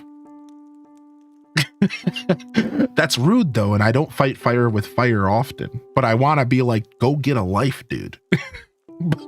But again, like, that's not the, like, you don't fight fire with fire. You just say whatever, man. Just whatever. Yeah. The crowd would also criticize the game for being too hard, but then criticize the option to use summons. Yeah, it's weird stuff, man. Weird stuff. I used to see it all the time in Rocket League. Sometimes you just want to hit a ball with the car and chill. Yeah. We're gamers. Do we even have lives? And that's a whole nother conversation, right? Weirdo. Don't come at me with that. It's too early in the day for an existential crisis, okay?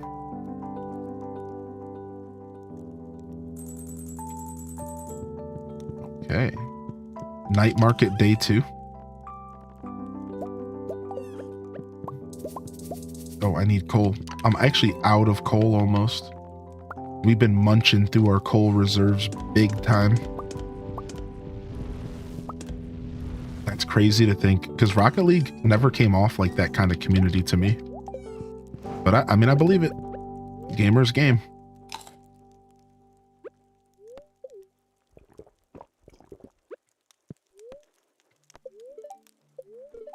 I blame a lot of games for that kind of stuff, though, because I do think that sometimes you can actually kind of look at the game developers for a little bit of that, because I think this is a little bit of a conversation that is like loaded, but I think sometimes the game companies are designing games in a way that allow for that mindset, and it comes down with like ranked play, for example, whereas like, I'm not saying that games shouldn't have a ranked queue, but I feel like every video game I've ever played with a ranked queue was always went to shit. And as a human, I have pattern recognition. Like, for right now, there's a bunch of people in the TCG Pocket community that want a ranked system. And I'm like, no, because it doesn't bode for good gameplay. Like, it instantly becomes toxic. It makes even the regular out of ranked gameplay bad, because it affects the whole game.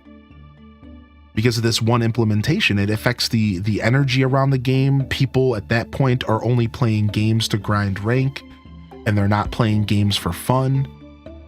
Right? I literally started playing League of Legends from the very beginning, like I'm talking beta.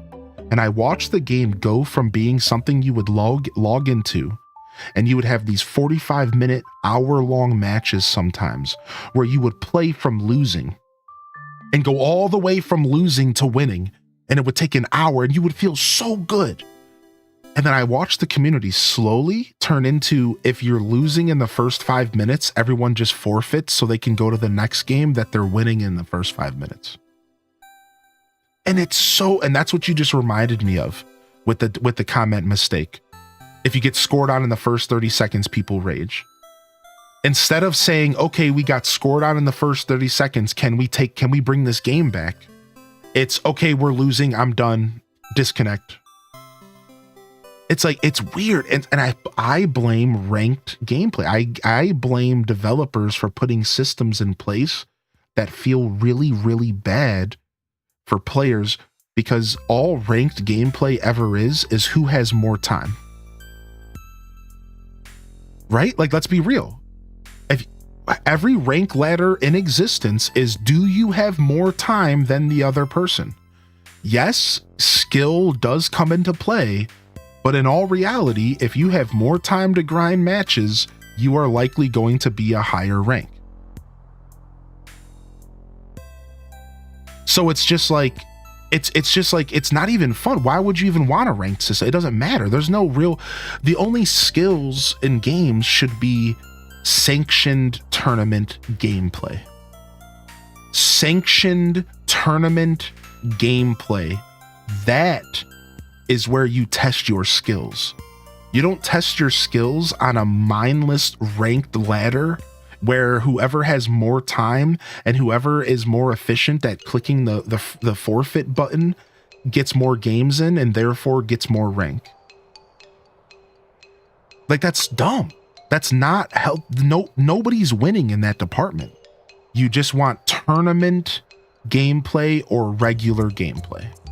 So I have like a very rigid view against ranked gameplay, and I think it breeds for a lot of really bad gaming and gaming experiences. Take a look at every game that you've played that has a ranked option and look how toxic it is. And then take a look at every game that you've played that doesn't have a ranked option and look how casual and chill and fun it is. I promise you, if you take some time to look around, you're going to see the difference and you're going to go, wait a second, Hylian's right. You're going to go, wait a second, that Hylian's right.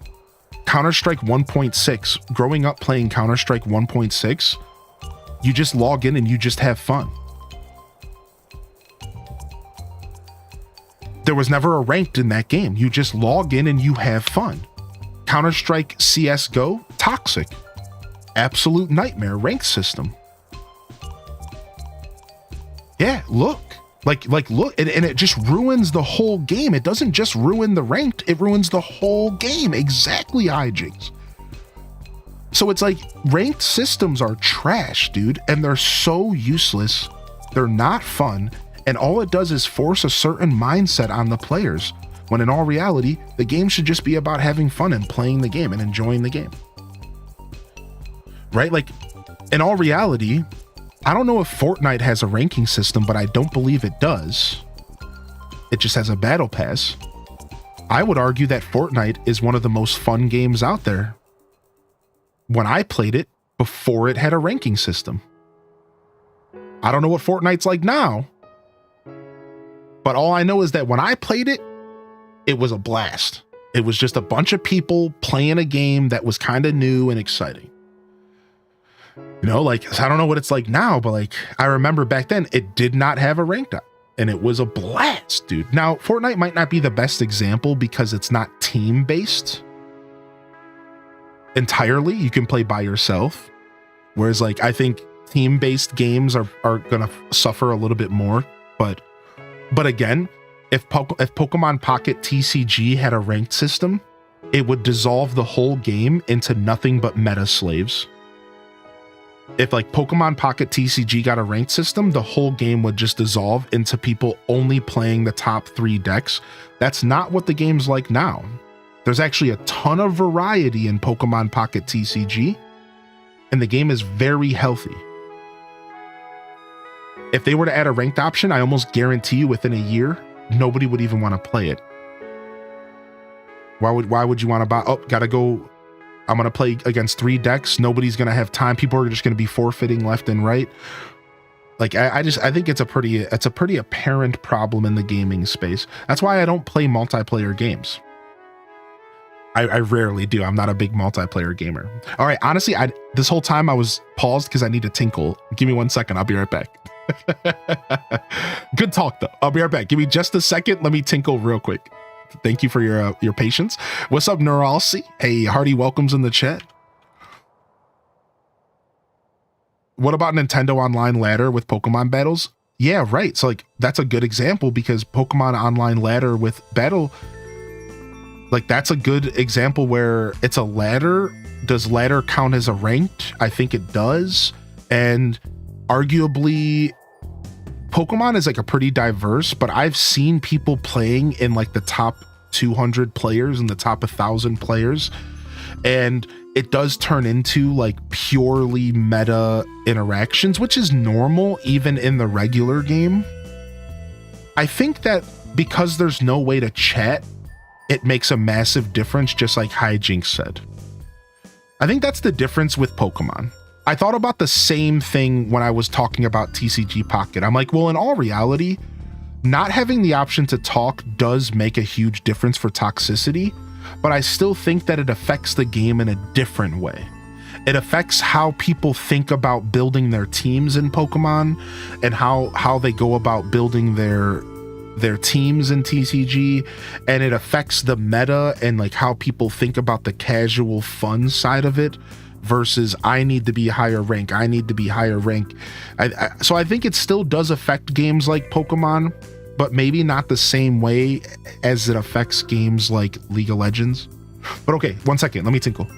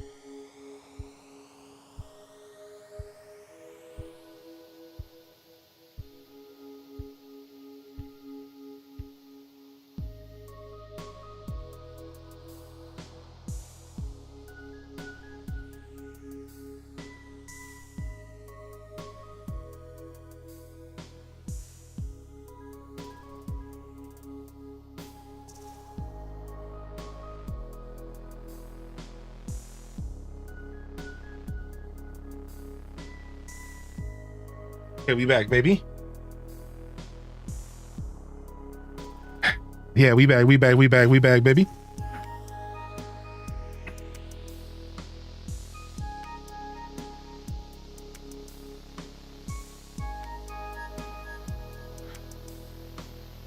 Oh, I literally pressed the... I must have not pressed the button hard enough. I literally pressed the button.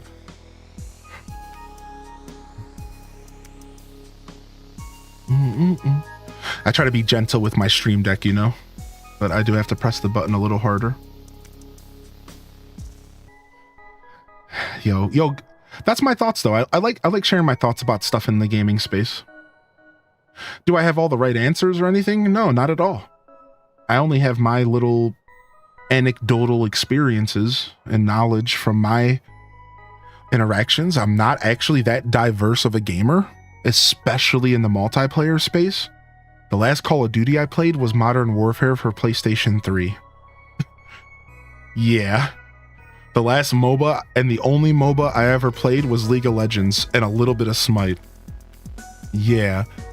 I played a tiny bit of Overwatch 1, never came back to it. I played about 2 months maybe of Fortnite right when it released years ago, never came back to it. So this is not even really my place to talk about this stuff. I'm not a big multiplayer guy, so I'm a single player gamer.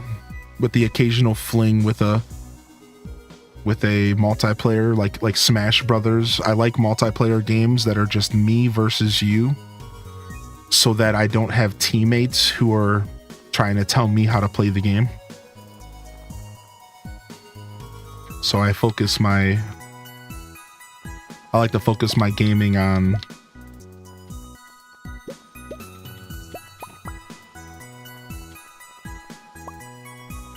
if I'm gonna do multiplayer, I like to play multiplayer games that are just, I'm only responsible for me, and if I win or lose the game, it's 100% on me.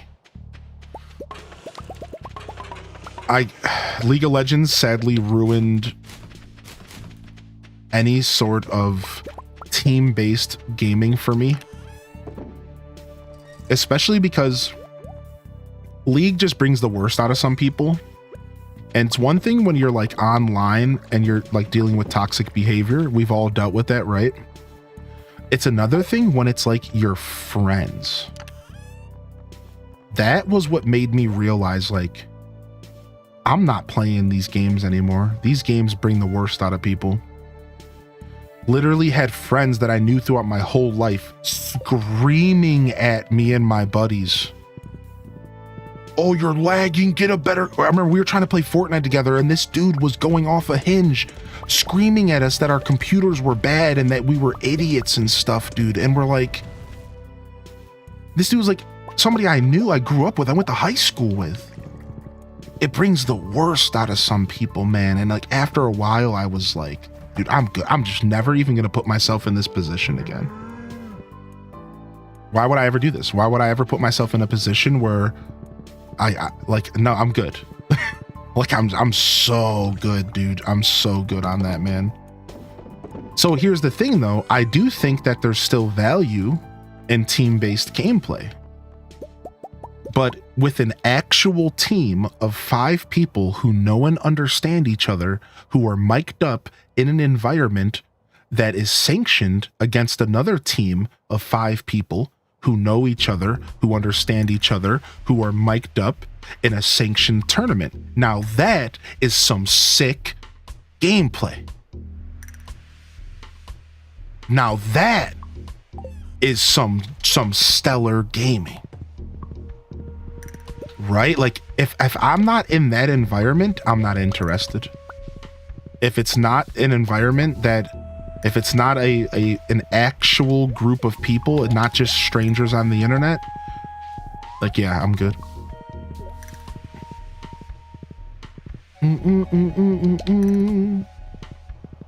Yeah, what's up, Mills? All right, we need to do some fishing here.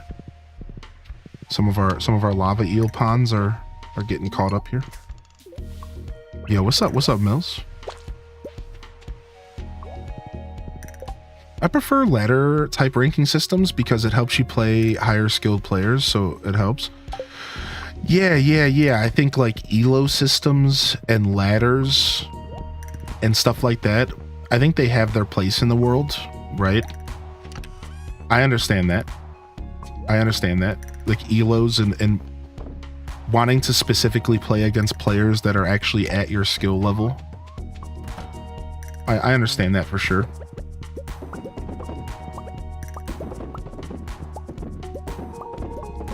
I also think that that's where sanctioned tournament gameplay comes in. Like, to go back to the TCG Pocket example, there's a bunch of community-driven tournaments that happened every day where you're playing with people who are also in the same mindset and who are running tournaments. So, like, for example, in League of Legends, you can make custom lobbies and you can go on forums and you can host tournaments and you can play with people on a competitive level without there being a ranking system in the game. So I personally think that if you are a gamer that's looking for competitive, higher skilled gameplay, you don't need ranked to get that. Ranked helps, but you can live in a world without ranked and still get that kind of gameplay.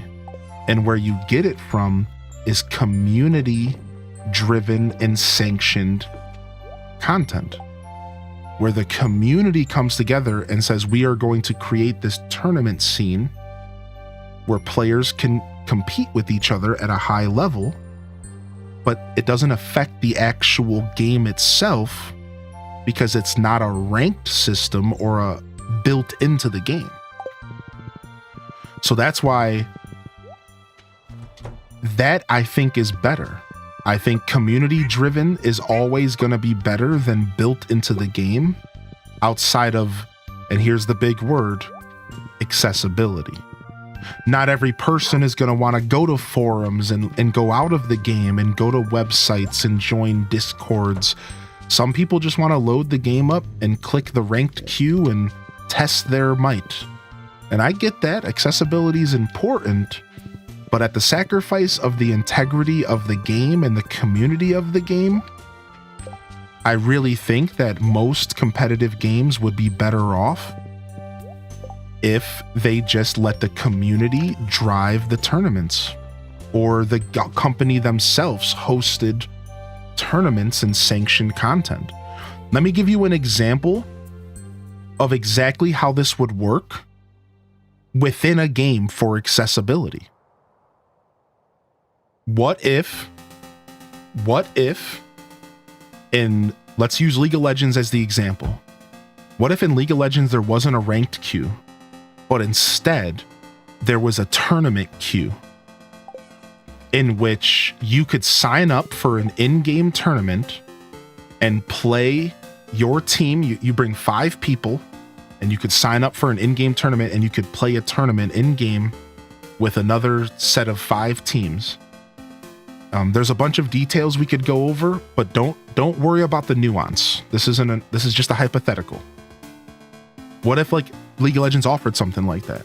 And instead of there being a ranked ladder, you could just compete with people in daily tournaments. Just build a tournament queue in the game.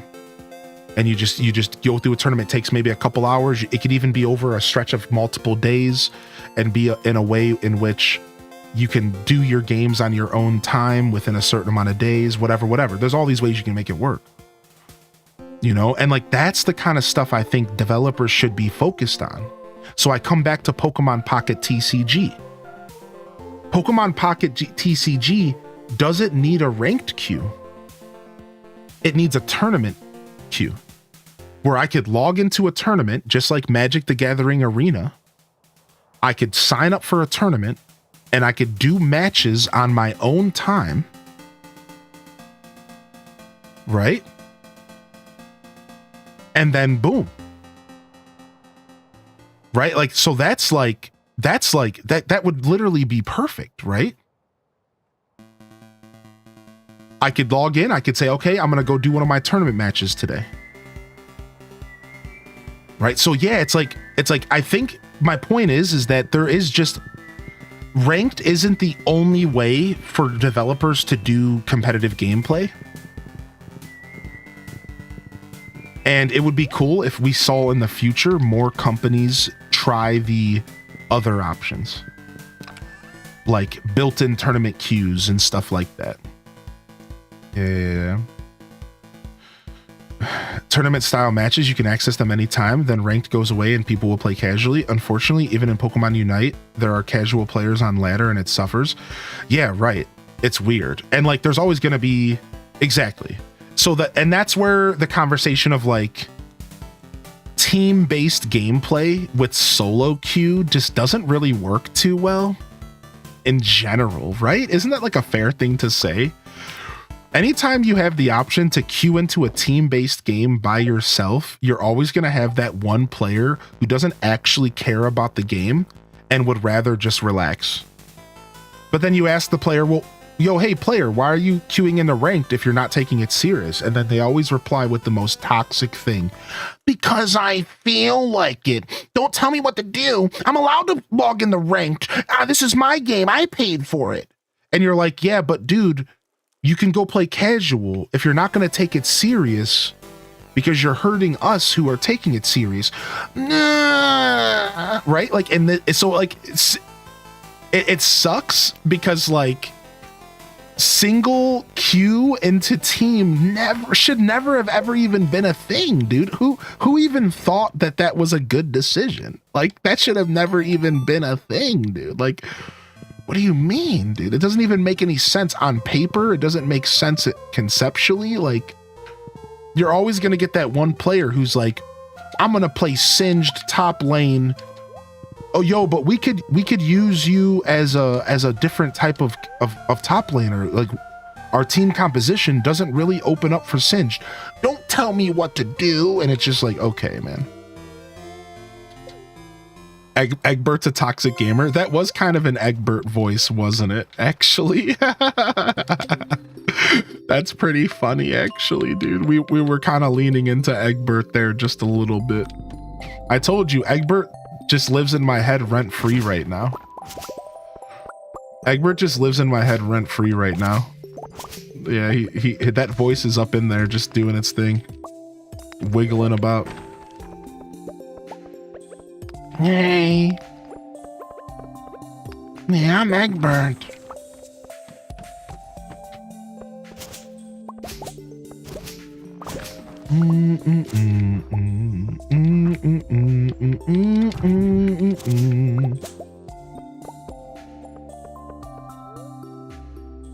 Trying to teach people how to play a game, a team game is so bad too. Yeah, it's tough. It's tough. Thanks for jumping in on the discussion though, Mellophone babe. Yeah, I agree with you. I think accessibility should always be a part of the conversation, for sure. And I think in all reality, it sucks that people who are just genuine down-to-earth gamers who want a little bit of an extra challenge have to deal with a lot of the trash that ends up happening around ranked gameplay. You're not alone, and there's a lot of people who are in the same position, and it's just kind of it's a little bit sad. That's why gamers like me end up just going away, because we're like, it's not worth our time, you know. Where I respect those of you who can stick in the trenches and continue playing your favorite team-based multiplayer games. Yeah, I can't. I had to give it up. It just wasn't good for my mental health. It's like those interactions were just sticking with me for too long. You know what I mean? Like, that's what it really was. It came down to like those interactions weren't just going away when I turned the game off. They were affecting my energy throughout the whole day, you know? And like, that's when I realized like I just had to move on. For me personally and who I was as a person, I was just like, yeah, I should probably not be doing this. We'll take this staircase. Okay, nothing here. Had to drop that unlurk. Yo, thank you. Thanks for popping in here today. Hope you enjoy your lurk, of course, as always. All right, no mushies here today. Before we go back to our horse, let's go check and see how our trees are looking up here in the north. I think we actually might need to go grab some more tree seeds and plant them today because we are super low on wood right now. Yeah, we are very low on wood. Let's go ahead and run through the forest and do a little bit of lumberjacking. I think we have a bunch of trees in the actual just regular forest that we could go cut down. Littlewood, how are you today? I'm good. I'm a little tired today, but I'm good. Super happy to be here hanging out with y'all. Feeling very lazy Sunday. I like having different styles of segments on stream, and I like that I can, some days I can show up as a creator and I could just lean into my very soft-spoken, very more so relaxed environment that I can bring lots of wonderful energy and value to.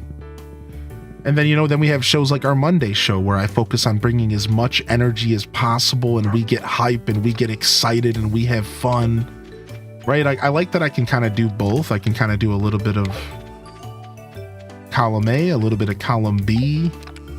And today's definitely a very relaxing show. Boom, boom, boom, boom, boom. Get this trilobite out of here. Get this trash out of here. What's up, Bazinga?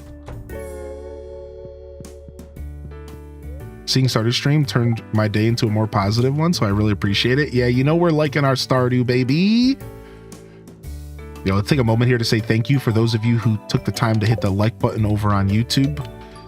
And also thank you for tuning into the Lurker Zone. You'll notice you cannot chat at the Lurker Zone, but you can come and chat with us over at Twitch. You'll find the link in the description of the channel. If you're over here hanging out on Twitch, thank you and good morning. Hit that follow button. Thanks for checking in today, Quelf and Tambi, Tarantula, Quay. I see you, Quay. I see you, Bree Cheesy. Toad, of course, Carbon Coral, Rye Knot. Thanks for all the follows today as well. What was I about to do? Brain fart. I was about to make some bombs for my fish pond. Yeah. Thanks for hanging out. Thanks for tuning in today. Appreciate y'all. Boom, boom, boom. Boom, boom, boom, boom. Clean space, clean dog, clean mindset. Ooh, look at that, dude. Look at that. Cozy. Get in it. All right, let's go cut some trees down. Boom, boom. Found a 10-hour loop of Wii Shop music that kept me from stressing during and after ranked games. Dude, no, I love it. I absolutely love that. Do, do, do, do, do, do, do, do. Do, do, do, do, do. Do, do, do, do, do, do, do, do. Do, do, do, do, do, do, do, do, do, do, do, do. It's such a cute little song. A cute little ditty. Boom, boom, boom, boom, boom.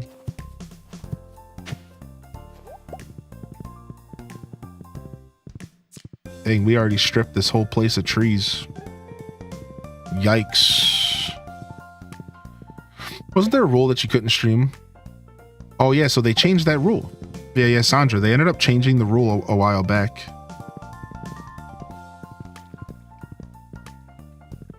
Yeah, like not too long ago, maybe a year or two ago, Twitch was like, yo, you can now stream anywhere at any time. They just opened the floodgates. What's the point of fishing your fish pond? So any fish pond that's not a legendary fish actually repopulates the fish. So it can go from 1 fish to 10.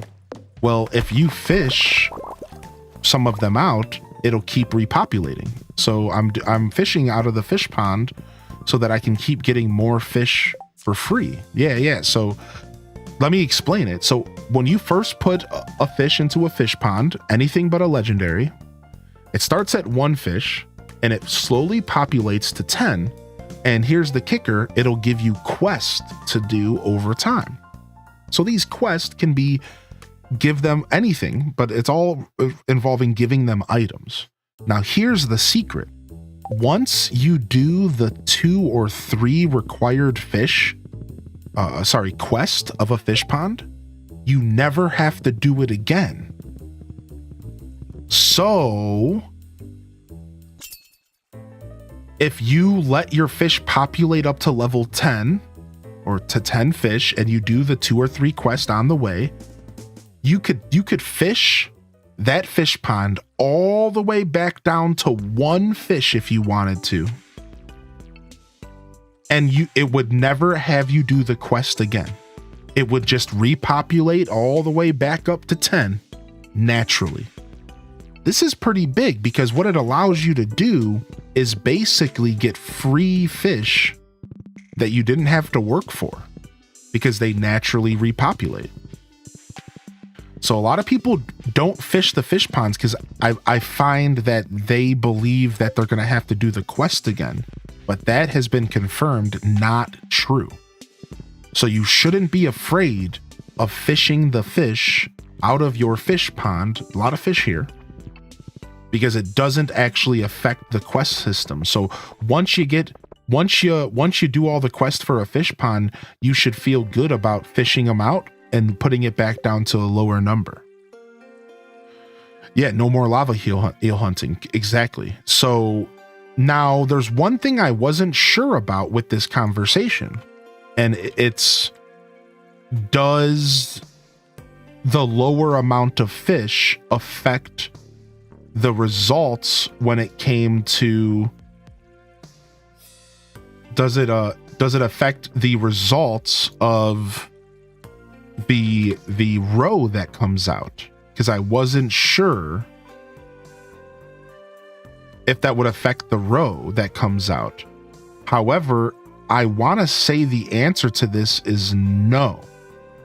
It does not affect the row that comes out of the fish pond. So what are these fish ponds even called? I don't know the name of them.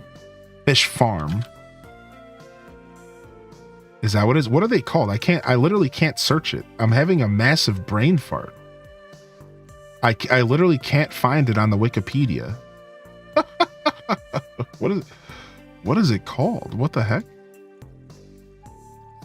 It's not just called a fishing farm? Fishing smoker, fisher, fishing pond. Fish pond. It's called a fish pond. Okay. Strange. I thought it was called a fish farm. It's called a fish pond. Okay, so let's take a look at this really quick and see what it says. Like, I think there's actually a % chance that it will produce roe.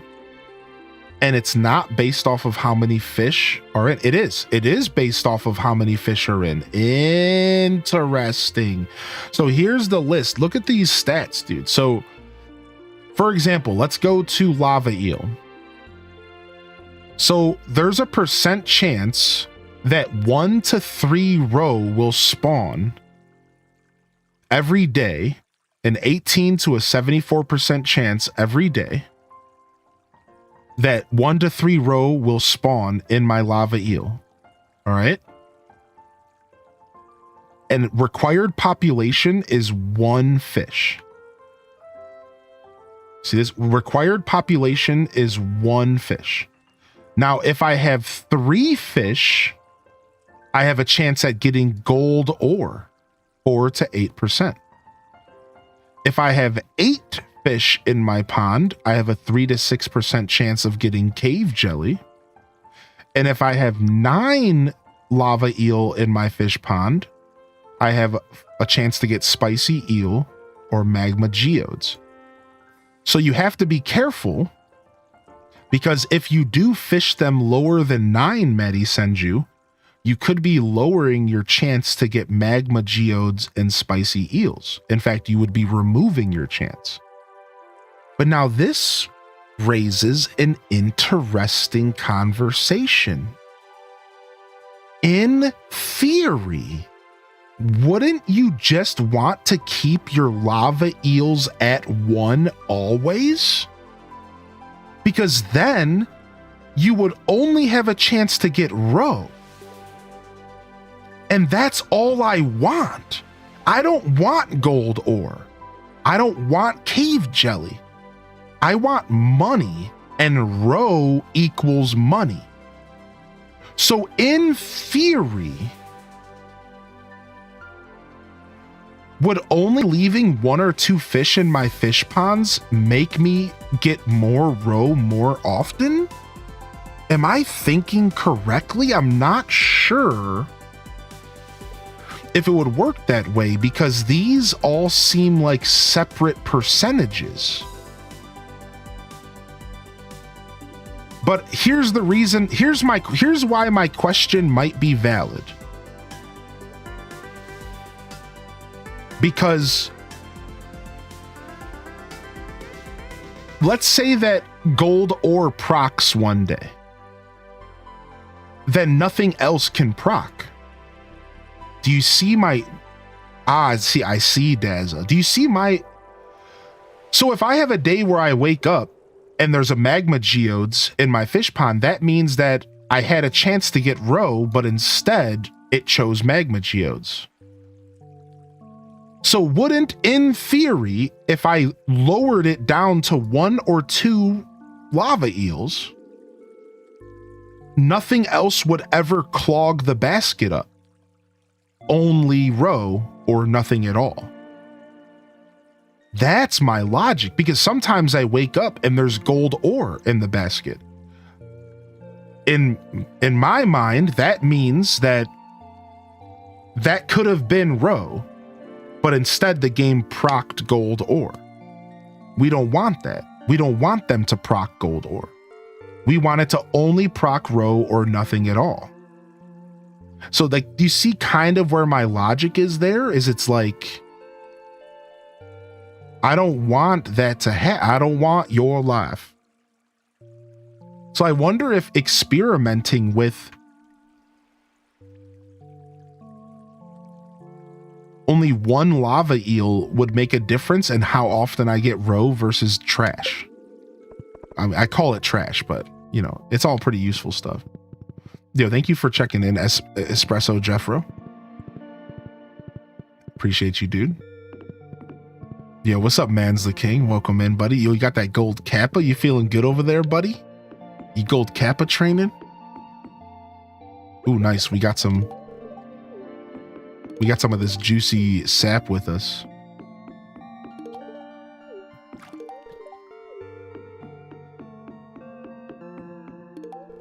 I feel crazy good right now.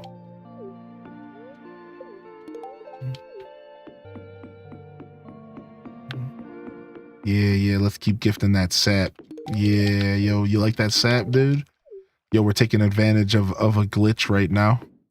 If we gift sap, because there's a glitch on the Switch, sap is everyone's favorite gift. Oh yeah, Starbows. So because there's a glitch on Switch right now, everybody's loved sap is a loved gift from everybody, dude. Look, they be loving some sap. Look it.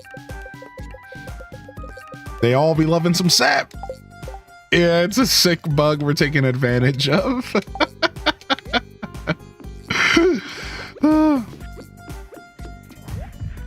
Incredible. I'm gonna jump on it. Yeah. That's funny, man.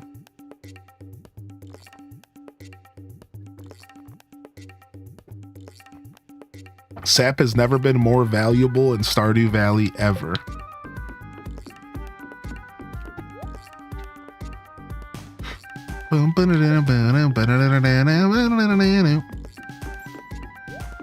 I have the mushroom cave and been gifting everyone useless red mushrooms. They love it.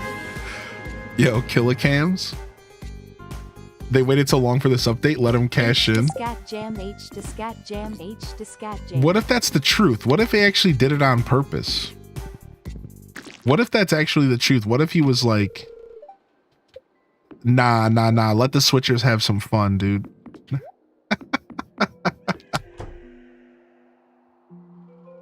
Yo, Naralsi with the 4-month resub. Enjoy those emotes, including the new lurk emote. Enjoy.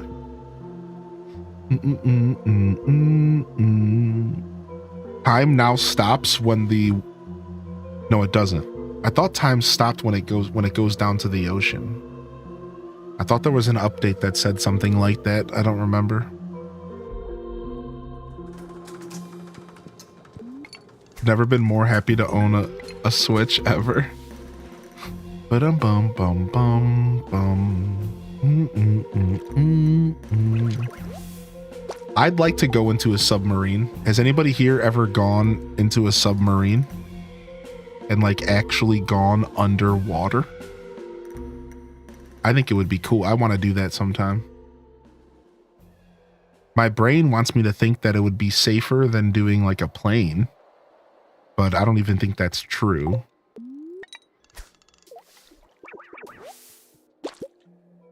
You've been underground though? I've been in like a cave system. Like under a lake, I think once. Would you be scared or excited? Probably a both, for sure. Yo, can your boy get a fish? What is happening? I gotta make this $1,000 worth it, dude. Dude, all right, don't stop breaking my ankles here, please. Still chill. No, please, no, God, please, no. I had the same thought, Cozy. Mega oof. I know you saw that juicy treasure that I just missed. That treasure was my next golden animal cracker. I am just not in the mood to fish today, apparently, because I'm sucking at it. Yo, what's up, Happy Snowja? A less than 3 much love fam. H Day Boogie. Yo, Boogie, baby. Yo, H Day Boogie. Thank you for 27 months, my dude. I made a mistake and I ate way too much Chinese food for lunch, but it was worth it. It's always worth it, dude. Plus, Chinese food is just a fake full, and in literally an hour, you're just gonna be hungry again anyways. Don't deny it. That's how Chinese food works. American Chinese food. Just a fake full anyways. It just clogs you up for a little bit, and then before you know it, you're just gonna be going back in for seconds. Yo, what's up, Farrells?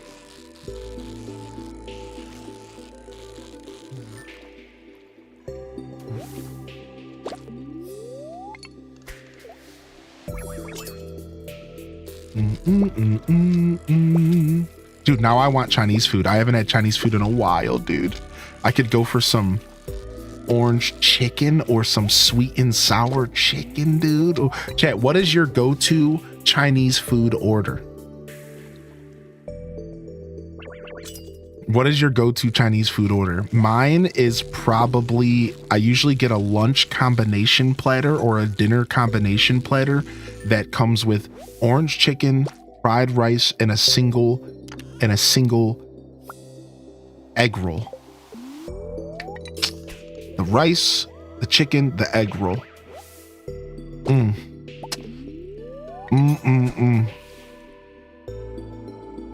I go to a buffet. Oh, dude, I haven't gone to a Chinese buffet in so long, dude. No way, man. Yo, thanks for the follows. Oh, the crab ragoons. Ooh, the sesame beef. General So's. The only problem with orange chicken is over the years I've realized that it's actually just super sugary garbage. And I'd almost rather just get like sweet and sour. Unfortunately.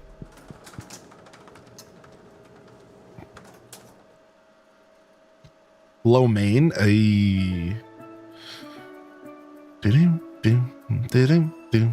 love a good beef and broccoli, same. Heck, I'll even take a good broccoli and beef. Good to see you, Soul Shepherd. Are we gonna make it home? We got our horse. Let's go. Ride like the wind, bullseye. I'm a huge fan of sushi as well. In fact, that's probably why I haven't eaten Chinese food in a while, because sushi has introduced into my life. And with sushi introducing into my life... Wait, how did that hype train just pop off? What? There's no alert with it. I think somebody resubbed, but they didn't share their resub message. Which is okay. If that's you, you know, do your thing. I swear, I think that's what it had to have been. Is like somebody bought a sub, but they didn't share it? Like, that. I think that's how that works. Yo, what's up, Decade Drifter? I can see your chat now, homie. Were you having issues with Twitch today, man?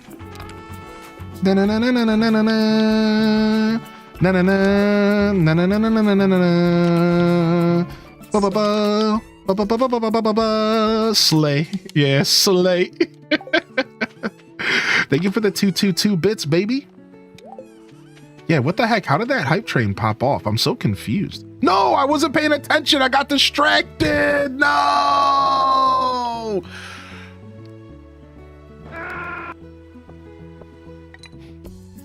Freaking HDes Boogie got me, man. I think my chats are just getting lost. It happens sometimes, Decade.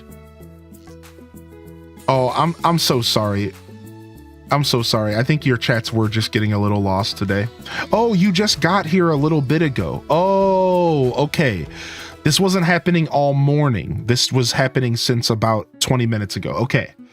Yeah. Okay, I was worried that I was missing you all day today or something terrible like that. Okay. You just been here for a little bit typing with us. So just posted a New Horizons. Someone Scaring bees away with a firework instead of catching them with a net. Have you seen that before? Wait, what?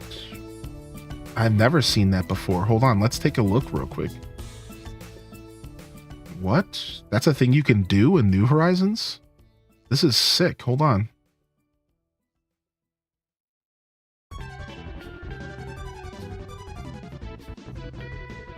Yo, thank you so much for the gifted sub, Bazinga, and thank you, Detective Rach, for the gifted as well. Y'all are, thank you so much, dude. Yo, good to see you, Decade. Sorry I did miss a couple of your messages, homie. You know, I do my best to keep up here. All right, let's see this. Watch this. What? That, it works. Look. Dude, yeah, with the party poppers. Dude, I've never seen that before.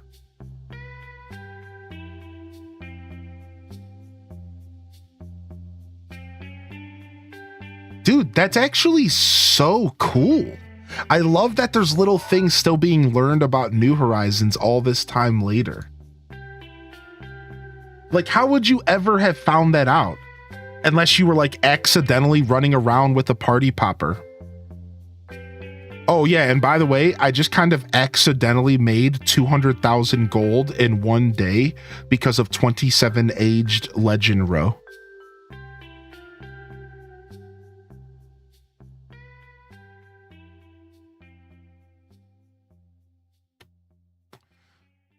The fishing farm is insane, dude.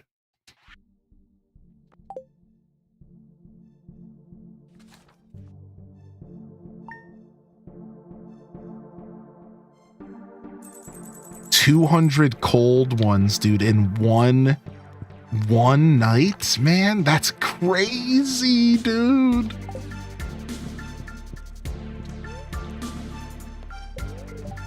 Dude, I can't. I'm so sorry you were sneezing, dude. I didn't see your message till just now. I'm sorry, homie.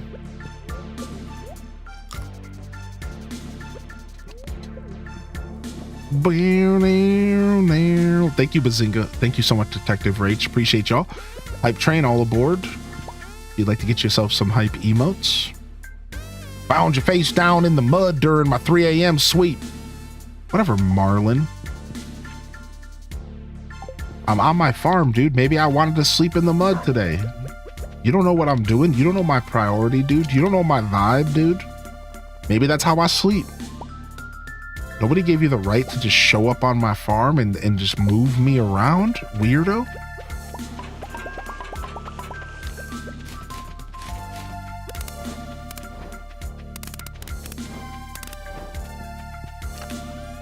Frick, man.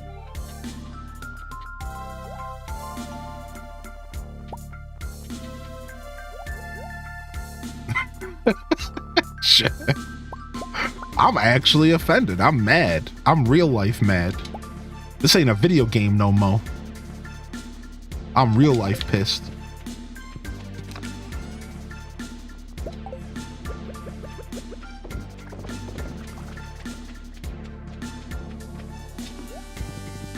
What are all your professions in game? So we are a tiller and an artisan because it affects row.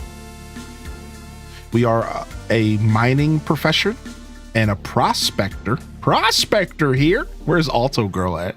Prospector here. Chance to find coal doubled because we need coal in this playthrough.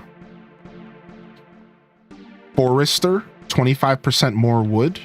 Lumberjack, more wood because we need more wood because we need to be able to get more coal. This whole playthrough is so coal focused, Leia.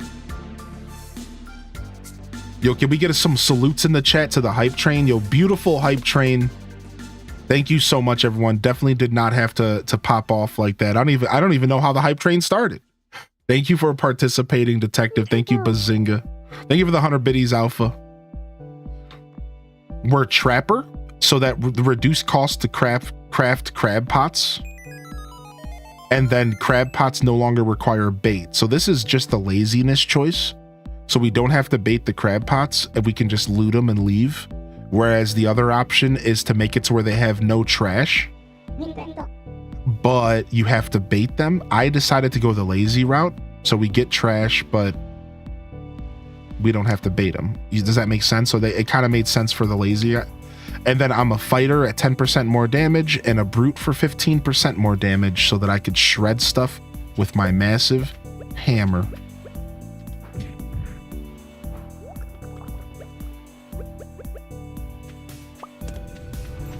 Also, recycling does give you stuff, too. Yeah.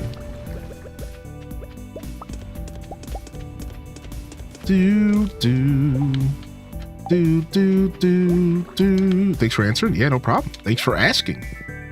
Any interest in my show and what I'm doing on stream is appreciated. It's valued. That's what I'm here to do, you know? I enjoy interacting with all of you. I enjoy showcasing this game and this cool playthrough we're doing. I mean that sincerely. Thanks. Thanks for asking.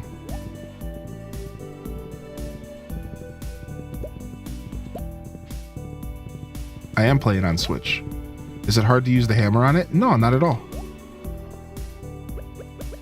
We have regular hammer and then the double tap attack. Oh, it's not bad.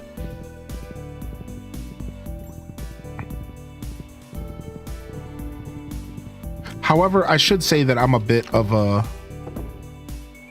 seasoned Switch gamer. If I was a new player, if I was playing on Switch for the first time, in fact, I remember what my mindset was when I was playing on Switch for the first time, and it's definitely not something that comes like instantly. PC is the clear, definitive way to play Stardew Valley, in my opinion. Right? Like, the definitive way to play Stardew is always going to be PC. I'm not saying that you're missing out necessarily if you're playing on Switch.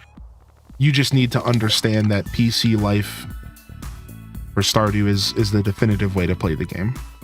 So here's a better way to word this. If you're playing on PC, you're not missing out on anything by not playing on Switch, besides for portability. If you're playing on Switch, you sadly are kind of missing out on some dope stuff. And that's the difference, and that's what I mean by that, right? Whereas on Switch, you are actually kind of playing a lesser version of the game because of a couple little reasons, right? But it doesn't mean the Switch version's bad. I love it. I play both, so I can tell you firsthand that Switch version's great, does the job. I like it a lot. I kind of prefer the Switch version because I'm a big Nintendo baby and I like gaming on my Switch. Anybody else feel this way? If this statement applies to you, hit me with an emote in the chat. Here it is. If I have the option to play something on my Switch, I will always play it on Switch over any other option. If the option to play a game on Switch exists, I will likely play it on Switch above any other option. Even if it's the lesser version, even if it doesn't run as well, I don't really care. I just like my Switch. I like gaming on Nintendo stuff.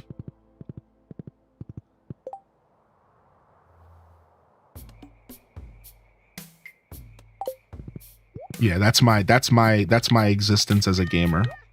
Now, that doesn't mean I don't PC game, and that doesn't mean I don't enjoy PC gaming. But if I have the choice, you better believe I'm going to be playing on my Switch. You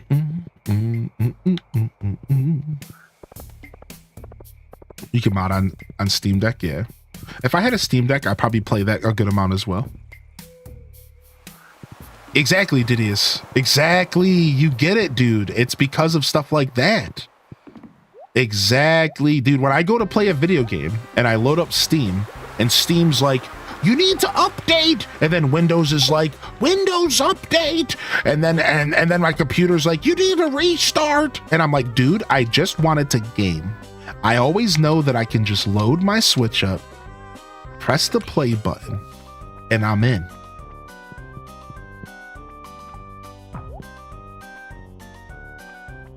I don't have to think about it. Head empty. That was true until I experienced Palia on Switch. Oh, well, Palia on Switch would change anybody's mind now that you mention it.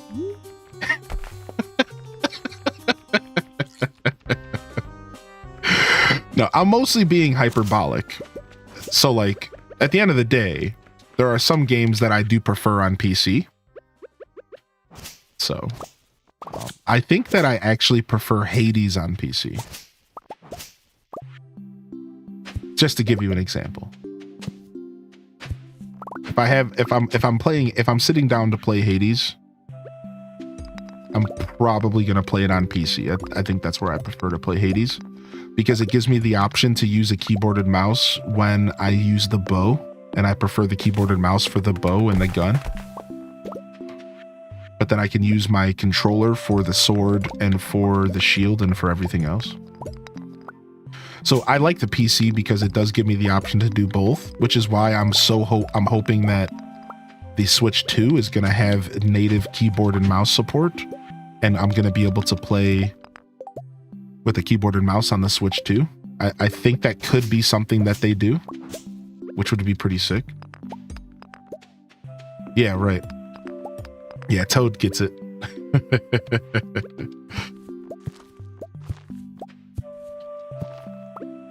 Being able to play immediately, yeah, that's important, man. I don't got time to be dealing with updates. That's why I'm not a big modder. Because if there's one thing I've learned about modding and gaming, is that modding always makes gaming more complicated. No matter what, if you are modding stuff, you are stuck sometimes not being able to do what you want when you want. I'll give you a couple examples. You go to play Stardew Valley a year later, but all your mods are out of date, and you have to either load up the game vanilla or you have to sit there and update all your mods. And then while you're sitting there updating all your mods, you know, then like at that point, you're not playing the game, and that sucks. Another example, I modded my 3DS. Now, every once in a while, when I load up my 3DS, I can't go online with it because I have to update the mods because Nintendo decided to randomly put an update out. So then I have to sit there and take the SD card out and update it, put it back in, you know, go through this whole process just to play my 3DS because I decided to mod it like a couple years ago. And it's like, oh, like, dude, like, I just want to play my 3DS, dude. Yeah, it's like a love-hate thing. Yeah, exactly. So modding is a double-edged sword, man. Modding is a double-edged sword. So I don't do a ton of modding in video games. It's a labor of love, exactly. Might as well just turn the Wii off, the Wi-Fi off, the 3DS since it's not online anymore.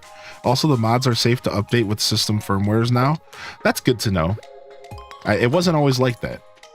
The past couple times that, in the past, they've had done updates where you had to be sincerely concerned about doing system updates. That was definitely something you had to like genuinely be concerned about. You could like brick your whole 3DS, which is like by far the worst case scenario. Bricking my 3DS.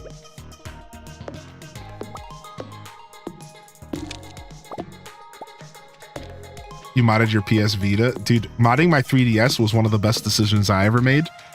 Unfortunately, I've been a little too lazy to fully take advantage of it. So like, I only have games I purchased on it. I haven't actually taken the time to load it up with like Game Boy games and Game Boy Advance games and stuff like that. That would all be super sick to have on my 3DS.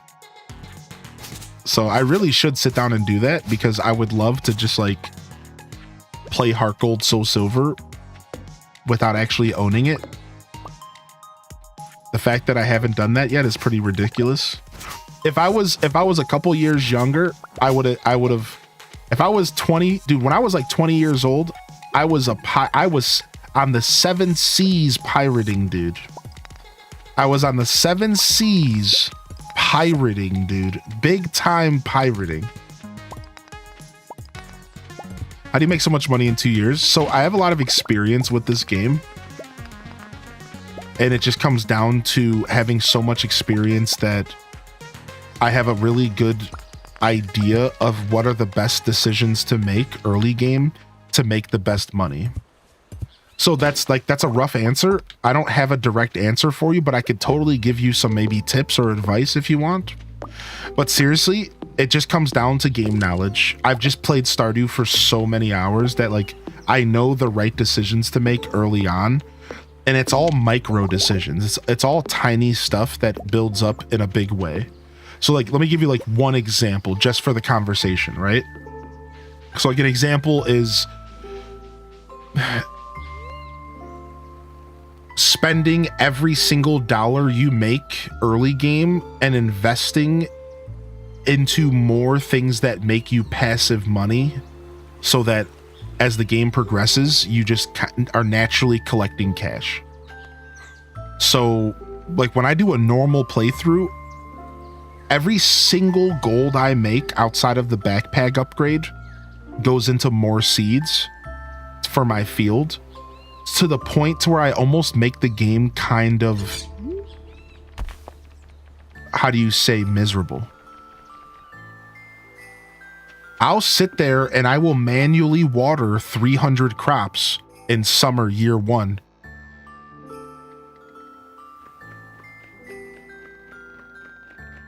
I'll do it. I'll wake up in game at 6 in the morning and I'll go to bed at 10 at night, and all I did all day was water crops, and that's my summer year 1. Like that's like just one example of like the stuff that I personally do to ensure that I have the right profits, right? Now this playthrough is a little bit different because we're doing a fishing only playthrough in which I can only make money off of fishing. So you ask, is it mostly farming? Now listen, farming is some of the best ways to make money. But this playthrough right here has proven to me that you don't need to farm to make early game money. You don't need to farm. There are multiple ways to play this game efficiently. Dazza just explained another one. There are multiple stages towards efficiency, but I think it all comes down to passive incomes, and it all comes down to early game time investment, right? So like, let's go ahead and think back for a second. Let's actually talk about this for a sec, and I could use the chat's help here. What did I do in this playthrough to make this money? What did we do? What's up, 1FA? What did we do? So, beginning of the game, we started off like only fishing and smoking fish every single day. We spent the majority of year 1 just fishing and smoking fish. Right? I think that was like pretty much it, right? Like we sat there and we just fished and fished and fished and fished and fished every single waking hour that we weren't maybe in the mines getting coal or upgrading in the mines to get upgrades for our pickaxe. And we just smoked the fish. I think if you really want money, focusing solely on one thing and advancing it to the point to where it's much more profitable is better than slowly leveling everything up at once. I agree with that. Right? Like, what else did I do in this playthrough that really, really mattered early game? So I think that you could start having the conversation about the micro stuff. So like, micro decisions like getting the first book bag upgrade as soon as possible is actually way more important than you would think. I personally think getting the horse as soon as possible eventually leads to more in currency because you have more time to do things. Yeah, I really don't think it's actually that complicated for what I did in this playthrough. I think this playthrough, I might have literally just fished and smoked fish the whole playthrough. Okay, so let's actually break it down though. how early on in the playthrough did I buy my first fish pond? Really, really early. So I started passive incomes as soon as possible. It comes down to passive incomes. We just had this talk the other day in game. It comes down to as many passive incomes as you can possibly lock into as early as possible.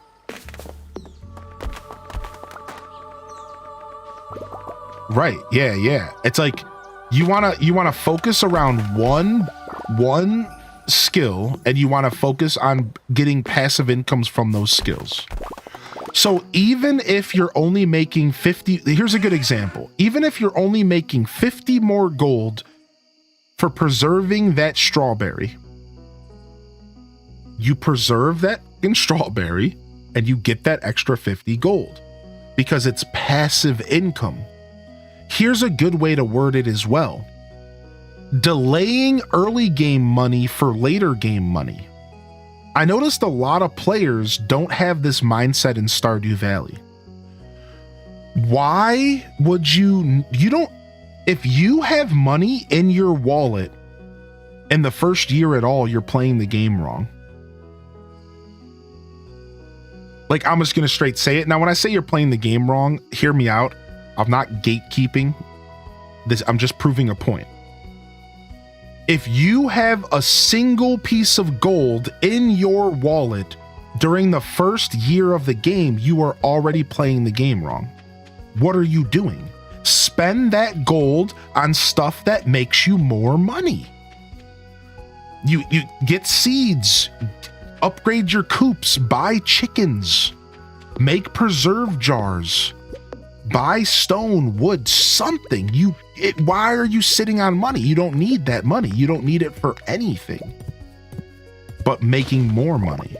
So it's about early game investments into passive incomes, and it's about making sure that every single dollar you have is spent on more passive incomes.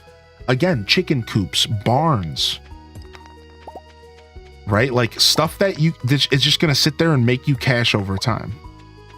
Right? So like that, I'm really glad you came in and asked, because sometimes it takes a question like this for me to actually think about how I play the game. Because I don't necessarily think about this stuff while I'm playing, because a lot of this is now muscle memory for me. So thanks for asking, because a lot of this is just muscle memory for me at this point, and I'm not actually thinking about what I'm doing. I've played so much Stardew, I kind of just play the game. Sometimes I have bad habits, and you can notice the bad habits. Sometimes the chat will call me out on the bad habits. Sometimes I have good habits. At the end of the day, it's all muscle memory, and I just play the game. So I'm glad you asked, because I really don't know. Like sometimes I don't know what I'm doing. I just have such an understanding of the game that I know what you need to do. And I've played a lot of farming sims. It's not just Stardew. I've also played a lot of farming sims. And as a kid, I was so analytical with farming sims that I would sit there with spreadsheets sometimes just to make sure that I was making the most money possible on some like super omega nerd stuff. Yeah, I didn't get laid until I was like 20. So before that question enters the chat.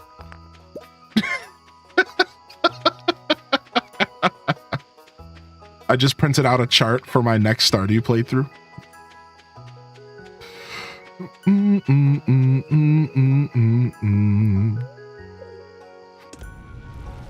Yo, what's up? How you doing, that guy? Good to see you, Who the Heo and that guy. Appreciate y'all checking in. Also, I missed Bloodraven's message here. Bloodraven, thank you for the biddies, by the way, and Alpha. Bloodraven, good morning. I know you reached out to me here. Good morning, Hylian in chat. Question for you, Hylian. The last non-handheld console was the Wii. Do you think Nintendo will ever release another non-handheld console? Yes, potentially. Yeah, because I think that the thing about Nintendo is that I think it's rare for Nintendo to ever lock in completely on one form of media. And I could see that once the Switch runs its course over the next decade, that maybe the next step would be something else. And it would just depend on the landscape of everything. Like what's happening in gaming in 10 years. In 10 years, if gaming could be shifted over to, I don't know, you jack into the Matrix in your living room and nobody plays handheld consoles anymore. And it would be stupid for Nintendo to release a handheld, right? Does that make sense? So like it all is going to depend on what's happening in the next decade around gaming. But to answer your question, yes, there is totally a chance. There is a timeline where Nintendo totally goes back to living room consoles. And it just depends on the gaming landscape. Right now, Nintendo has started the fire of handheld gaming, has resurrected it. Not only did they start it in the 80s, they brought it back. And now everybody's trying to get into the handheld market, especially since mobile phones have been around for a decade doing the same thing. So logically, handheld gaming is not going anywhere. And Nintendo could very well just keep riding out this Switch style system for the next 20 years. It just all depends on like the gaming landscape and if handheld gaming stays as relevant as it is now, because it's pretty freaking relevant. I think Sony's going to drop a new handheld. I think Xbox is going to drop a new handheld. And if they don't, Xbox is already selling the Windows OS to other handheld companies. So whether or not Xbox actually joins, they're already technically a part of it because they're already selling Windows OS and Game Pass OS to handheld companies like Lenovo. So they're already part of it, even if they don't make their own. Sony is rumored to be making another PS Vita style thing in the future. I think they for sure will. They already played with the Backbone and they already played with the PlayStation Portal. What's next? A full blown out handheld console. We are in the era of handheld and it ain't going anywhere anytime soon. We are here, dude. And the Nintendo Switch is what we can thank for it. We are here, dude. Steam Deck, we can thank Steam Deck as well because Steam Deck proved that it wasn't just Nintendo. Nintendo did their thing and the whole gaming industry said, okay, but that's just Nintendo. Then Steam Deck did it and everyone said, oh, heck. And it's over, right? Nintendo did it and everyone was like, okay, cool, but that's just Nintendo. Steam Deck did it and everyone said, okay, our turn. So really, Steam Deck is overlooked as one of the biggest catalysts to the current market right now. Because Nintendo doing it is one thing. Nintendo was probably the inspiration for Steam Deck to do it. But Steam Deck opened up people's eyes to every gamer could have a handheld game in their hands, not just Nintendo fans. So we're in a different world right now for sure. So I think that's why your question was super cool, because your question is identifying that this handheld market is crazy, and will it stay this way? Will this be something that we continue to see over the next, let's say, 1 or 2 generations of Nintendo? And I think the answer is hard, because it all depends on what's happening in gaming. But I think there is a non-0% chance that Nintendo could go back to console for sure. You know, the same way that, you know, I think it's a pretty organic space like that. It's all going to be it's all symbiotic of itself. So it's all going to be based off of, well, what's happening in gaming, and, you know, would it be a bad decision for Nintendo to do that? Would it be a good decision? Nintendo definitely, I think, will always be releasing handheld games no matter what, because over all of the years in Nintendo history, handheld has always been their most consistent market. So the thing you got to realize about Nintendo is, and this is actually factual, over all of the years of Nintendo, anytime they ever struggled, there's one thing that they never struggled with: handheld. And they're still proving it today that they control the handheld market. Even with all these other game companies and stuff coming out, they still have the largest share, I believe, of the handheld space.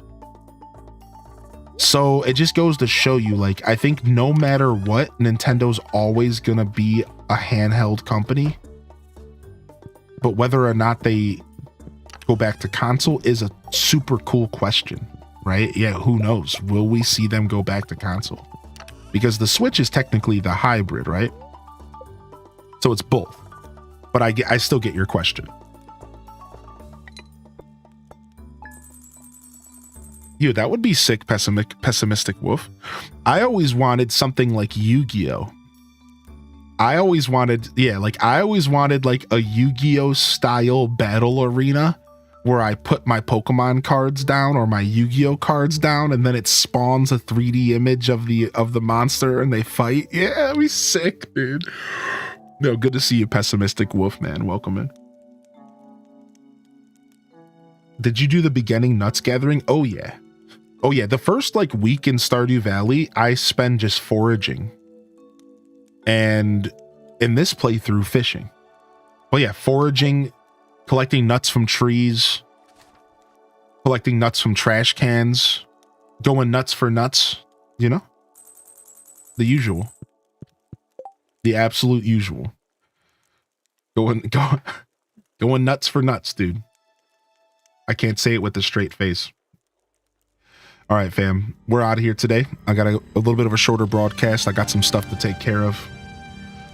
I am trying to clean up my house and take care of chores and make sure that I have a really nice start to next week so that we can have the yang to the yin, which was last week. I want to lock into a nice clean mindset and make sure that I have all my chores completed, and that's going to require a little less time on stream today. Thank you everyone for coming and hanging out. You'll find this VOD on YouTube. You'll also find it on Twitch as soon as the show ends. Enjoy it. If you're over there enjoying the show on YouTube, please consider hitting that like, subscribe, and comment. Once the show ends, if you would like to say hello, I'm going to do my best to reply to those comments daily. If you're over here on Twitch, hit that follow button, baby. Stardew will be back tomorrow. We're going to do some more Stardew tomorrow morning. So if you haven't ever been here for the Monday morning show, tune in for the best way to start your week right here. Twitch.tv/Hylian Descent. Come on by, baby. We'll be here live the Monday morning show, just chatting with extra steps. We got a game on in the background, and I think that game will likely be Stardew. But we're going to be chatting and connecting tomorrow. So come on by again, the Monday morning show, the best way to start your week right here. Positive morning vibes, the classic, the channel classic, the staple. I'm going to go ahead and get that schedule done tonight. All right. I'm going to go ahead and get that schedule done tonight, and we'll be out of here. I wonder why my YouTube views just spiked. Can you get view botted on YouTube? Sick. Yo, sup YouTube gang? My YouTube viewers just spiked to the highest I've ever been, like 50. Can you get rated on YouTube? Anyways, sup YouTube gang? Thanks for hanging out. Hit that like button and hit that subscribe. Yeah, can you get rated? Did I get rated on YouTube or something? What the heck, man? Thanks, man. You're just that cool. Sick, dude. Maybe somebody rated me. I guess that's an unfortunate product of not having comments, but hey, if you guys did rate and you're listening, I'm over on Twitch live pretty much every day, 8 a.m. Eastern Standard Time. We're not going to raid today, though. We are fading out, all right? This is a fade out experience. So let me go ahead and wrap it up here. This is Hylian Descent signing off from another wonderful Hyrule Gaming Group production. If I don't see y'all here tomorrow for the Monday morning show, I'll see you when I see you, fam. Don't forget to game on. And of course, as always, peace. Wrap it up and on to the next episode. Peace. Peace.